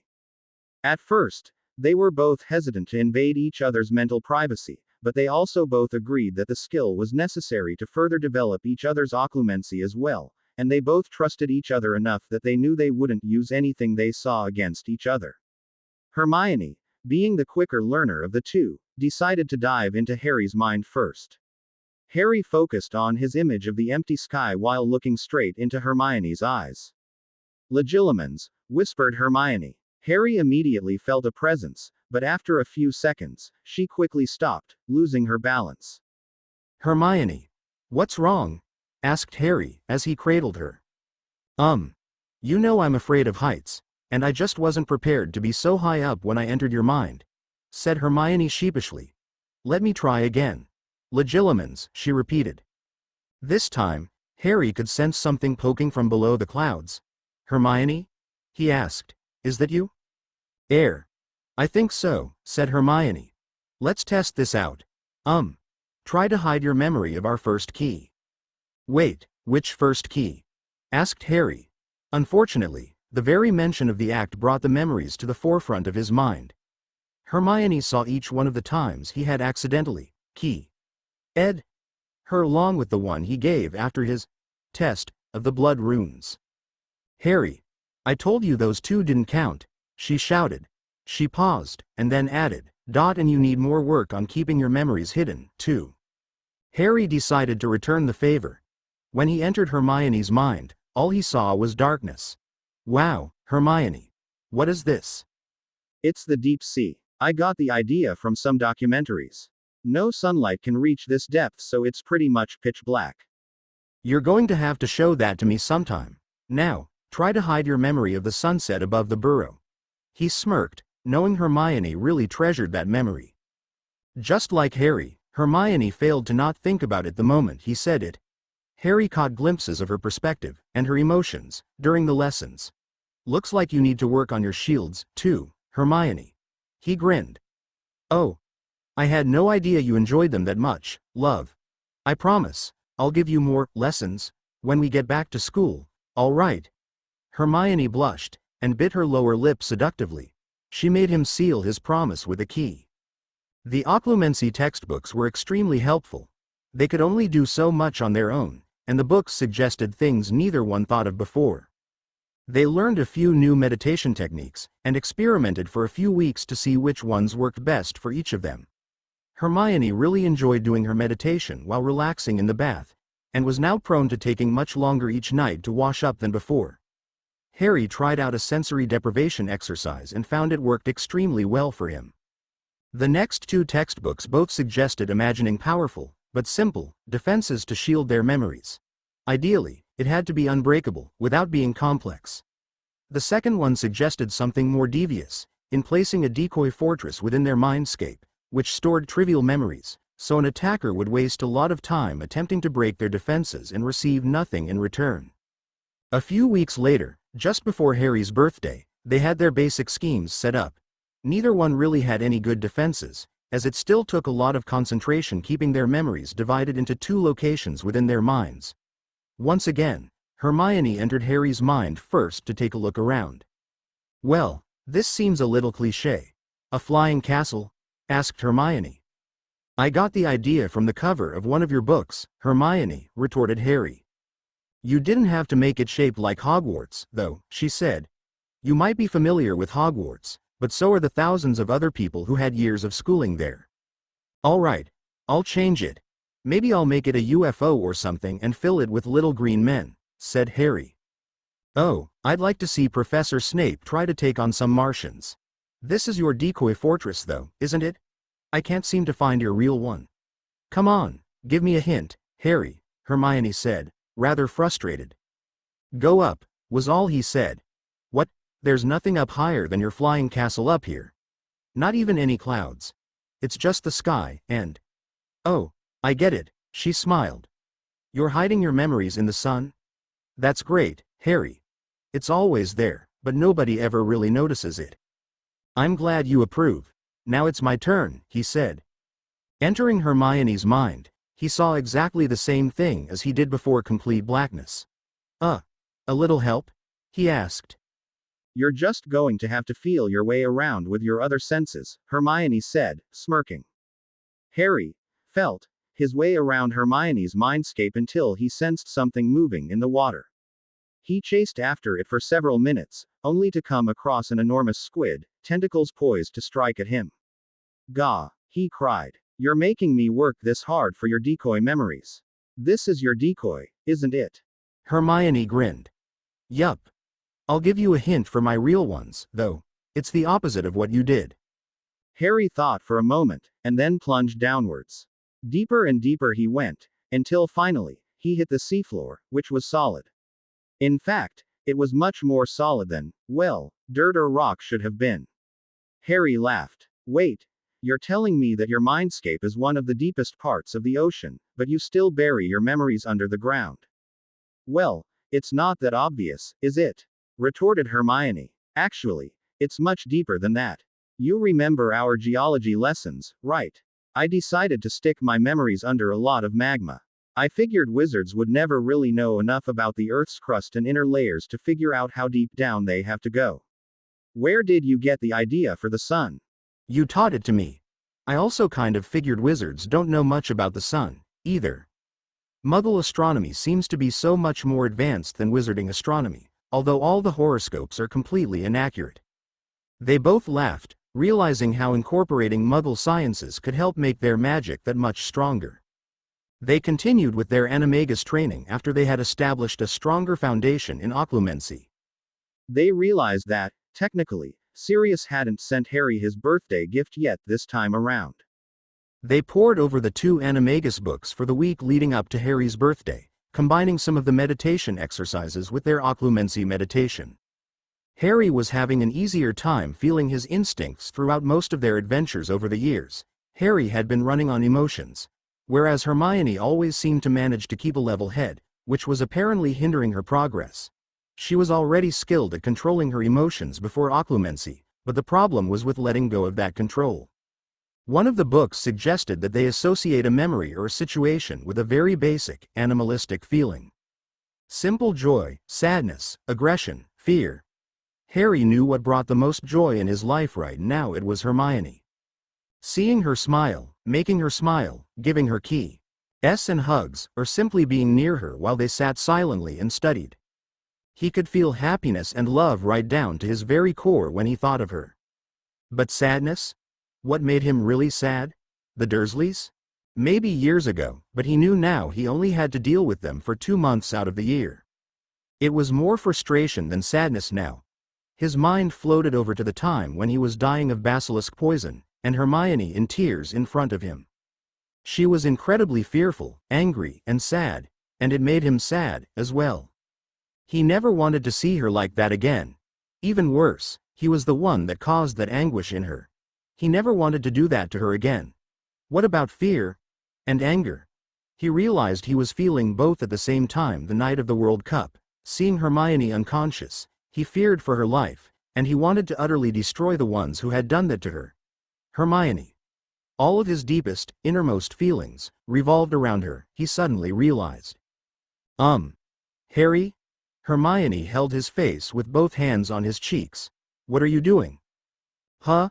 Harry opened his eyes, and realized he was leaning on Hermione. What was I doing? You were. Rubbing your cheeks against me, said Hermione. Not that I didn't enjoy it, you know. But it just seemed to come out of nowhere. And I think you were sniffing, too. You might have been about to nibble on me. Oh, Harry exclaimed. Well, I think I found the key to my animagus meditation. Or maybe I didn't, but I discovered something important, anyways. Really? Asked Hermione excitedly. Did you discover your form? Can you tell me what it is? How did you do it? Oh. No, I didn't discover my form. I discovered you, Hermione, Harry said, timidly. Me? You discovered me? What do you mean by that? Well, I discovered that all my deepest emotions, happiness, sadness, anger, fear, they all revolve around you, Hermione. You make me happy, and I'm sad if you're unhappy. I get angry when others try to hurt you, and I'm afraid of losing you. I feel everything more strongly when it involves you, he said. Hermione squealed, tackling Harry to the floor again. Oh, Harry. You have no idea how romantic you just were, do you? I'm going to have to think of you myself. After I finish snogging you silly, that is. On Harry's birthday, he received very nearly the same letters as he did last time around, except Ron wasn't quite as friendly, and just sent his usual box of chocolate frogs instead of the Quidditch statistics book. Hermione and her parents took him out to a restaurant and had celebrated with cheesecake. Knowing that Harry had already finished reading the Cursebreaker book she gave him his last birthday around, she bought him the world's wildest wards this time around, detailing some of the most intricate and advanced warding schemes, both modern and ancient.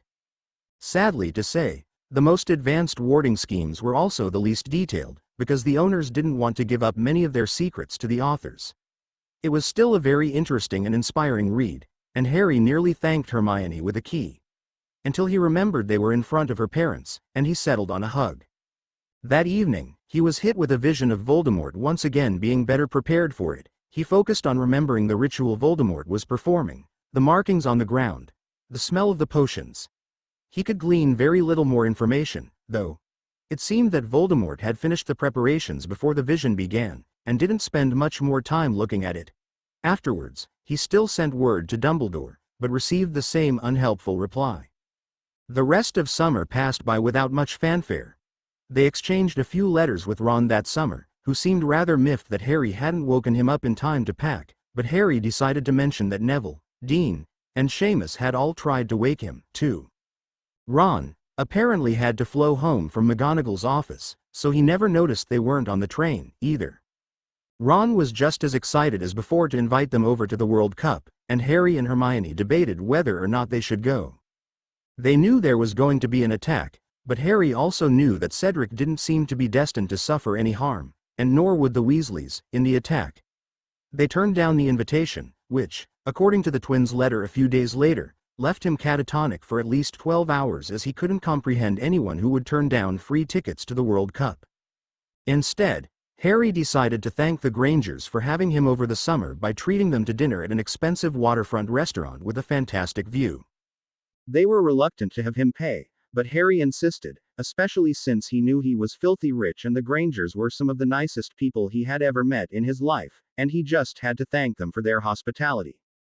When they got home, Harry surprised them with an owl. It was a long-eared owl of moderate size, strong enough to handle small parcels as well as letters. Her name is Carries. I've also bought you a year's worth of food, treats, an indoor stand and outdoor stand, and a cage for transportation. Now you can send letters to Hermione whenever you want. For the first time all summer, both Dan and Emma hugged Harry. The day before they were to leave for London, Dan and Emma were talking in hushed whispers down the hall to Hermione's room. We should do it now, Dan. What makes you think she's going to? I mean, she's a smart girl, and she's only 14. Nearly 15, Dan. And a lot can happen in a year. You saw how close they were already this summer. In fact, they were probably hiding a lot more from us. Dan's eyes widened. He was always protective of Hermione, but the idea of her trying to deceive him was new. You're right.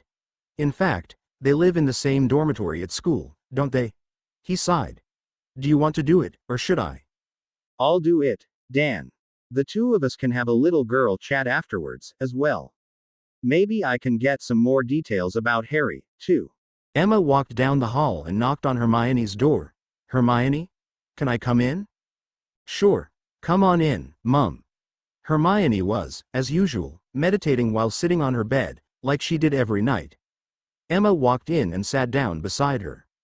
Hermione, I want to talk to you about, your relationship with Harry. Hermione opened her eyes. You like him, don't you? He's such a great friend, she began. Oh, no, honey. It's not that we disapprove. It's Well, we're worried that you'll be gone all year, and that your relationship will develop further. We want to make sure you know what you could be getting into. She tried to explain it slowly. Oh, you mean say. Don't worry, Mum. Harry won't push me that quickly. We both love each other and he'd never try to push me further than I'm comfortable. Hermione was grinning mischievously. Emma was taken aback. Oh. All right, so I don't have to explain about that.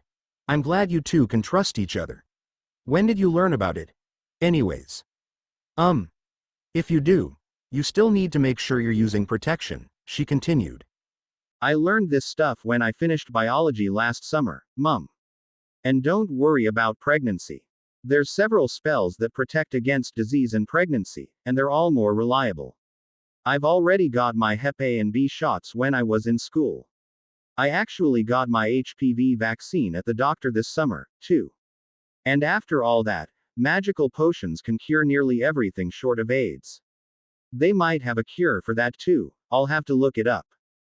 Oh. Well then. Thank you, honey. What's the HPV vaccine, by the way? It's a new vaccine. It helps against the human papillomavirus, which can cause cervical cancer. It's good for younger girls to get it. Oh. Thank you, honey. That was most informative. Emma walked out of the room, shaking her head. Weren't the educations supposed to go the other way around? On September 1st, they packed their trunks into the car early in the day and drove into London. They wanted to be earlier than usual so they could have a nice, casual brunch near King's Cross right before boarding the train. When they finished, they gave their goodbye hugs before crossing the barrier into platform 9 3/4.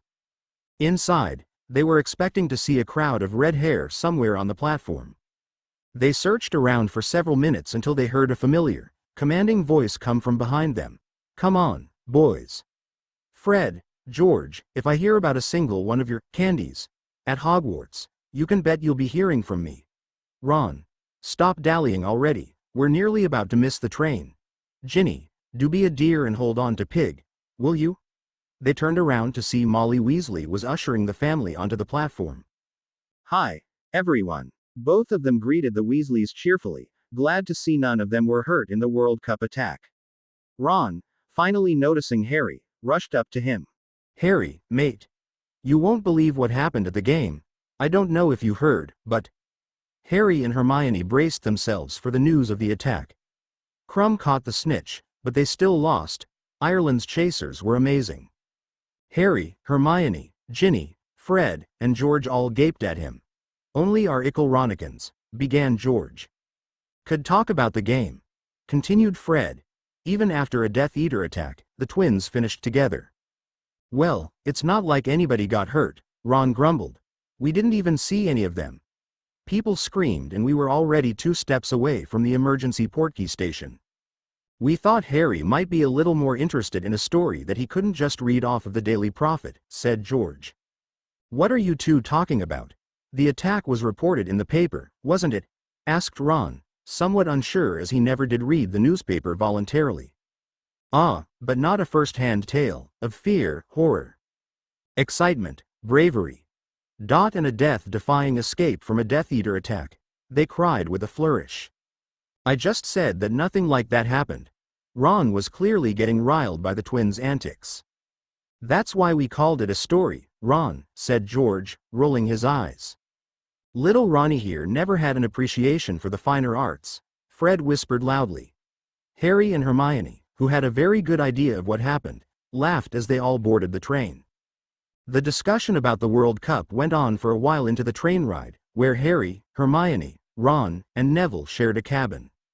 Ron showed off a little Victor Crumb figurine he bought as a souvenir. Neville warned him to keep it hidden from Seamus, who was as fanatic about the Irish national team as Ron was about the Chudley Cannons. They were interrupted by their cabin door opening with Draco Malfoy standing at the entrance. Predictably, he sneered at them, saying, "Well, isn't that cute? That's the closest you'll ever come to meeting your idol, Weasley." "Oh yeah? It's not as if you're ever going to meet him either, Malfoy," Ron shot back. "Ha! I met him at the World Cup before the game. My father knows the manager and he introduced us to the entire team." Malfoy was obviously enjoying lording this little event over Ron's head. "Well, when he's over here this year, He certainly won't be sitting with the Gryffindors. The Durmstrang School has a much more selective policy for accepting students. Harry and Hermione looked at each other, knowing what Malfoy was hinting at. There would be some sort of tournament this year. Oddly enough, neither one could remember the name of it now, although they were sure they had come across those memories at some point during their occlumency exercises. Harry decided to goad some more information out of the little Slytherin, hoping it would help jog his memory. And why would he be visiting Hogwarts, Malfoy? He asked in the most polite tone he could muster. Draco scoffed. Well, obviously a half-breed like you wouldn't know. This is a noble and traditional event that's being revived this year. Harry sighed internally. How long was Malfoy going to drag this out? Well, that's why we're asking you, Malfoy, said Harry through gritted teeth. Draco lifted his nose a bit higher and leered at them. He was obviously enjoying the fact that he, finally, had something to lord over them. It's the Triwizard Tournament, of course, he said, as if it were common knowledge. But the likes of you need not apply. Only the worthy are allowed to compete. The Triwizard Tournament. The name struck a chord in Harry. It was definitely familiar. He'd been there multiple times, in fact. Oh nuts, he thought, I'll be competing in it whether I want to or not. I'm sure I must have tried not to participate in one of my past lives. Another unclear memory, or emotion, popped up. Cedric. That's why I was worried about him. Try as he might, he still couldn't recall exactly what was going on, but once again, the ideas of Portkeys, victory, Cedric, and danger felt intertwined. Did he have to stop Cedric from winning? Hopefully, he'd be able to figure it out in due course. For now, he'd received all the information he really needed from Malfoy, and didn't want to spend another minute with the spoiled, owned brat. He replied dismissively, and somehow you think you're worthy, Malfoy? Draco huffed at the implied insult. You think you could do better than me, Potter? You wouldn't even be able. Hermione cut him off. No, you arrogant brat, he's saying that there's no chance in hell that you'll ever be picked when you're up against any of the 7th years in this school. You're just a 4th year, and not even top in the class. Draco, obviously agitated, fell back to his usual insults. I didn't ask you, mudblood. When I'm entered in the competition, my father will know. Hermione knew he was going to say something like that. She laughed, saying, unless this Triwizard Tournament is a letter-writing competition, Malfoy, you have no chance of winning. The rest of the cabin laughed with her, as Draco stormed off. Ron shut and locked the door behind him. That was brilliant, Hermione. I almost wish he did get picked for the competition, just so we could watch him fail, said Ron. Neville nodded in agreement. Well, we really don't have anything to worry about. There's really no point in us entering, to be honest. It'll probably only be the 6th, 7th years who are strong enough to do it, and even then only the ones at the top of their year would have a chance. They quickly fell into a discussion over who were likely candidates from Hogwarts. While Ron and Neville were talking, Harry whispered to Hermione, did you have trouble remembering until Malfoy mentioned the tournament, too? Yes. It seems like the information we got out of the original beacon is getting less and less clear. I mean, I remember us talking about those memories our first trip around. You mentioned it by name, even. Harry, do you remember anything about the upcoming year? Something. At the end of the year, I think. We talked about it when we went to Hogsmeade together, I remember that. Voldemort came back, I'm sure of it. It's the same thing for me. I remember us discussing those memories after we activated the beacon, but now I can barely remember what those memories were. How about 5th year? Harry shook his head. I still remember something then. Nothing specific, though. It feels more like an hour after waking up and trying to remember the dream. I know I had it, but I can't remember for the life of me. Do you know why? I'm guessing it has to do with the new beacon. The present memory dominates, so it's easier to remember the immediate past, but I think it might be overriding the memories that were sent back with the original beacon. How many times have we used the new beacon so far? Twice, right? Once with the World Cup, and another time testing the emergency runes. And the new beacon actually counts and keeps track of how many times we've used it. I think we went back 3 times with the first beacon, right? I'm forgetting huge chunks of things I'm pretty sure I remembered when we talked about it in Hogsmeade. The only things I remember for sure are the ones I went back packed in occlumency capsules, she replied. Neville, apparently, overheard something. Did you mention occlumency? You're learning it? My gran said something about it helping me get over my nervousness, but continued in the same breath that I wouldn't have the talent for it. Harry looked at Hermione, who gave him a finish it later in private look, and then nodded to Neville. Yeah, it's something we decided to practice over the summer. You know, it'll help you in Snape's classes. I think the reason why he always knows exactly what to do to scare you is because he's using legilimency. Neville gaped. What? How do you know? How often does he do it? Harry shrugged. He tried it on me once, after Sirius Black escaped. He blamed me for it, and I think he was pretty angry and careless, because I could feel him in my mind that day. It's the only time I ever felt his presence, but if he's more subtle normally then I wouldn't know. Hermione and I have been practicing occlumency ever since. Hermione added, Would you like us to teach you? Before Neville could answer, Ron blurted out, Hey, you're going to teach me too, right? Hermione admitted to herself that she deliberately ignored Ron, given how quickly he had blown off the training during the World Cup. Well, I'll give him one more chance, now that the World Cup excitement is over, she thought. Of course I'll teach you, Ron, if you're willing to learn. She glanced at Harry when she said the second part. We can start with the basics right now if you want. Neville and Ron both nodded. Well, to begin, close your eyes and think of some place that keeps you calm and comfortable. It should be tranquil, quiet, and very simple for you to imagine and remember every detail, Hermione explained. Could I get an example? Asked Neville. Sure, Nev. I use the sky, above the clouds. There's nothing above, and it's endless clouds below, so I don't think about the ground. He didn't bother mentioning the fact that, by now, he had added a giant spaceship hovering in the middle, inspired greatly by Dan Granger's collection of Star Wars and Star Trek videos. Could I use my greenhouse? I tend to my plants there in the summer just to get my mind off things. This took Harry by surprise.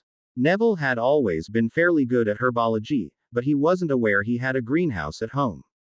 It certainly explained his very natural talent, though. Sure, that should work pretty well. Now just focus on it and get rid of anything else, all your memories and emotions. Use it to keep your mind completely calm and blank. You'll eventually be turning this into a map of your mind. Turning to Ron, he asked, What image are you using, Ron? Just like before, Ron answered, the Quidditch pitch. Isn't it obvious? Hermione sighed. No, Ron. That's not a good image for you.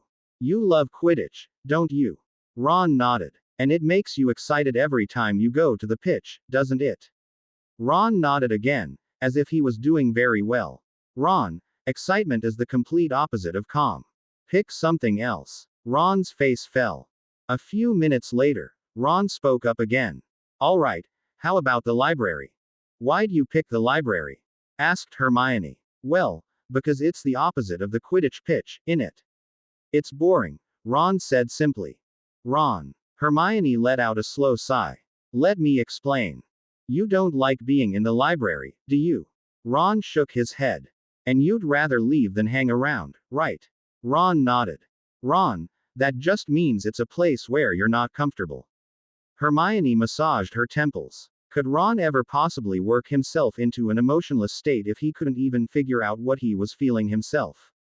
This would be an uphill battle, and she didn't even know if the prize was worth it. By the end of the train ride, she still wasn't quite sure whether or not Ron had found a suitable mindscape, while Neville was able to clear his mind fairly adequately. The welcoming feast proceeded as usual. The hat sang its song, the first years were sorted, food was served. Looking over to the Slytherin tables, Harry noticed Malfoy was acting as arrogant as ever. He was probably boasting about the Triwizard Tournament, and how he would enter the competition. Harry also noticed that Malfoy seemed to be facing away from the older Slytherins, perhaps to avoid annoying those who were actually more powerful than him. Dumbledore stood up and waited until the hubbub died down in the Great Hall. So, he began, now that your stomachs are sated and your thirst is quenched, I have a few announcements to make. First is Mr. Filch's list of banned items, which has expanded again this year to include. He made his customary speech, but one announcement made the entire room gasp in shock. Quidditch will be cancelled this year. In its place, a much more exciting event will be taking its place. What could be more iting than Uidich? Mumbled Ron, with his mouth full. Evidently, he hadn't stopped eating when Dumbledore had called for attention. The Triwizard Tournament, Ron, answered Neville. Malfoy only told us a few hours ago, have you forgotten already? The Triwizard Tournament, announced Dumbledore. For the first time in over 200 years, the international competition between the three largest magical schools in Europe will be held, and we have the honor of hosting it. I ask that all the students of Hogwarts show the greatest hospitality to our guests from Bobaden's Academy of Magic and the Durmstrang Institute, who will be staying with us for the duration of the year. Further details about the tournament will be given in 2 weeks, when the other students arrive. For now, you can read more about it in our school library. The Great Hall once again burst into chatter, many of the voices confused, some of them excited. Dumbledore raised his hand, and it took another minute for the babbling to quiet down once again. Due to our hosting the tournament this year, there will be many visits from ministry officials and other professionals who will be setting up the various events throughout the year. Please show these hardworking men and women where the bathrooms are, because I certainly had a hard time of it when I began at Hogwarts, myself. I never did manage to find the extremely large one with no less than 100 chamber pots. Professor McGonagall cleared her throat and gave a stern look at Dumbledore. Yes, well, there is one new face that you can expect to see all year. I have found a defense against the dark arts professor who will pull double duty as head of security for the tournament as well. Allow me to introduce to you Professor Alistair Moody. Clink tock came from the opening of the Great Hall. The sound came from a man with both a metallic leg and a wooden cane. He also had an obviously false eye, which was darting back and forth between everyone in the Great Hall. Harry noticed it seemed to fix on him a little longer than everyone else. His face was so scarred that he'd probably look more human with a leather mask on. He paused at the Slytherin table, eyeing many of the students, and gave Draco in particular a small sneer. The boy yelped and jumped back a bit. Turning around, he gave their head of House a feral grin and pointed his cane at him, which caused Professor Snape to stiffen up in his seat. He walked over to the staff table and took his seat without saying a word. Once again, murmurs swept through the Great Hall. Did you see his eye? Did you see his face? Moody. Mad Eye Moody. The king of paranoia Moody. You think he'll keep the Slytherins under control this year? He hates Slytherins. I like him already. The last one was said by Ron. Harry, however, was feeling just the opposite. Leaning over to Hermione, he said, do you have a really strong feeling that we shouldn't trust him? Yes, but at the same time, I'm feeling that he's reliable. Like he saved my life or something, answered Hermione. It's weird, and it seems so conflicting. Maybe it's because he acted differently in one future than in another. Maybe. I think we should be wary around him, just to be safe. You're right. I was a little off the mark with Cedric at the World Cup, but I'm pretty sure now it's the Triwizard Tournament that he'll have problems with. I might be misinterpreting things again, said Harry. They decided to wait until their first class with Professor Moody to see what kind of person he was. The talk and excitement for everyone else over the Triwizard Tournament and their new Dada professor didn't end when the feast did, with everyone chattering away until curfew. Harry, though, had to see his headmaster and head of house. Harry, please tell me everything you remember about the dream you had in the summer. Harry was sitting directly across from Professor Dumbledore, in his office. Don't you think I could recall it better if we had discussed this a month ago? Harry thought snidely. At least he had the chance to experience it twice to get a really good idea. I was inside Voldemort's body, which was about the size of an infant. Pettigrew was nearby, calling him master and setting up some kind of ritual. He spoke in Parseltongue to his snake, telling her to sit at the center of a diagram on the floor. A Muggle man, probably the caretaker of the mansion Voldemort was hiding in, told him to get out, but he was then murdered. Thank you, Harry. Are there any more specifics that seem to stand out? Dumbledore asked as he stroked his beard in thought. The Muggle man mentioned that the place was called Riddle Manor. I think I might also be able to draw out a little bit of the diagram on the floor, too. Could I have a quill and parchment? When Dumbledore gave it to him, Harry began sketching what he could remember. He only got a clear look at a few of the runes on the ground, barely more than 5 or 6 out of several hundred that were part of the elaborate ritual, but he did remember the general layout. Handing the parchment back to Dumbledore, he said, "That's really all I could remember." The snake sat in the middle of that. The vision ended right when he cast Avada Kedavra at the Muggle man. Harry put extra emphasis on vision, because he was absolutely certain of what he experienced. "Ah, yes," murmured Dumbledore as he continued to study the drawing Harry handed back to him. "This is certainly far more detailed than a mere dream. Are you certain about this diagram here?" "Absolutely," Harry answered with only a word, watching his headmaster's face. Dumbledore clearly recognized and feared the ritual that Voldemort performed. "Very well. I must admit your ability to remember a few of the runes surprised me. Most students who have not studied the subject would remember little but a few squiggles. Actually, I have studied them, all summer. I wanted to ask you about switching courses," Harry said. "I'd like to drop divination, and take ancient runes instead." "Oh." Dumbledore looked surprised. "Most people drop the harder course to take something easier, not the other way around. Are you sure about this?" "Yes, sir," Harry answered. "I've studied with Hermione's notes and I think it's a far more useful subject than divination. The benefits are far more predictable. Concrete, if you will. I have to admit that divination is far more of a woolly subject. I do prefer my socks to be nice and woolly, but not my facts. This vision, however, seems to show you have an aptitude for the subject, though. I will ask you once more. Are you sure you'd like to drop divination? With all due respect to Professor Trelawney, I don't think her lessons helped me receive that vision this summer. If I were to have another one, I think I'd get it whether taking divination or not, so I'd rather just drop it and learn runes instead," Harry answered firmly. "Very well, Harry. I will inform Professor McGonagall tomorrow, and you should receive your new schedule by dinner time." Harry was dismissed from Dumbledore's office, and all the twinkle was gone from the old man's eyes. Their first chance to see Professor Moody in person as the fourth-year defense professor was on Tuesday. The classroom was empty, but it had been redecorated like Harry had never seen before. The entire classroom was covered with faux glasses, sneakoscopes, probity probes and other monitoring devices that covered nearly every wall, including the ceiling and some parts of the floors. Most of the students were baffled by this, and even the ones who had heard of Moody's reputation for paranoia were surprised at how far he took it.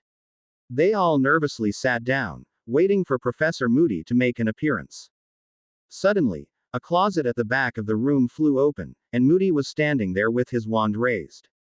"Incarcerus! Incarcerus!" He began to throwing the rope binding spell from behind everyone. The first few were caught unawares, and were immediately tied up. A few others managed to face Moody before they were caught, but went down within seconds. Several others froze in surprise or fear once they realized what was happening, and Moody also seemed to target them first, which included Neville and Ron. It wasn't until he wrapped up nearly a third of the students that the others began to scramble away, diving to the floor or hiding behind the desks. Harry was one of the first to shield himself with a desk, and Hermione followed suit. Unfortunately, he dropped his wand in the process, and it took several seconds for him to pick it up again. He threw off the same combination of hexes he used on Draco at the end of last year: Silencio, Petrificus Totalis, and Incarcerus. Immediately, Moody stopped attacking the class. Evidently, none of the spells actually managed to hit him, as he strode to the front of the room while shouting at the class. "It's about time, you lazy moppets.